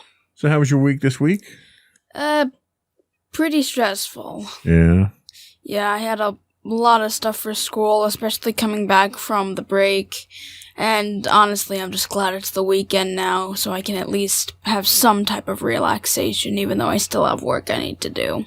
Well, and that's the thing. You kind of have to make up for that short week with the holiday and everything when you come back, right? I guess. So today we're going to be talking about conflict resolution. This was actually a topic that you wanted to talk about. Mm-hmm. You had gone over some of this in school I guess it's a few months back now, right? I think so, maybe. Yeah, it's been a while. So, kind of an interesting topic, one that I think everyone can benefit from. It's not just a teen thing, but we'll get into that. We'll talk about what conflict is, why does it occur, what are some of the consequences, and some of the complications conflict, being a teenager in conflict comes with. Then we're going to talk about some conflict resolution commandments, which some of these I think kind of fell in with what you had talked about in school, right? Mm-hmm. Then we will talk about the steps to conflict resolution, which I think, ultimately is the important thing here, right? We all have to compromise, and in this day of political strife, I think compromise is something we could all use some lessons on. Mm-hmm. Before we get started, though, I would invite folks to subscribe to us. You can get our video versions of our podcasts listed as Insights into Things. You get our audio versions listed as Insights into Teens. We're available on Apple Podcasts, Spotify, Google, Stitcher, iHeartRadio, Amazon, and Pandora. We would also invite folks to contact us, give us your feedback, tell us how we're doing. If we're doing anything wrong, what you'd like us to talk about, you can email us at comments@insightsintothings.com. On Twitter, we're at insights_things. On Facebook, you can get us at facebook.com/insightsintothingspodcast. On Instagram, we are at insightsintothings, or you can get links to all those, plus show notes, transcripts, and all of our shows on our website at www.insightsintothings.com.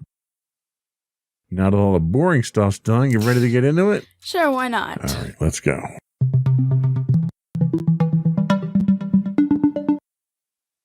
So, why does conflict occur? Now, there's a lot of different reasons for it. The source that we're using here is one we've used in the past called momjunction.com. And the first thing they say is conflict's a part of life. And we know that most recently now that conflict is part of life, but it's not restricted to just humans, right? Tell us a little bit about that with our new edition. Oh, yeah. So, last week we talked about the newest addition to our family, Pumpkin, in our last podcast. And, we kind of touched on it before, but, This week was Liberation Week. Before, Pumpkin had to stay in my room. That way she would be more comfortable in my room, help, and we would bond together. And, this week was the first time where she was fully liberated. And, she's come in contact with the other cats, and, let's just say they definitely get into a lot of conflict, especially Pumpkin and Dorothy. Dorothy's shown to be the alpha cat. She wants to be the alpha cat, but seeing her interact with Pumpkin, it seems she's afraid of Pumpkin, so a bit of irony there. Right. Leota, she, as long as Pumpkin doesn't get in her personal space, she can deal with it, but whenever she does get into a bit of a hissy fit. Right. Now, the reason I mentioned that is that conflict is really part of human nature, and it has been for eons. But the site goes on to say that no matter how much you want to protect your child from it, he or she has to face the reality that conflict is going to happen. And conflict can occur with family, with siblings, parents, friends, with society, or between kittens, apparently.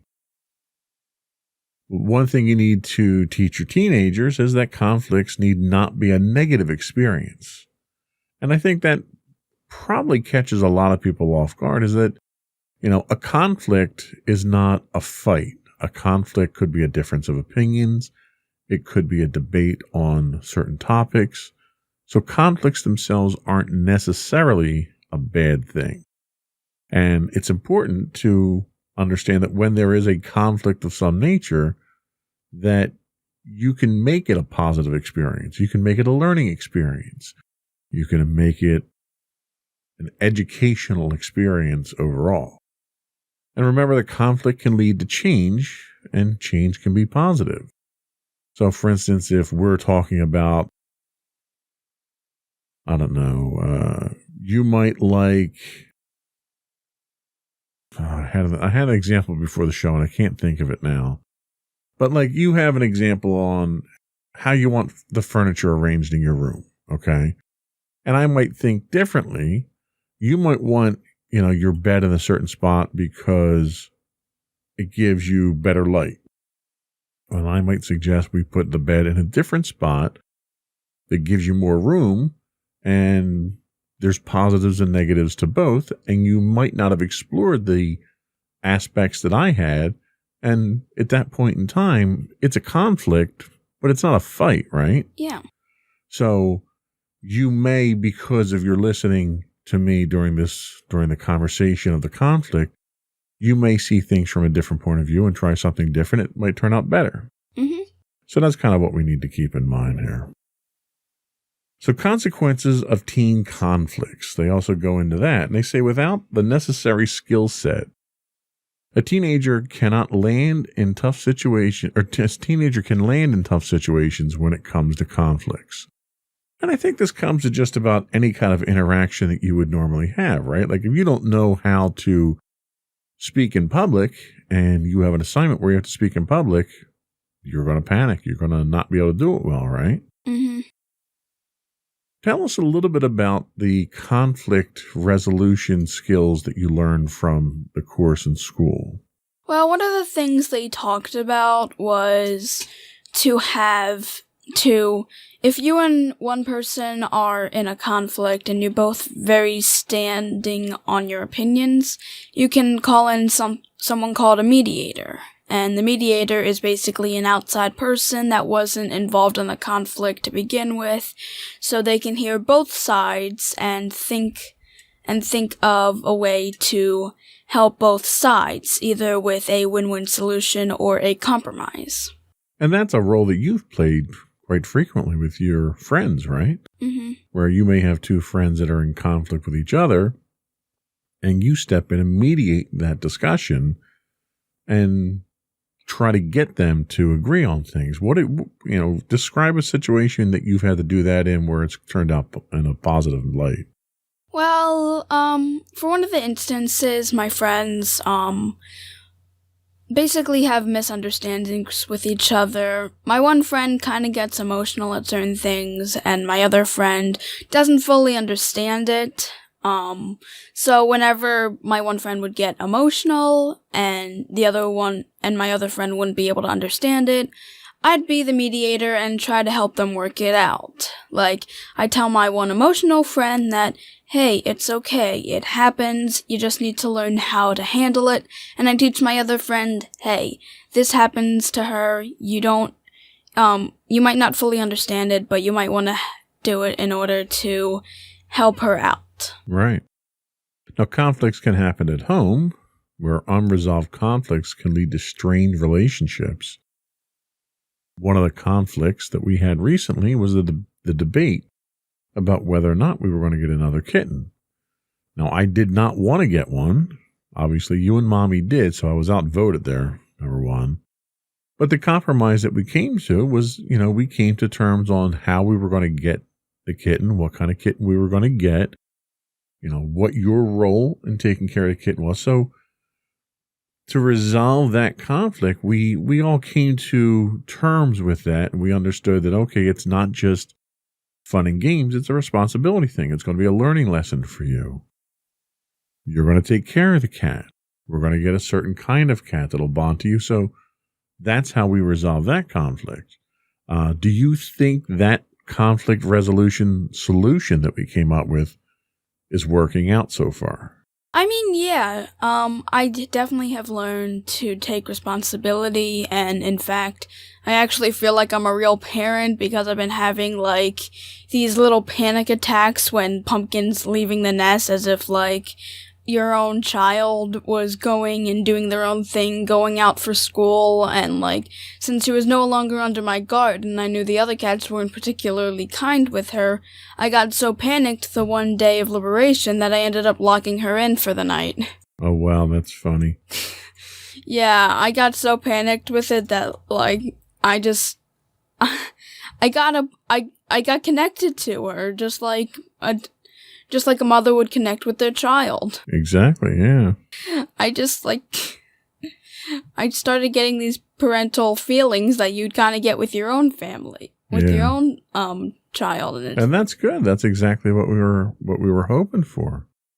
The other thing they talk about is that conflicts can be outside of the family, outside of your immediate circle. And when this happens, it can lead to broken friendships. It can lead to detention in school, and it can even lead to violence. So being able to resolve conflicts with other people is important. And it's more difficult because you might not know what they're willing to do to compromise or how interested they are in resolving the issue. Have you had any conflicts outside of family, anything from school or friends or anything like that, where you've ran into issues where you couldn't resolve these and it's caused friendships or anything? I mean, yeah, especially in 6th grade. That was probably one of the hardest years of school in my life. Back then, I was kind of the problem because I had no way of controlling my emotions back then. I would lash out, and honestly, it did sometimes cost my friends to not want to be around me. But we did resolve it after I realized that I was not acting mature for my age and that I probably should have handled the situation differently. And we'd resolve, but it wasn't until I finally learned to control my emotions that the outbreaks finally stopped, and I didn't really have too many conflicts with my friends where I was the main problem. So, yeah.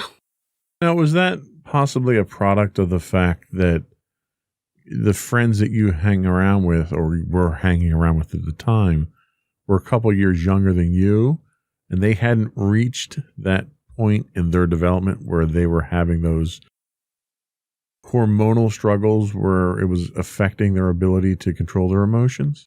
I mean, yeah, my friends, most of my friends were pretty young.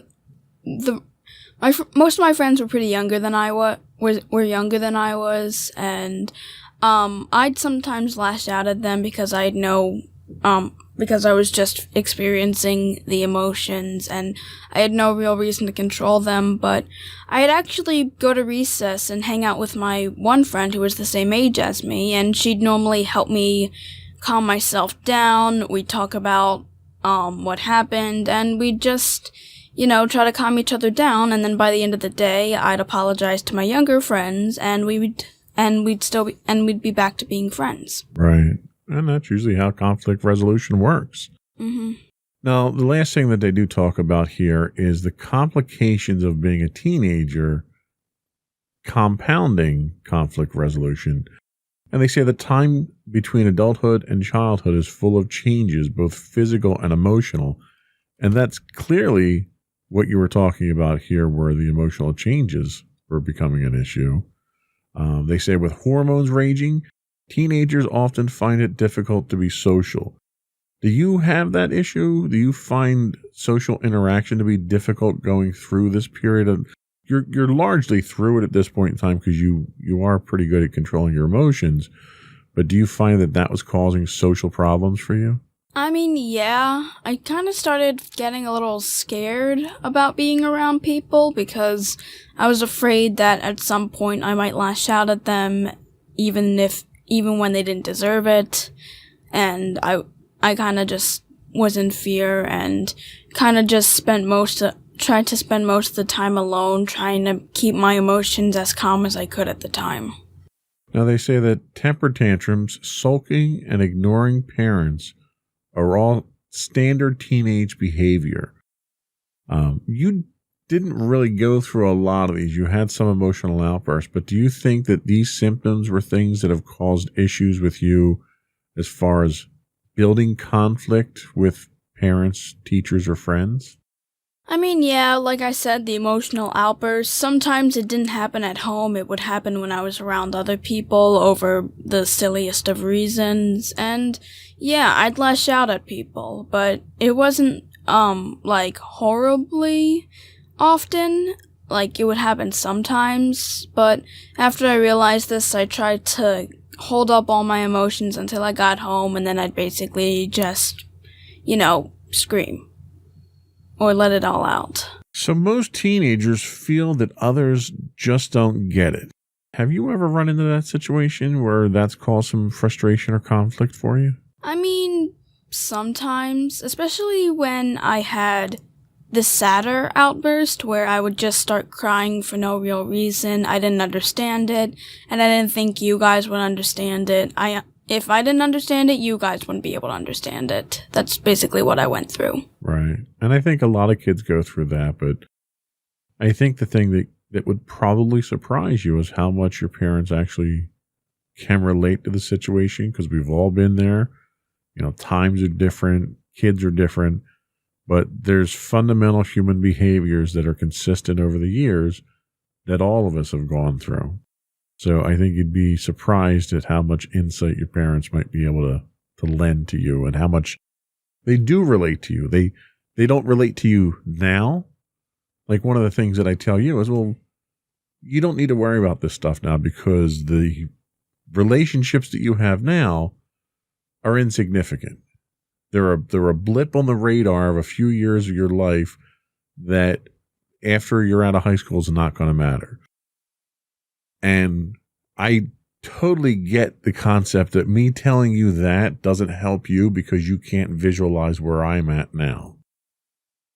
But it's important to know that there's light at the end of the tunnel. What you're going through now is a temporary thing, and it's not going to matter in a few years. And I just hope that knowing that you can take some solace from that and know that, okay, I just have to get through this right now, and then I won't have to deal with it anymore. Mm-hmm. And sometimes I realize that comes across as we just don't get the problems you're running into. And it's not that. It's that we've been there, we've done that. As important and significant as you think these things are now, they're not. And they won't be in the future. What I think we lose focus on is that they are important to you now, and we need to deal with them now. Mm-hmm. Even though they're not going to be there in a few years. So that's where I could see that disconnect where it may seem like we don't get it. Yeah. So conflict resolution skills are something all teenagers must learn. How do you think your skills at conflict resolution are at this point in time? I mean, I definitely think I'm better than I was before, and I definitely think I can relate to other teenagers who are in the same position as me, where they still have the problem with their problem with emotional outbursts and having conflicts with some of their friends.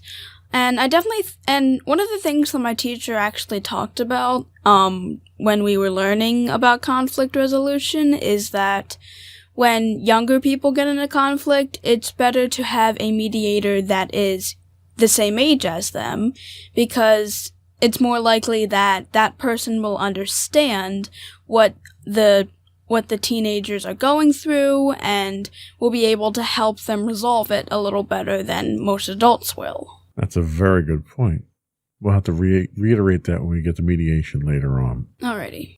But let's take a little break. We'll come back and we'll talk about the conflict resolution commandments. Alrighty.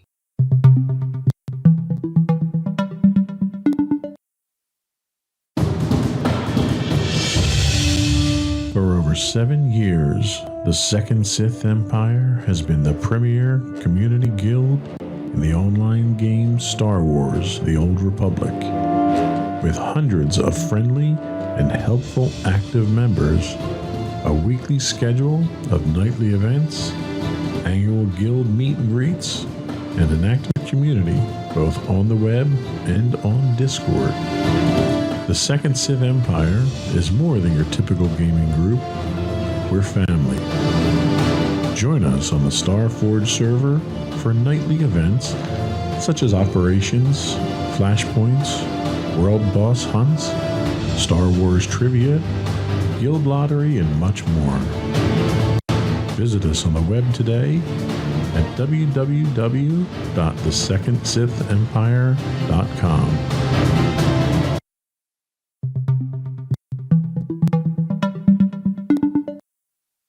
Welcome back. We are talking conflict resolution today on Insights into Teens, and we have 10 conflict resolution commandments we'll run down real quick that are just sort of guidelines. So commandment 1 is something we've said already. Conflict is reality. There's no escaping the fact, and hiding won't solve anything, so you kind of need to deal with it. What's number 2 on the list? Number 2 is you can't wish the problem away. Don't pretend and put on a mask. Keeping your feelings cooped inside won't work. Right.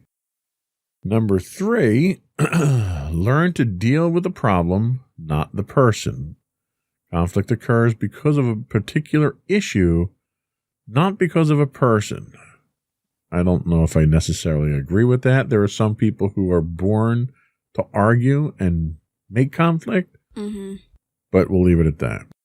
They say don't make it personal. Just deal with the issue. It's a problem-solving thing. Deal with the problem. What's 4? Be respectful. Listen to the other person. Really listen. Listening to your parents or teachers may seem like a drag, but zoning out is not the solution. Right. Commandment 5 is be assertive. You don't need to be either passive or aggressive to deal with teen conflicts. You need to be assertive. Being assertive means putting your views forward confidently and calmly. Yep. And commandment 6 is learn to negotiate. This is the most important skill you need to learn. Negotiating is a skill that will serve you in the long term. Commandment 7 is stick to the present. Don't drag in past issues. Doing so will only muddy the conflict further. And commandment 8 is the silent treatment does not work. Sulking is as bad as getting aggressive. It won't solve the problem. Talk it out. Right. Number 9 is be understanding. Try to put yourself in the other person's shoes. Don't be defensive, and analyze the situation. And finally, commandment 10 is learn to say sorry. Stand in front of the mirror and practice, if the need be. If you're wrong, accept it. Doing so will not make you look weak. Only a strong person has the strength to say sorry. This simple word can work like magic. Try it. Yes. So I wanted to kind of focus on a couple of these, but before we do that, I wanted to ask you, of these, were any of these talked about in what you went over in school? Let's see. So, Commandment 1, conflict is reality. Yeah, they kind of went over everything, that conflict is unavoidable. It is just something. It's like Thanos. It is inevitable. Pretty much, yeah. You can't wish the problem away. Yeah, you need to have hard work in order to get the problem done. Learn to deal with the problem, not the person. Same thing. Don't take it personal. That whole thing. Be respectful. Yeah, we learned about that. Now that one I want to dwell for a moment on that one. Okay. And being respectful, you should always be respectful, obviously. Yeah. But in the midst of a conflict, it becomes difficult, especially if your emotions get raised. You know, depending on how adamant one side or the other is arguing their point, you can get pretty animated, you can get pretty emotional. And when that happens, that veil of respectability tends to fall at that point. Mm-hmm. And it's at that point that people start to take things personally. Yeah. So you have to make sure that you maintain your respect for the other person and never let it get to the point where it's insulting or demeaning. Mm-hmm. What about assertiveness? Did you guys talk about assertiveness? I don't think so, no. So when they talk about assertiveness here, you're familiar with the terms passive-aggressive? Mm-hmm. You know, if you're passive, then you're basically going to let people walk all over you. You're not going to say your point. You're not going to stick up for yourself. Yeah. If you're overly aggressive, that's the opposite end of the spectrum. You're basically bullying your way through to conflict resolution, Mm-hmm. and that's going to leave ill feelings on other people's part. When you're assertive, you're just making sure that your point of view is heard. You know, you don't want people in conflicts. A lot of times assumptions are made. So people assume they know what you want or they know what your problem is. Mm-hmm.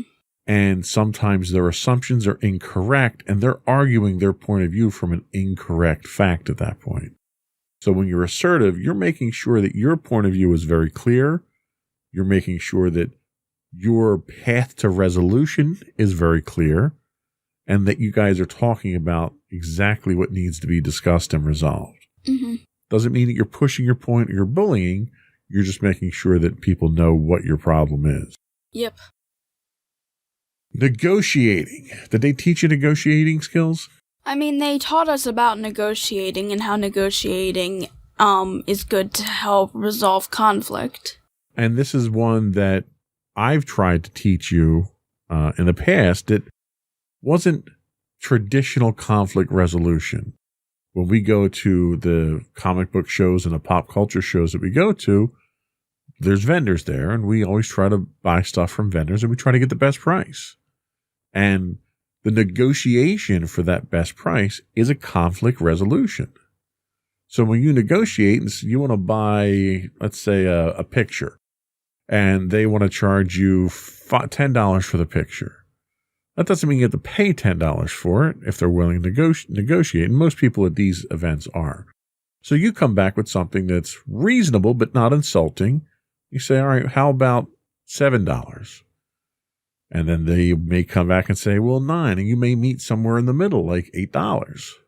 That's the negotiation, and that's the conflict resolution.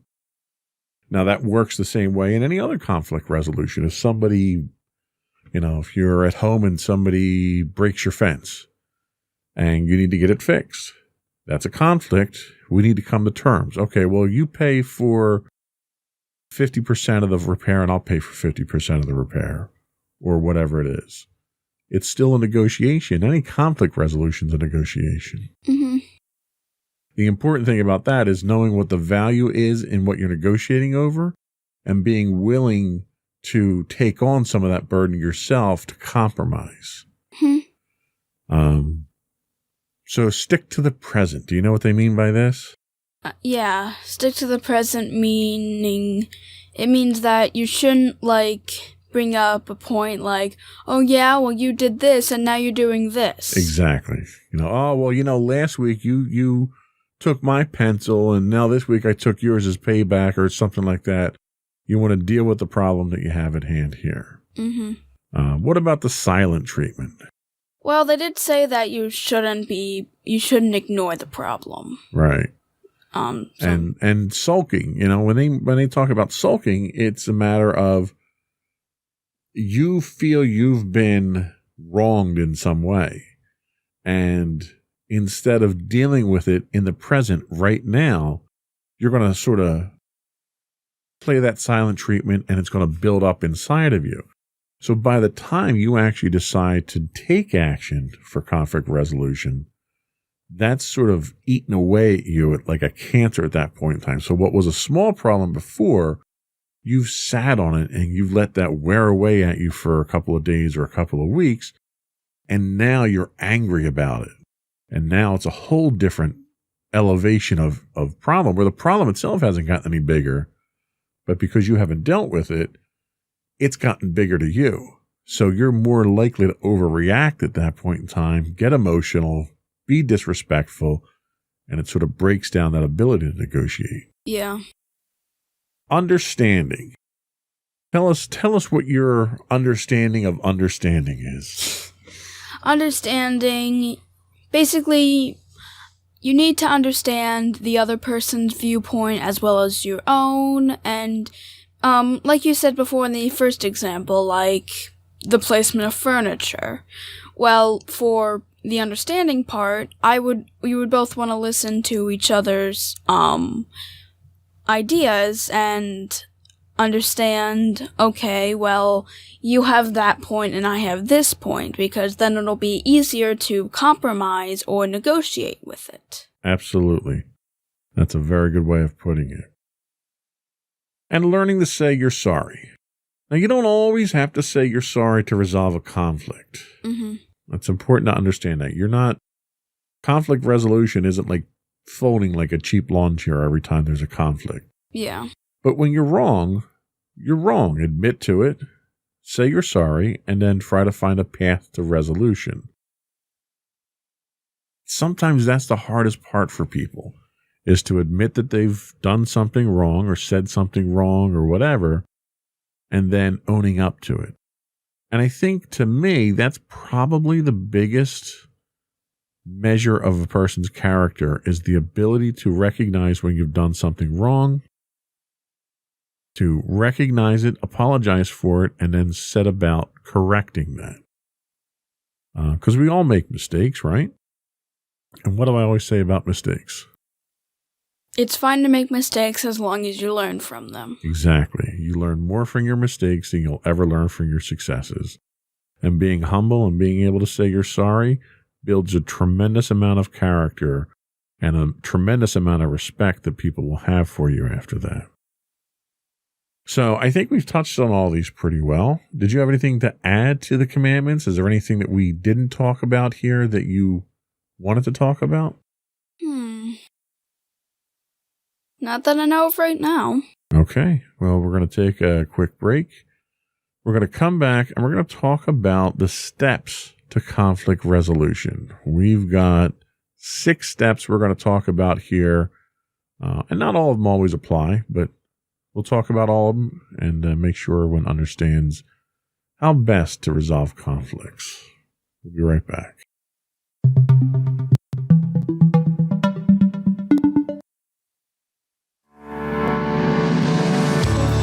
Insights into Entertainment, a podcast series taking a deeper look into entertainment and media. Our husband and wife team of pop culture fanatics are exploring all things from music and movies to television and fandom. We'll look at the interesting and obscure entertainment news of the week. We'll talk about theme park and pop culture news. We'll give you the latest and greatest on pop culture conventions. We'll give you a deep dive into Disney, Star Wars, and much more. Check out our video episodes at youtube.com/insightsintothings. Our audio episodes at podcast.insightsintoentertainment.com, or check us out on the web at insightsintothings.com.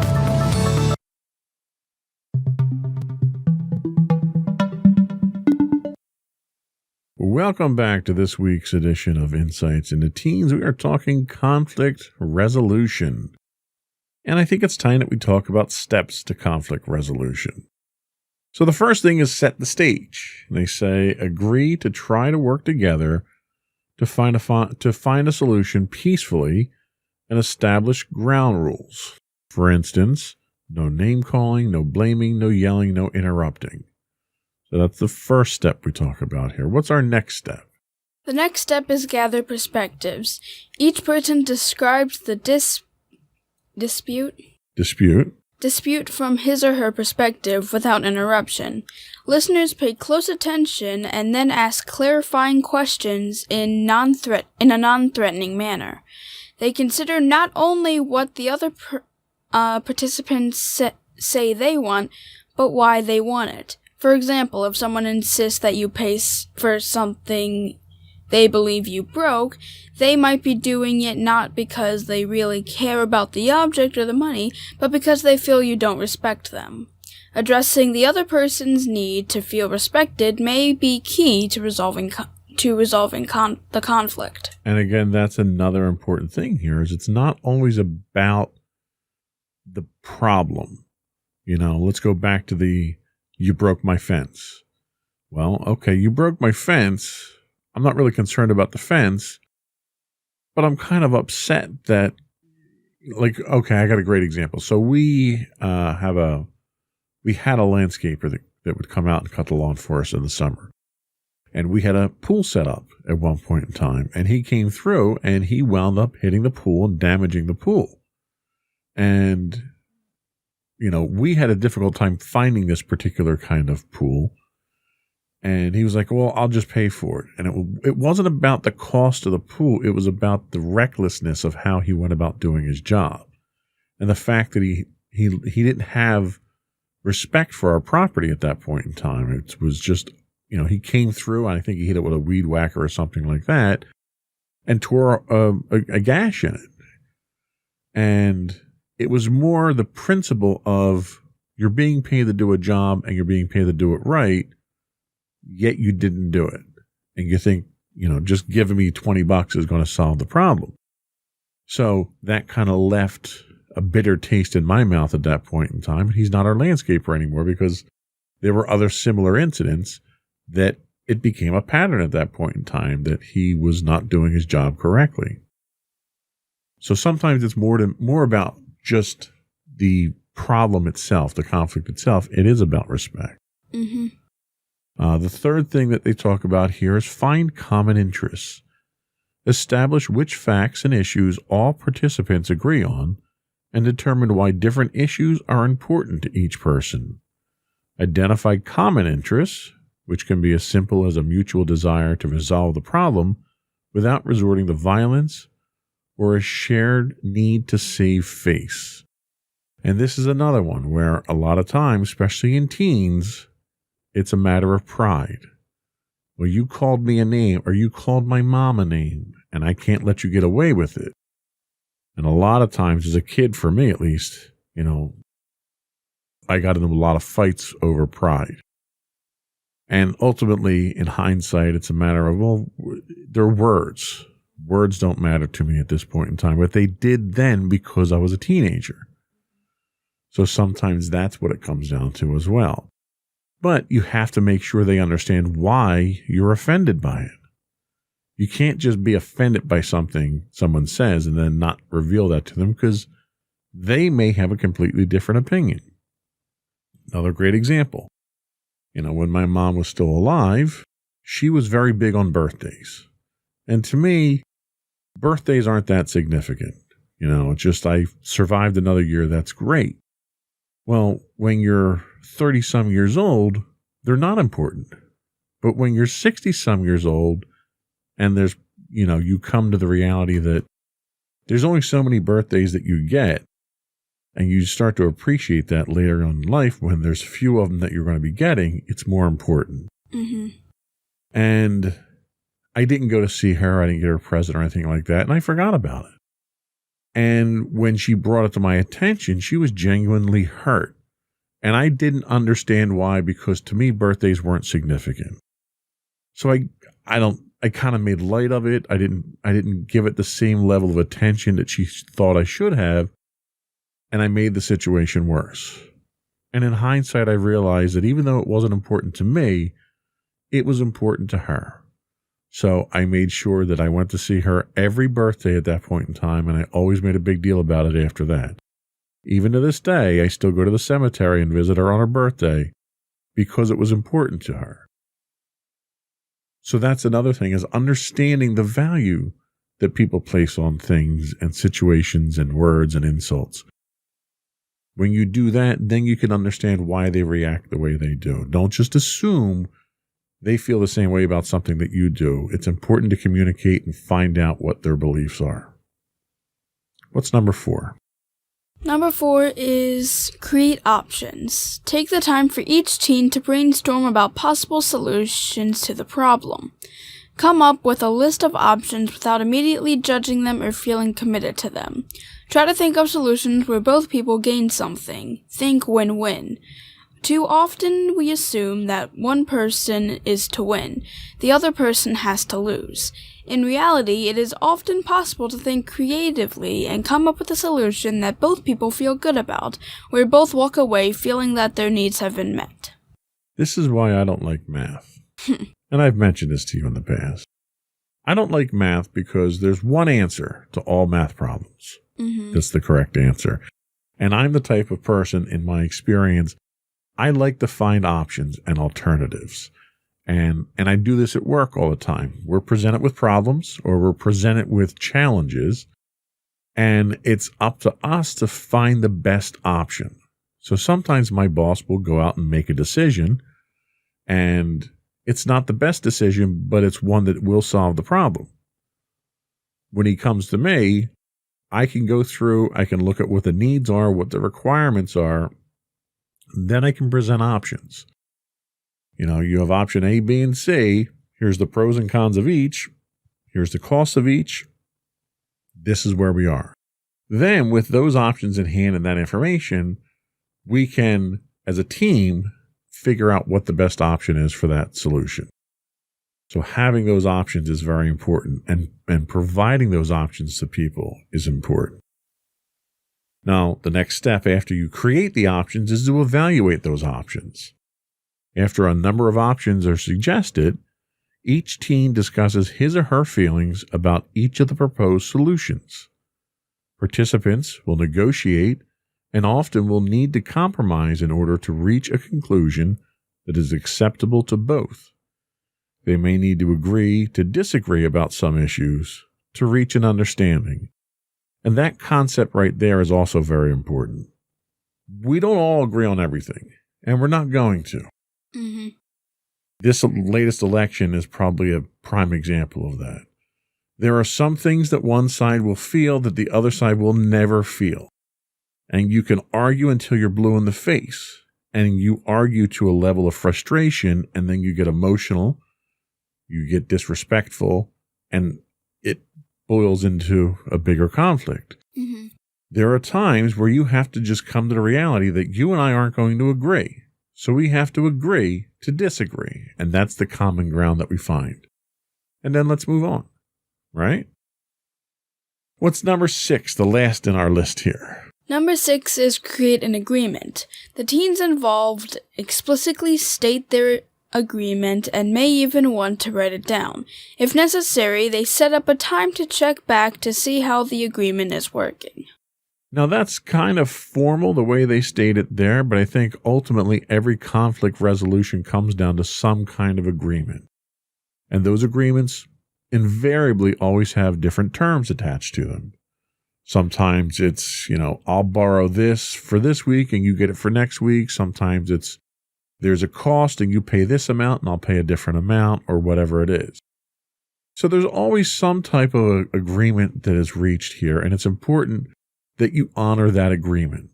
And part of that reason is that if you have a conflict with someone and you come to an agreement and you fail to fulfill your part of that bargain, then your trust level drops off significantly. Mm-hmm. And the next time you have a conflict with that person or someone else, you now have a reputation for not abiding by the terms of your agreements. And it makes it much more difficult to resolve conflicts with others. It makes you look bad in their eyes and the eyes of your peers. And it leads to more conflicts down the line. So it's very important to have that agreement and formalize it in some way. You know, if you agree to pay for the fence because you broke the fence, shake hands and sort of seal the deal there, even if it's just symbolically, so that you know that there is an agreement and that the conflict has come to an end. And the last thing that I wanted to talk about here, and it's not in our notes, but I think it's important to understand that not all conflicts can or will be resolved. And nor will they be resolved to your satisfaction. So you have to be prepared to accept that as an ultimate outcome. Sometimes people just don't agree. Mm-hmm.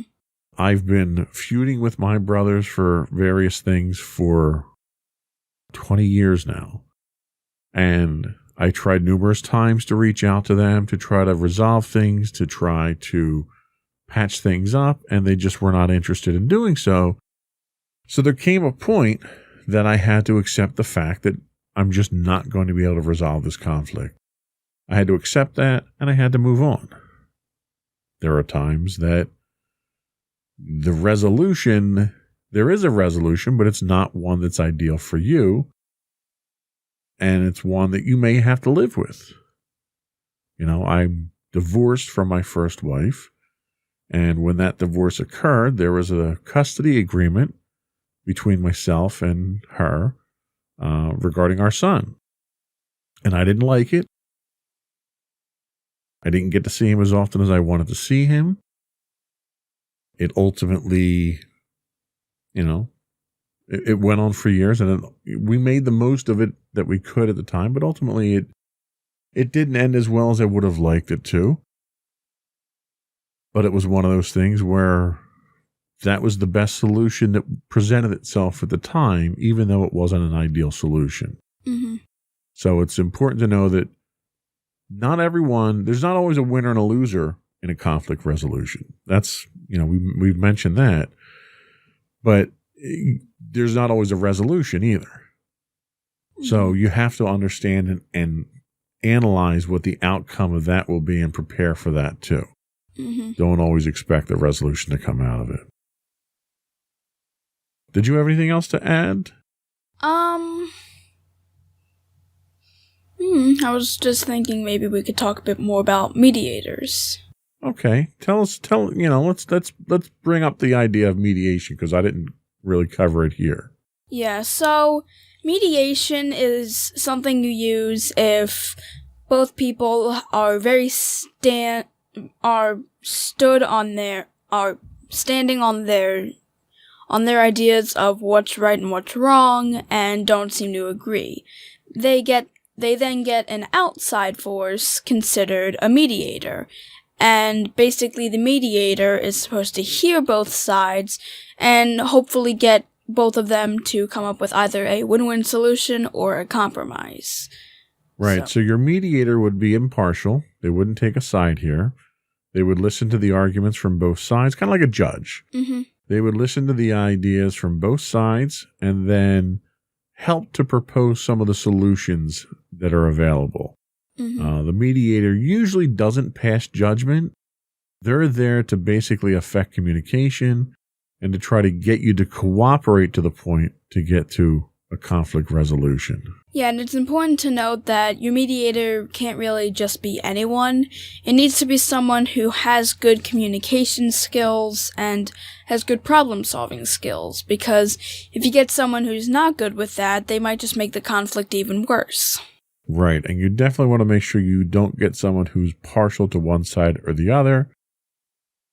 Like, you don't want someone's best friend to be the mediator. Mm-hmm. You want an independent third party to do the mediation for you to ensure that both sides are represented equally. Mm-hmm. Okay, that works. Take a quick break. We'll come back and we'll get your closing remarks and shout-outs. Alrighty.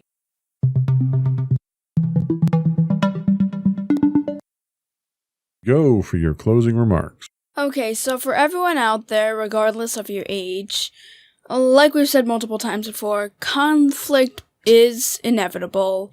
It is something that will never go away and will always be there. And it's important to try and resolve the conflict as much as you can, and important to note that it's not always going to go your way, and it's not always going to be able to get resolved. So, it's important to understand and learn how to resolve conflict and know that it's not always going to happen and not everything's going to go in your favor. Okay, very well said. Thank you. Before we go, though, I would invite folks to subscribe to us. You can catch our video versions of our podcast as Insights into Things. Our audio versions are listed as Insights into Teens. We are available on Apple Podcasts, Spotify, Google, Stitcher, iHeartRadio, Pandora, and Amazon. We'd also love to hear from our viewers and listeners out there. You can email us at comments@insightsintothings.com. You can hit us on Twitter at insights_things. You can catch our high-res videos on YouTube at youtube.com/insightsintothings. We do stream 6 days a week on Twitch at twitch.tv/insightsintothings. If you're an Amazon Prime member, you get a free Twitch Prime subscription that we would be very appreciative if you throw it our way. Audio versions of our podcast can be found at podcast.insightsintoteens.com. You can find us on Facebook at facebook.com/insightsintothingspodcast. We're on Instagram at insightsintothings, and you can get links to all of this, plus show notes, transcripts, and other stuff that I can't think of right now on our website at www.insightsintothings.com. And don't forget to check out our other two podcasts, Insights into Entertainment, hosted by you and Mommy, and Insights into Tomorrow, our monthly podcast hosted by you and my brother Sam. Well done. That's it. Another one in the books. Bye, everyone. Bye.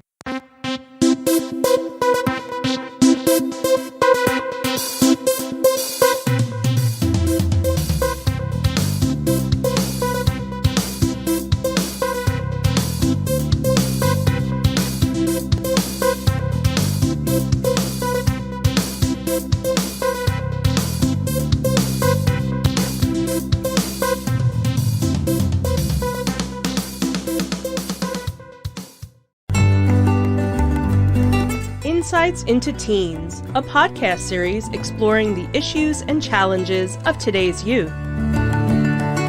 Talking to real teens about real teen problems.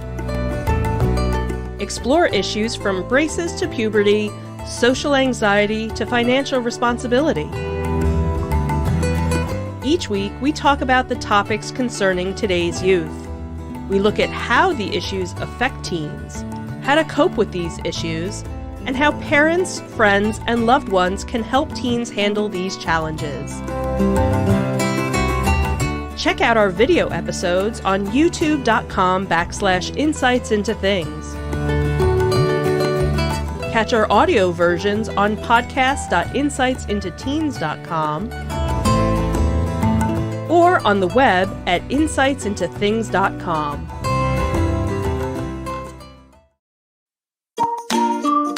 Insightful podcasts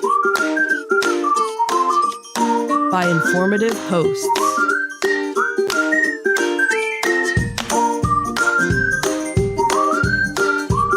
Insights into Things, a podcast network.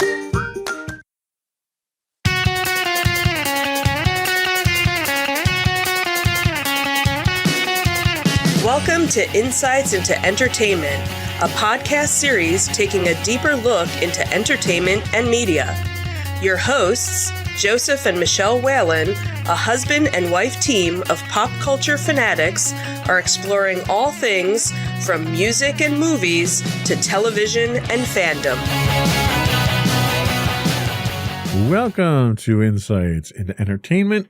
This is episode 91, A Spoonful of Sugar with Your Macaron. I'm your host, Joseph Whalen, and my caring and nurturing co-host, Michelle Whalen.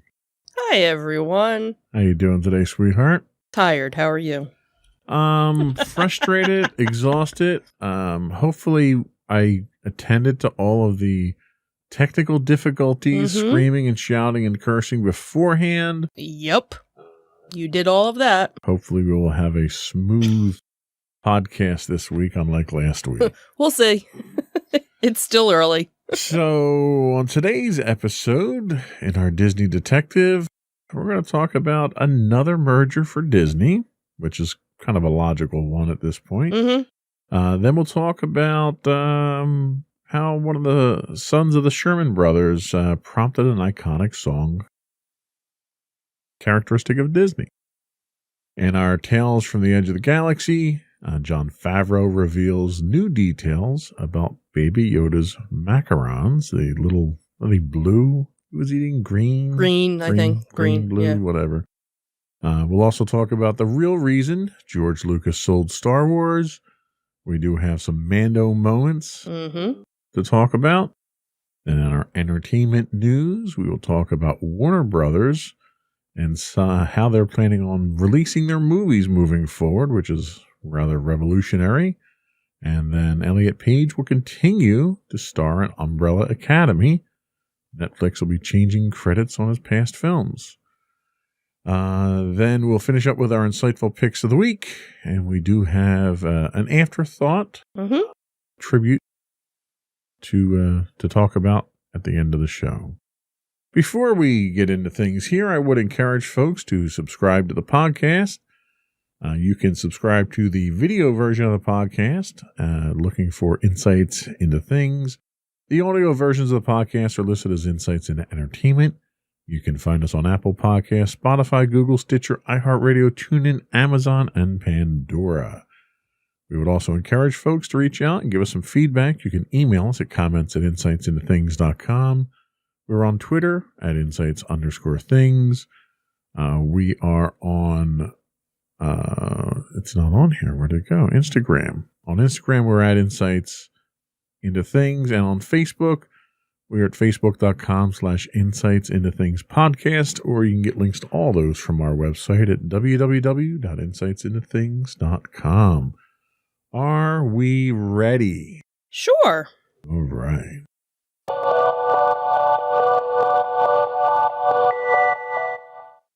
Go for Disney Detective with our new sounds. So this article came from comicbook.com, and it was actually, they were sourcing Collier, I guess, that they were claiming that it looked like Disney was looking to finally merge with Hulu into one encompassing platform. So Disney had been wanting to launch Disney Plus for years, and with the studio purchasing the majority of 20th Century Fox assets last year, they've been talking about kind of bringing everything in under one umbrella. So currently, Disney Plus has roughly about 73 million subscribers, while Hulu has roughly about 36 million. So finding a way to kind of do one format for 110 million subscribers would surely give the streaming platform more firepower to make important deals. But the biggest issue that, most people are concerned about is the fact that on Disney Plus, everything is pretty family friendly. Even their PG-13 stuff is along the lines of, the MCU. So it's not too over the top, where obviously Hulu has a lot more R-rated stuff and TVMA stuff. So the concern is, how do you merge everything and keep it still family friendly for those that want it, and keep, the younger kids away from the more questionable content? So both of the services are actually owned by Disney, so it's really not a merger, so to speak. It's just kind of merging two different, streaming services into one. So, I guess we'll see what ends up happening. They were talking about possibly maybe password protecting, to that when you log in, you have to, log in with a password, because right now you have to log in with a profile, but it's not protected. So I could log in as you, or you could log in as me. So obviously they need